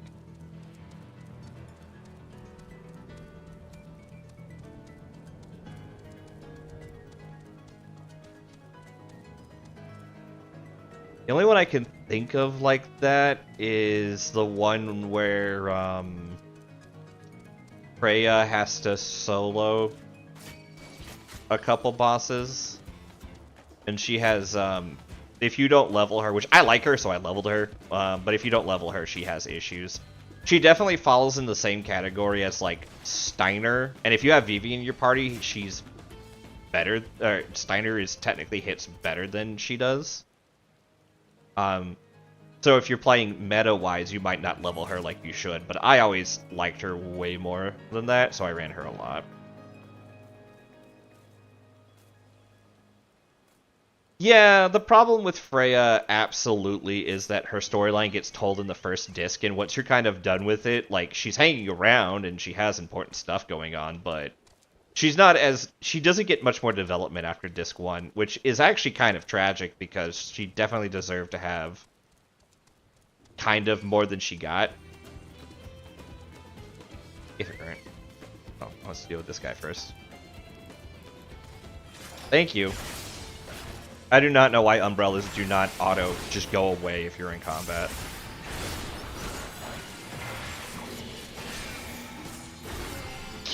Still, that is the reason why Freya is probably one of my more liked characters. Honestly, you know a character I don't like, but once I tell you the reason, you're gonna give me, No, it's actually still really good in the back half. A character I don't like, but mainly because it gives me super depression about him, is Vivi. I absolutely love him as a playable character, but literally the more I do his storyline, just the more sad I get. And I'm a character who loves grimdark, which makes it really sometimes like Vivi's story is just that trash. And I think the big problem with Vivi is like the definition of like how do you handle death. Like, how do you manage your own mortality? And it's an interesting development as a 9-year-old fucking kid that he has to, like, come to for that I just can't fucking handle as somebody who has a, like, has crippling existential crises about his own mortality. Which is why I, like, on one hand, Vivi is both, like, my number, like, 3 most favorite character, and also probably my second least favorite character. Look, that was the entire plot of Endwalker, but, like... Or the entire plot of the second... of the last area of Endwalker, but, that was more dealing with grief and grieving of other people's passing. Vivi is very specifically his own mortality.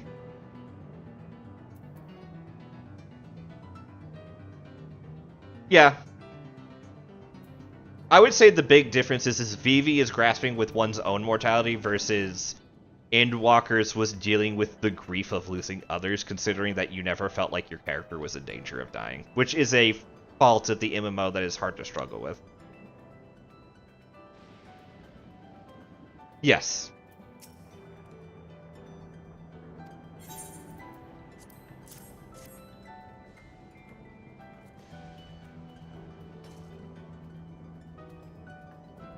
Oh, I guess with the this expansion with the regulators too is a thing. Let's see, this one creates one, this one's for water.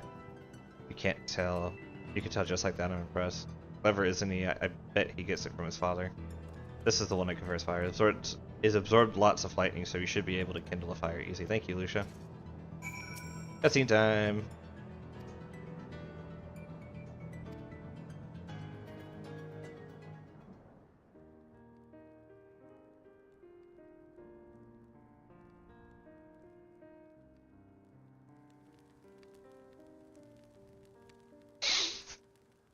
So this one time when I went to the edge of the universe and fought like angry depression Satan. This is the kind of things families do, Gulashan. We have meals and talk about what's on our mind. So you ate with your father? Yes, with them and my brothers. It was mostly head of resolve and I doing the talking though. Kona and the head of reason occasionally joined in, and Zorah spoke when he was spoken to. You said that you have two papas. Does that mean one is yours and the other is my father's? No, both are our father. He's what people call blessed siblings, a Mamolja with two heads. Zorolja is his true-born child, while Kona and I were adopted and don't share the same blood.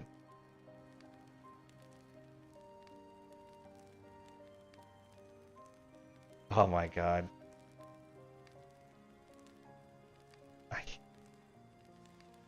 I hate that. Angry depression Satan. So this one time I fought this itty bitty titty goth bird.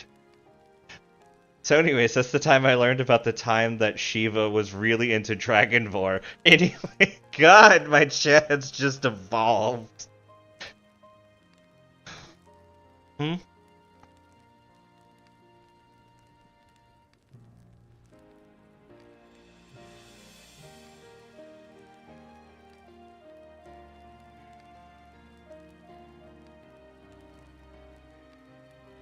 That doesn't mean make us any less family. What matters is that our hearts are connected. The head of the Resolve taught me that. Family. You have someone like that too, a person you think is family even though you don't share the same blood? That's a good question. What about you?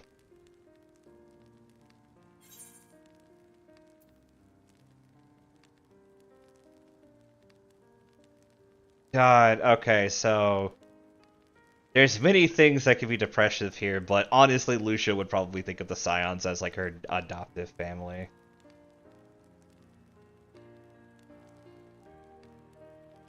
So anyways, that's about when I literally went to hell and then sent someone to super hell. So there I was staring down the Michelin tire man when he cracked like some kind of gross flesh cocoon. I hate it. I hate all of it. And then we went back there again and had to fight an entire castle before beating up an abusive mommy god. No, stop! I do, and they're very dear to me. Lucia actually does have family, yes. Lucia, like, canonically, her mother is a bitch and still alive. Her dad is a billionaire Kugage trade master and still alive. And she actually has a little sister. I have never made the little sister character, nor has anybody ever made the little sister character, but the little sister character, if it was ever made, would be a black mage and have, would have Lucia's green eyes and her same hair color. Her dad has blue hair, her mom has white hair. I'll think about bringing my family out to here just to torture them one day. So, Gulaja, I'm hoping that we can be family together, you and I. Won't you tell me about yourself? You really want to know about me? I do. I want to know all about you, all the things you love, the things you hate, anything and everything. I want to know all about you, too. I don't even think I gave Lucia's sister a name. That reminds me, we were hoping to hear your story too, Otis. As you wish, be forewarned that mine is a tale that will be long to recount. As before lightning had altered the world when I was appointed Lord Captain of the Royal Knights. We're talking hundreds of years prior to the calamity, right? Indeed, earlier still when I assumed this mechanical form, 454 years ago to be precise. Then you used to be a normal person. Oh yes, I was once flesh and blood like you, and I proudly served as a Knight of Alexandria. So rather than a machine that behaves like a person, you are an actual person. How is that possible? Nah, Amethyst would be more like a adopted sister and would probably be a Ara if I had to remake her, and she would be a paladin or a dragoon. Amethyst is another character I really like. Amy was a very good character. I never got to do her story in because Terra devolved into something that became crap. Yeah, it is only natural that you're confused. Hear my tale to the end and all shall be clear. Oh, come on, you couldn't have an echo moment?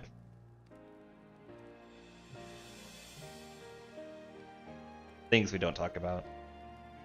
The foremost duty of the Royal Knights was the protection of the royal family. In my time, that was their majesties, the king and queen, and their only child, her highness the princess. By then, even every nation of our star was embroiled in some kind of conflict over Electro. Thus was our kingdom drawn into a war with its neighbors. The war was the catalyst for the great calamity that altered the environment. Countless countrymen lost their lives amidst the chaos, the king and queen among them. For a blessing, we were able to protect the princess, who then rose to the occasion and who brought hope to her people in those trying times. So kind-hearted was our young queen that, at her behest, we even took in refugees from the enemy nation. But sadly, her reign was cut short. Like many others, her body was ravaged by lightning, and one day she collapsed and passed away. How tragic. Aye, never was there a citizen whose eyes remained dry, and many a moon was spent constructing a great tomb worthy of her memory. Yet I clung to hope still, for while her majesty was on her deathbed, the kingdom's finest scientist had extracted her soul.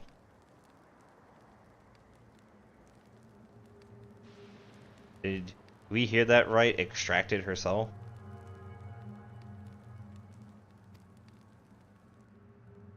I mean, yes, we know that this is a thing they could do. Our flesh may wither and die, but so long as we are remembered, we may live on. The age-old belief had always comforted our people, but as casualties mounted in the wake of the calamity, we sought to make it into reality through the power of Electro. In time, we succeeded in developing the means to preserve the soul, and it was used to spare the Queen eternal death. Yet, it wasn't enough to simply prevent the soul's departure, for the ultimate goal was to recreate a person as they were in life. This required that their memories be further extracted from their soul.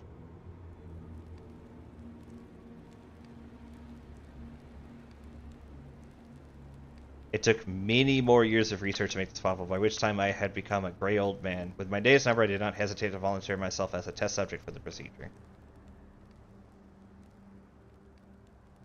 I fucking hate that term. I'm not going to say it. So it was that I attained this vessel. And by my successful rebirth, I paved the way for those who are recreated with the memories of the departed. The Endless, they are called. If your tale is true, then the queen that your people brought back to life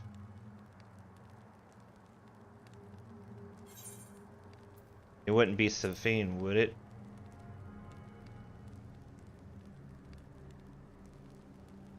Oh, so you know Her Majesty as well.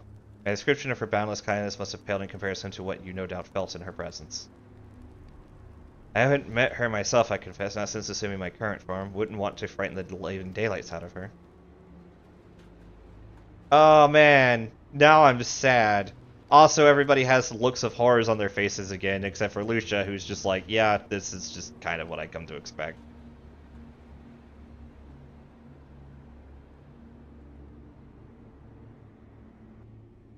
Man, this area took a really dark turn, but kind of tracks with what we've been doing the whole time while we were here.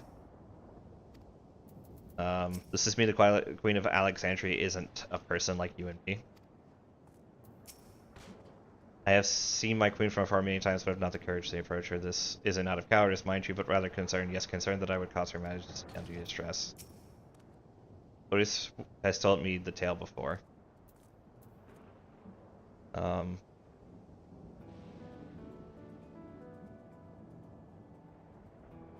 Oh, God.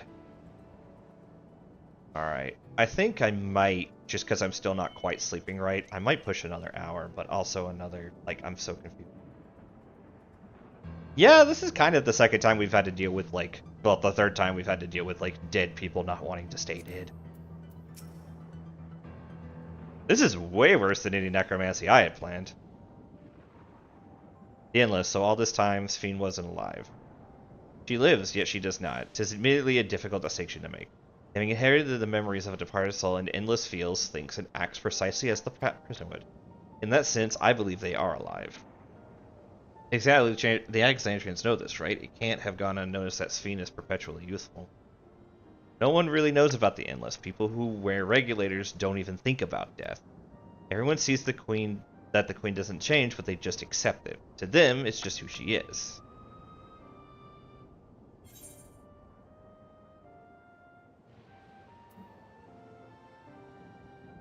Are there Endless apart from yourselves? While there should be as many Endless as those who have died, I believe they are limited in where they can exist. Queen Sphene is unique in her ability to appear before you. Strictly speaking, I myself am not Endless. They are created using memories extracted from a soul, but my entire soul was placed inside a machine. Being inside a machine makes you different. How? While I do not understand the finer points, my life is bound to this vessel. If it breaks down, then it would be over for me. Much like a being of flesh and blood, partly an endless, unchanging life, I'm sure you'll agree. An endless, unchanging life, I can't help but be reminded of the E.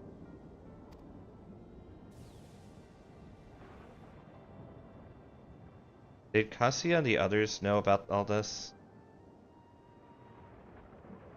Considering their extensive intelligence gathering, I'd be surprised if they didn't. For now, let's share what we've learned with Crown and Raha. I can't help but have misgivings about this. Alize, you've had misgivings since we got here. Didn't you die horribly? Well, yes, but actually no. They feel and think, but they don't hear. It is midnight where I am, but I will point out that on raid nights I do tend to push longer.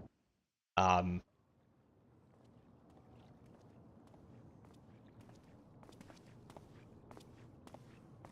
wonder if Erenville will finally get the secret out of Queen's feet. Nahe, is that you? Good gods, Ellen Nespia! It's been too long, my friend. Where have you been all these years? What have you been doing with yourself? Hold on.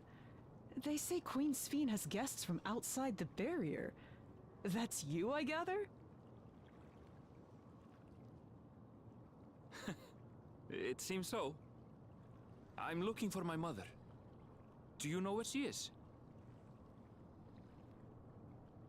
Your mother? Sorry, but what was she like again? What? It's Kafkiwa. You know, the one who was too adventurous by half? Who journeyed with the Dawn Servant? Oh. It's not ringing any bells. Oh no. You can't be serious. Ours was a tiny little village. Surely you remember her. Oh no. I really don't. It's all a blank. Oh no. Is anyone else here from the village?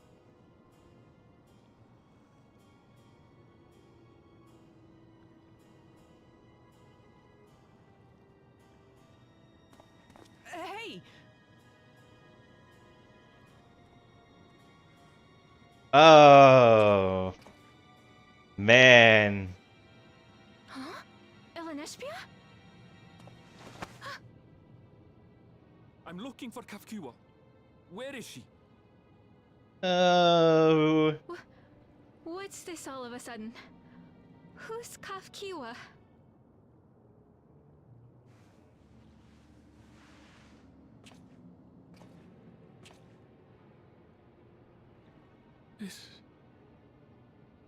This cannot be. Oh.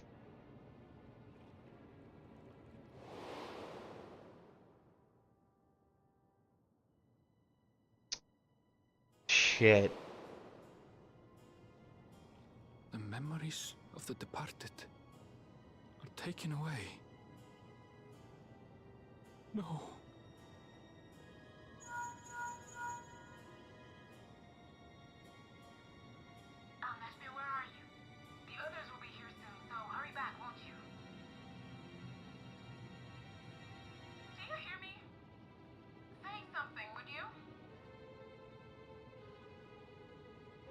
Yeah, I'm gonna give Arenville credit, Bagels. At least Arenville is smart enough to put all the pieces together. Oh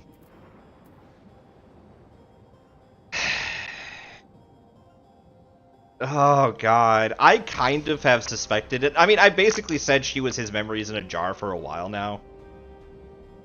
But,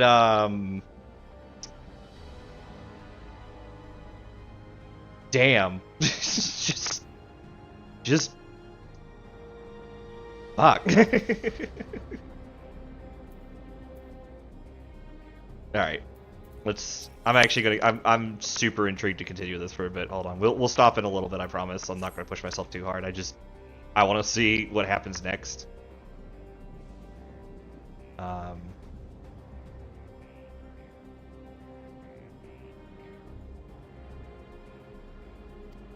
I think I am going to hit just a roadblock soon. By that, I mean I've been looking at where I am in the quest line, which isn't really giving me too much because I'm not, like, processing the names, just more like the levels and where I'm at. And I'm a few quests away from the dungeon, but also at the same point, like, I'm not close to being 99, so we'll probably pick this up tomorrow after I manage to get a couple levels under my belt in the morning. To hear about the enlist was something of a shock, but we likewise enjoyed your company. Above all, I'm glad that you and I could talk, Alusha. We're going to get along great, I just know it. You think so? I'm happy for you, my boy. Now then, I presume you'll be returning to Everkeep. Permit me to accompany you at least part of the way there.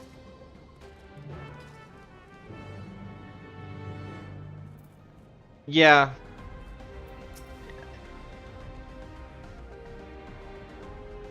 Man who has lost everything realizes he had more left to lose.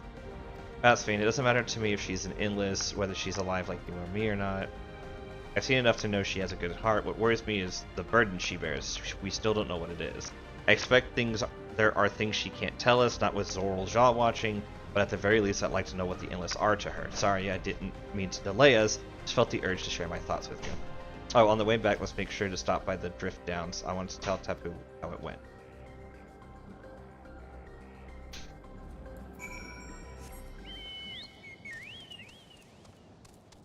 That one has me fucked up. Man who loses everything discovers he has more left to lose. That kinda has me, like, fucked up. I'm gonna get this Aetherite while I'm out here, just because I don't know if I'll come back over here, but it'll probably save me my time if I do have to come back out over here.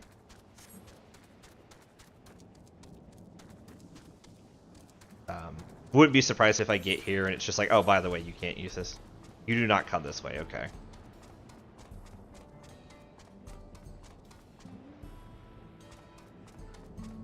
Cinnabar. That's an island, sir.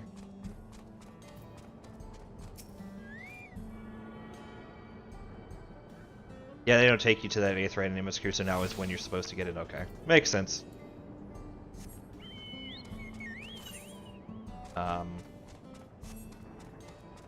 Yeah, so much in the way that tragedy spices up everything in my life, story-wise, I actually am very lucky in my life currently so far and have nothing really to complain about.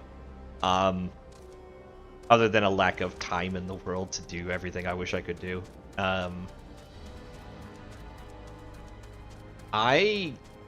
I'm really liking this part, like, I had a lot of parts at the beginning of the second half where it's not letting me do kind of the things that would be the things we would do, but it is kind of nice to be getting kind of a resolution of what's going on over here. I'm curious what's going to happen now. I'm still on my train that the next trial we're going to get at 99 is going to be a Zoral Jaw fight, and after that we're going to have a coming to heads with Sphene because she's really trying to prevent her people from going back to their calamitous realm, which makes sense, but we also have problems with them kind of like the realm collection here kind of distorting our world's own precious like aether supply, which just might be what ends up being the 8 points. I think we're on 8. Maybe 7 or 8. Like 8.x story.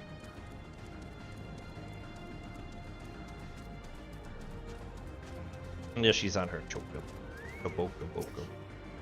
Getting the say they're currently going down there. Soon TM will be having more cutscenes.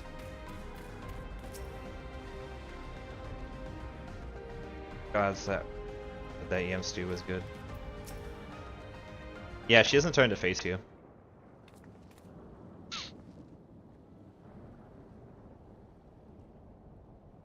You've returned. Were you able to find Guluja? We were, thanks to you, all's well with the boy. I'm relieved to hear that. And to know that he has family who worries for him. Guluja, too, must be glad. I hope so. I'll try not to rush or force anything, though. It's for him to decide what I am to him. My, what a pleasant surprise it is to meet you in these parts. Tveen, what are you doing here? Visiting my people? You doing the same, perchance? I suppose we are, yes.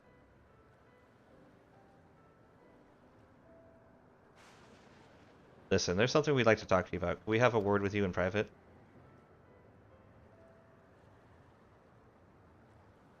We need to travel, like, halfway across the planet to get away from this, like, rabbit's ears, though.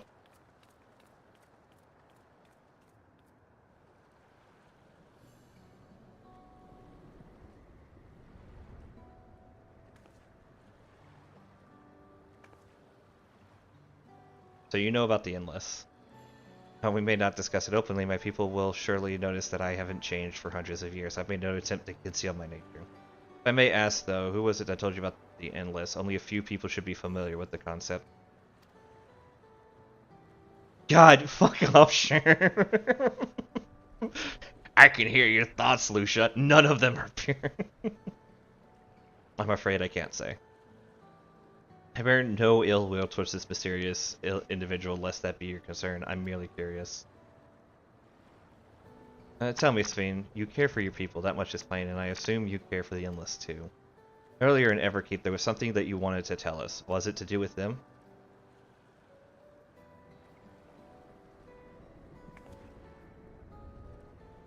The Endless are as dear to me as my living citizens. They are as much my family.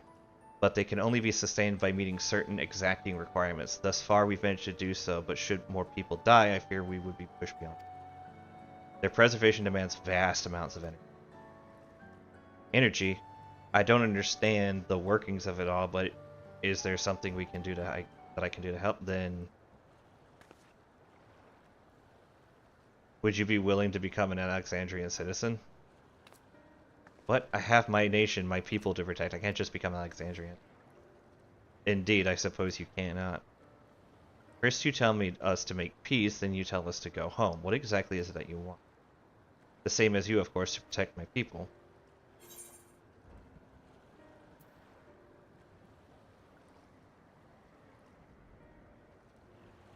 Is there something that only Zoralja can do? God, no. God.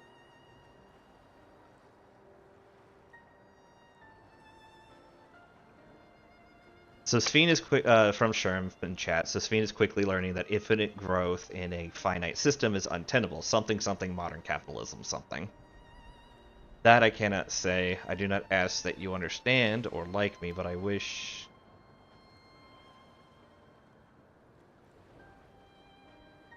I wish we had been born on the same side of it. Hey, what do you mean by that? Wait, Sphene. We're definitely gonna have to deal with the Endless before the end. That's gonna be the thing past Zoralja will have to deal with. Something Sphene doesn't want to deal with, but that we kind of have to. I think we've kept everyone waiting long enough. Let's continue on to Everkeep. But I guess now we know why she needs... And let's not tell Otis about our conversation with Sphene. I don't want to risk causing him pain. But at least we can see why when we asked Sphene earlier, is this something we could stop? She was just straight up no. Because to stop the system to become an Alexandrian means to become part of the system. And your souls become part of the system as well. I'm guessing the Endless can't just have any soul willy-nilly. You can't just chuck a beast at them and have them survive. It needs to be human souls.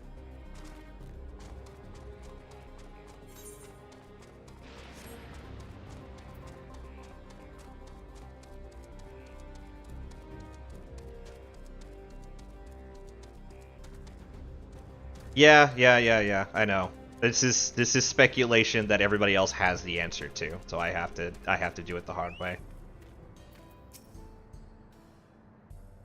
This is kind of the fun part about being this far in the story, though. Like, being behind people is like, I just don't know. Why don't you come with us? You might get to see Sphene. Tis a magnanimous and much appreciated offer, but I must decline. A part of me longs for an audience with Her Majesty, it is true. Yet, though it be in my previous life, I failed to protect my queen. I couldn't bear to show my face before her. And such an uncomely one besides.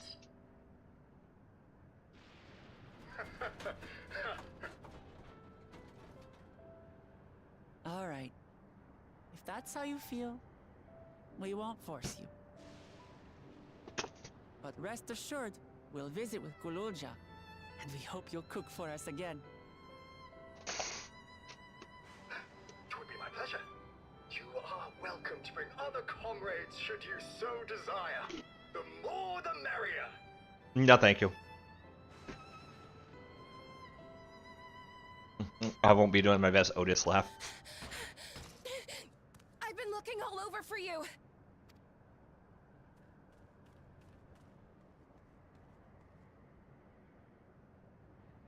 Nostalgia, was it? What's the matter?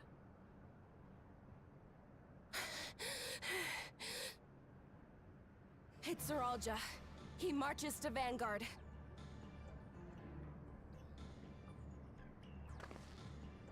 So he's done waiting. But why weren't we alerted sooner? Our transmissions are being jammed. The lookouts couldn't get through to us.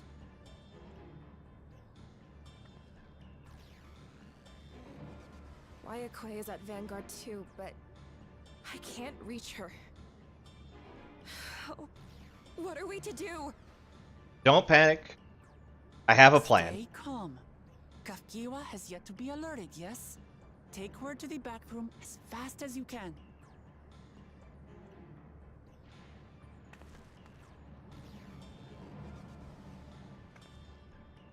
Our link pearls may still work. I'll try contacting those in Tuliolo.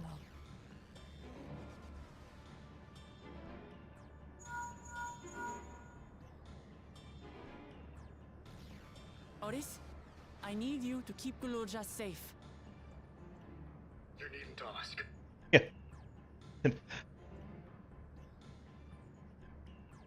I want to go with you. Absolutely not. A battle's no place for you.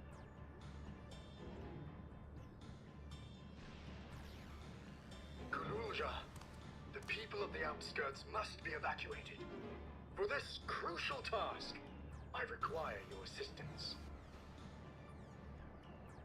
Remember, when battle is at hand, anything can happen. Caution is as valuable as any blade. Yes, sir. Oh, I love it. I'll catch up with chat in a second. I managed to get hold of Alphano. He'll inform Kona. Good. How's the situation in Tulichola? There's nothing to worry about, or so my brother assured me.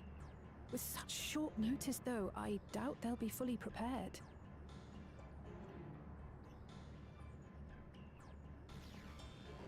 They'll be ready, I'm sure of it. A vow of reason is not to be underestimated.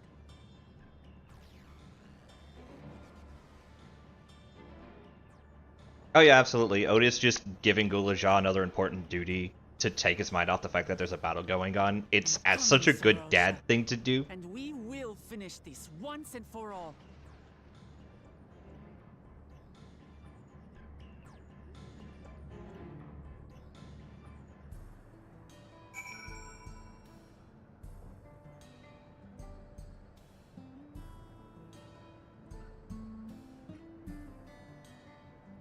I'm still short an area. Fuck.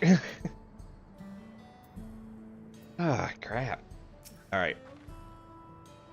This is the moment of truth. We hold Zorlja here, and I know exactly how to do that. Honey Yellow Dye, because that's just the one I use all the time. Oh shoot, I forgot I had new equipment.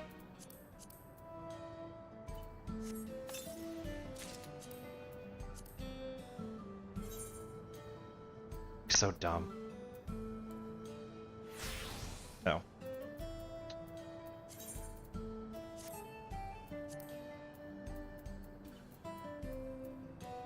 Okay, back to normal.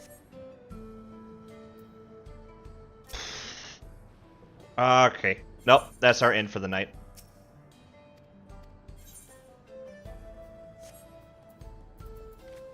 Yeah. I mean, if you want to craft me the right side set just so I have something I can use for a while, that would be great. And I just send it to me via Moogle, or just hit me up tomorrow and I can use it. But yeah, we're basically at the kind of part of the storyline where shit's hit the fans. We still have a whole other section, which now that I think about it is probably just like the actual other half of the Golden City. Because let's see, hold on. We might actually have already had 5 areas. So maybe we might not have more areas to go discover.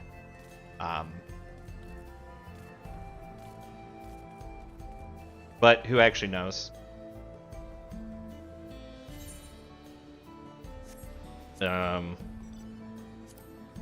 Scared Fateless. God, you can tell how often I do freaking logs and stuff. I don't even know where to begin looking for that. There we go, Shared Fate.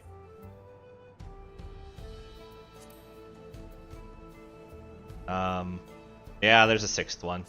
I know of 5 areas. I haven't done a duty out in today. I am 98. If there's a gear level for 99, just make it for 99, because legit, I have to go and level. The next dungeon's 99, and I'm pretty sure I'm right around the corner from that.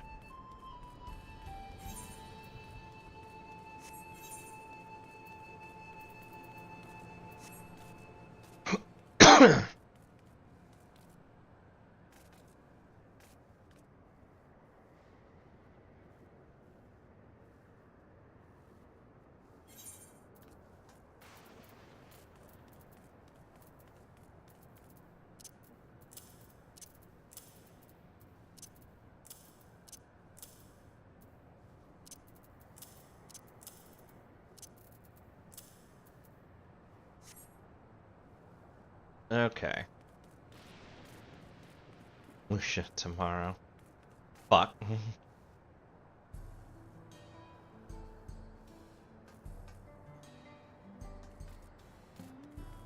Yeah, no, straight up.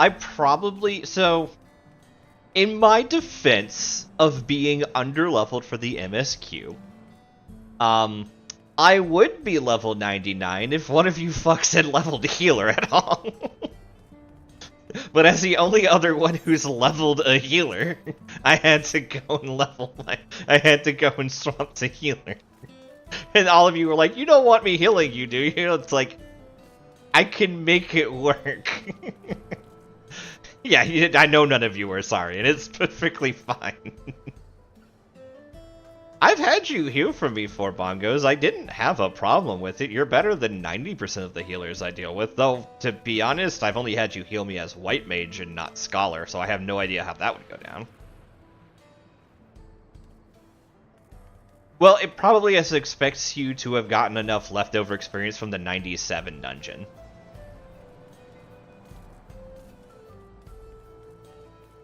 Meanwhile, me healing, I'm the only one that died, and it's because I was herded like a fucking sheep into an AoE.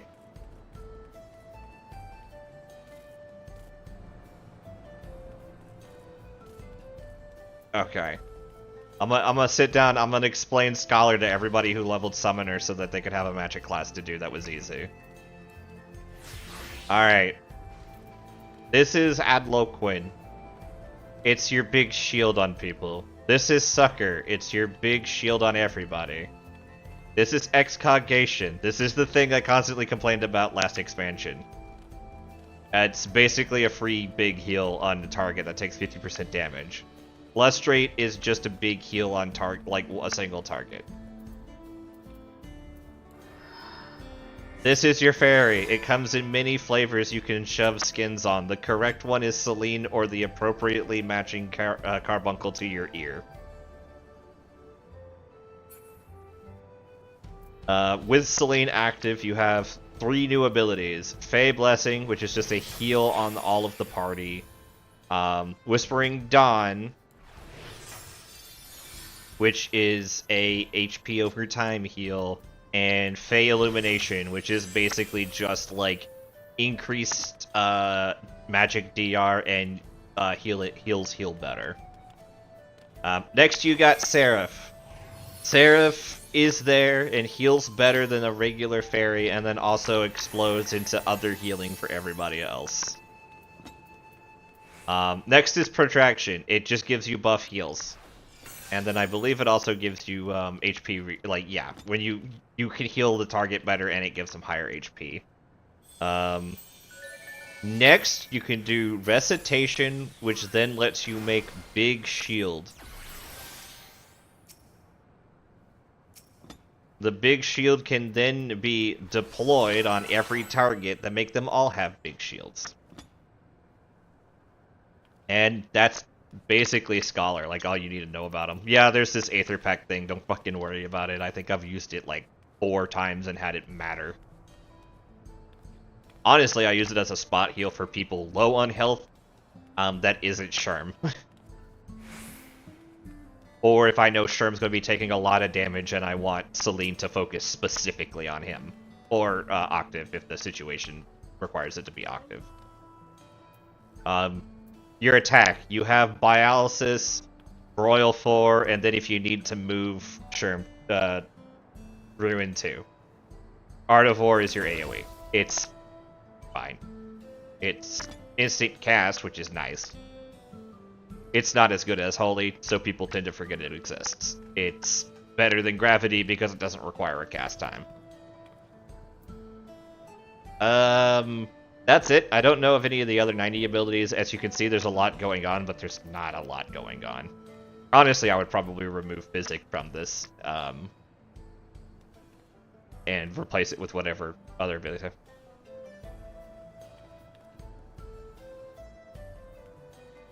Oh, God.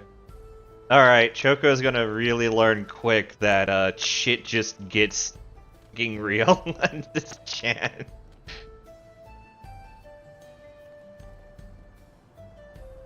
I'm very excited to do the EXs soon.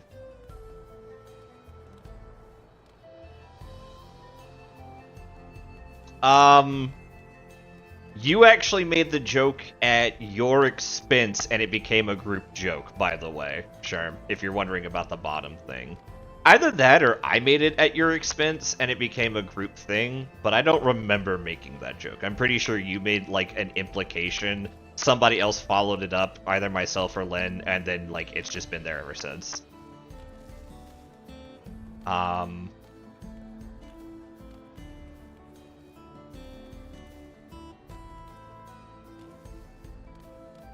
It's okay, we were gonna let you discover it on your own. Oh, so, Lena got back to me, guys, by the way. She's gonna be doing Dragoon this tier, and she wants to go back and try her lance now that she doesn't have to keep track of Dragon Sight or shit like that. So, curious to see her opinions on that, but she's gonna try melee. So, you're gonna be doing, Red Mage for now. You're gonna be caster position for now, Choco. Yep. That's what she let me know. I told her she could have, because Sherm, you offered to swap off tank, and I would be perfectly okay, like, sharpening my scythe. I told her she could take any position she wanted to, she just needed to let me know what the position was, and she settled on Dragoon. For those who are curious, unless something changes with somebody else, I will be playing Astro this tier. At least at the start of the tier. If I don't end up doing that, I'll probably swap to Scholar. Because I actually do like healing Scholar. No. Basically, Lena saw that she was open to do whatever job she want. because you were choosing to do Red Mage. She could have taken Pictomancer. She chose not to.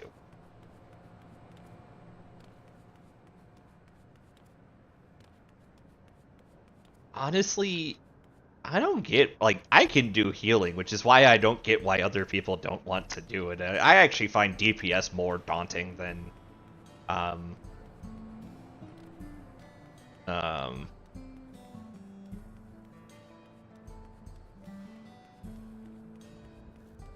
all things considered. My question about choosing to do Picto over Red Mage is, do they use the same equipment? Like, does Picto want to be spell speed like Black Mage, or does it want to be crit like Red Mage and Summoner? Because if it wants to be crit like Red Mage and Summoner, I would do Picto if you want. And then if it ends up in the Black Mage slot where you want to do spell speed over crit because that's the better damage build, I would suggest just sticking Red Mage. Do research and just let me know. I don't fucking know. Like I said, I'm going to be doing Astrologian. Because while Lucia might be a Black Dark Knight, I am a healer, and I have wanted to be a healer since Cataclysm first dropped, and now we're in Legendary Cataclysm.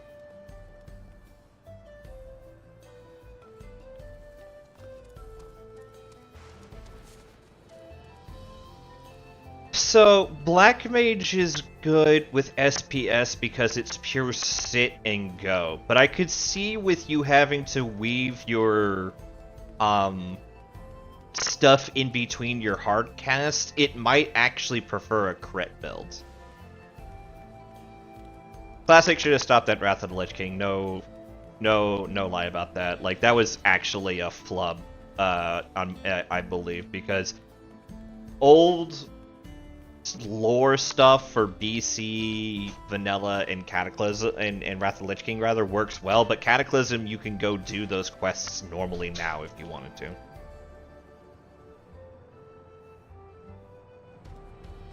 I like your, like, I can't focus on my rotation. Buddy, I have two fucking buttons. The dot button and the not dot button. Everything else is a heal.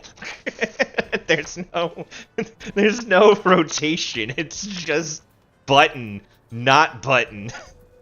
Dot button, button, other stuff. I will say, like, I would not recommend Astro for your first, Look, my DPS optimization is which of you fuckers gets this card. That's it. That's my DPS optimization. And hitting my 2 minutes when I need to hit my 2 minutes. Other than that, my optimization is which of you guys get the DPS card. Otherwise, play Fall Malefic.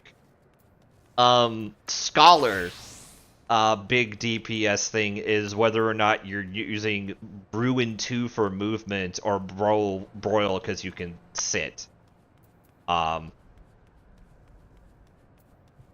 Sage I would say has a little bit more optimization to their healing, because doing damage often is also part of your healing. So being able to use doses and Phlegma are all like, and mastering how to use your Toxicons, they're all important parts of your, like, kit.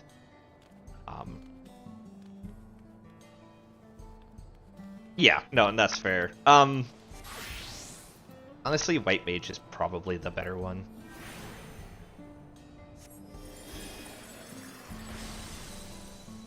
I always highly recommend people do White Mage if they want to learn how to heal. It's clean, it's simple, but there's a lot more to the kit that's under the hood than it first looks.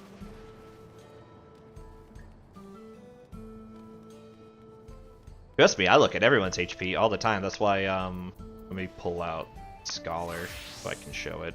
But this is also, like, I keep an eye on your guys' HP bar. That's why your HP bar is right here and not all the way up here like in my other setups.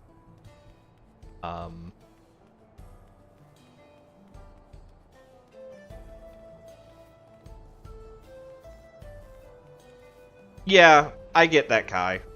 If as somebody who has healed in both WoW and 14, if you were a healer in WoW, your job was heal.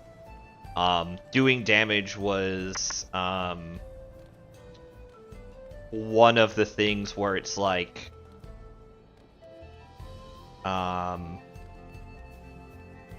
you either heal or you don't heal.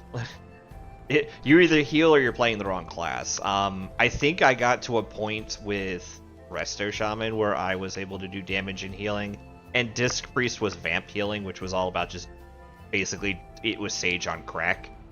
Like, imagine if Cardia, everything you did caused a heal to go off. That was Disc Priest, and you just had a lot of damaging spells. Like, your dots, the dot ticks caused heals to go off, and you had like 4 different dots.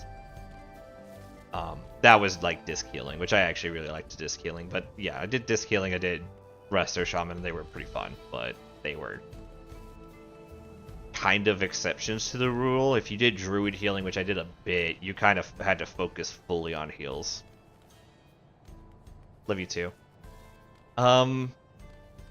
WoW's biggest difference between, like, the biggest difference between healing in WoW and healing in 14 is 14, your healing is an optimization that you need to do to keep people from hitting 0. Like, most of my casts, probably 60% of my casts, like, on as a shield healer last tier, was still just damage spells. The other 40% were shields I had to cast to make people work. WoW tends to throw a lot more damage all the time. Everything causes damage. There's area damage going down. There's hits that are just unavoidable damage that you can take. So as a healer in WoW, you constantly needed to be able to heal.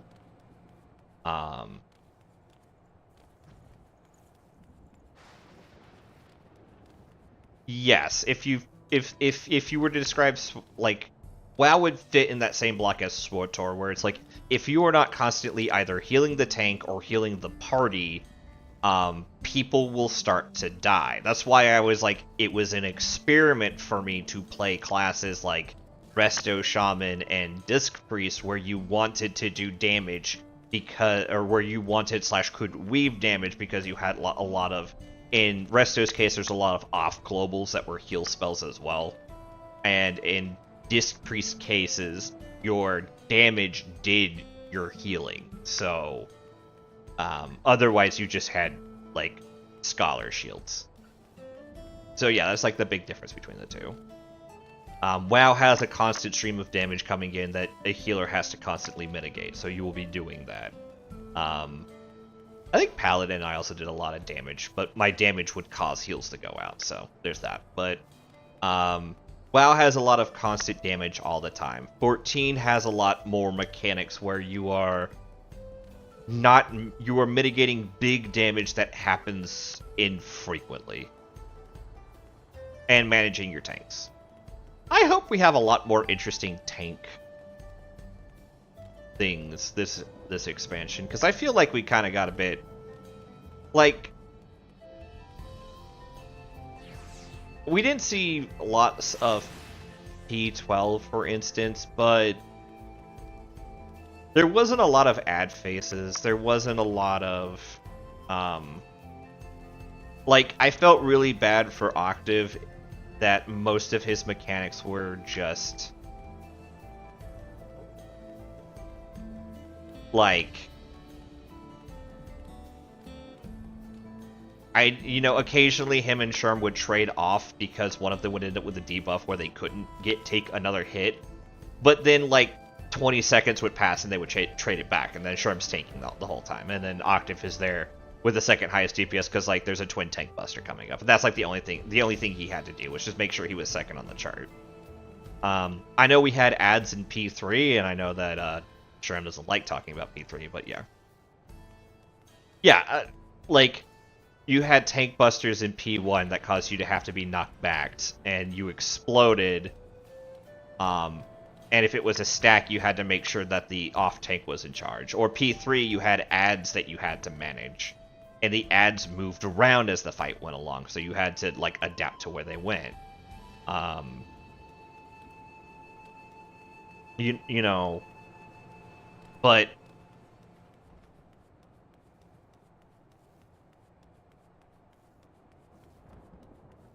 yeah, Firestorms of Asmodeus, that's fine. I get that as somebody who had to deal with the bullshit that was the mechanic right before Firestorms of Asmodeus. But we didn't have stuff like not Omega, E8S, where you went off into a light party and had to go deal with a Heidelin crystal.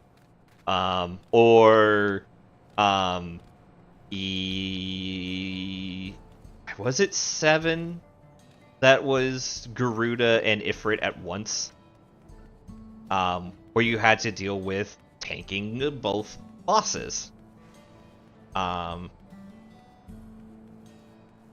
You know, we didn't have something that...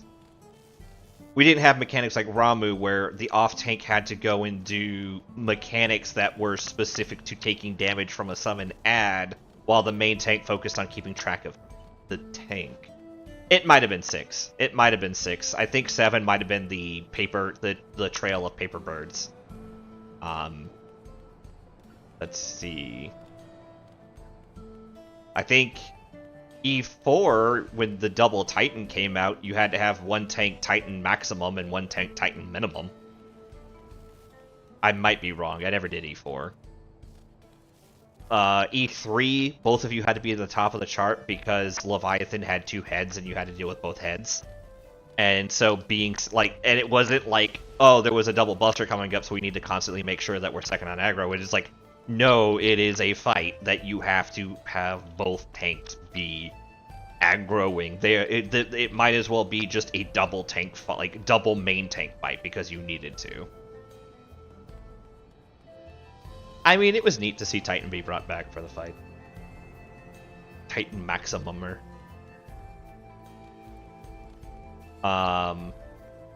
But yeah, Eden had a lot of fights where being an off-tank meant you had to have something to do. And this didn't happen a lot in Pandemonium. I remember Octave saying something about how his favorite mechanics in Pandemonium involved the ones where he actually got to do more.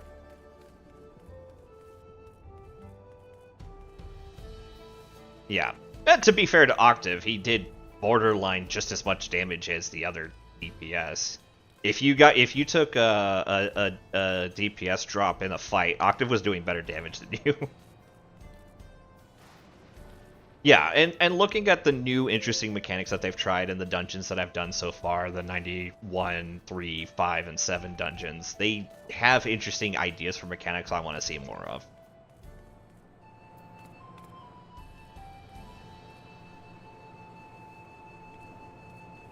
That's the thing that plagues every MMO, though, is sometimes it's like, oh, which tank did you bring? Did you bring XYZ tank?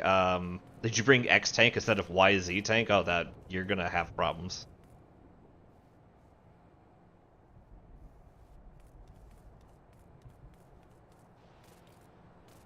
That's good. That's exciting to hear.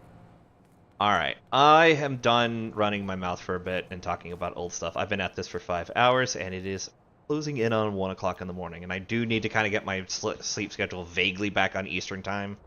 Let's go ahead and start wrapping up for the night.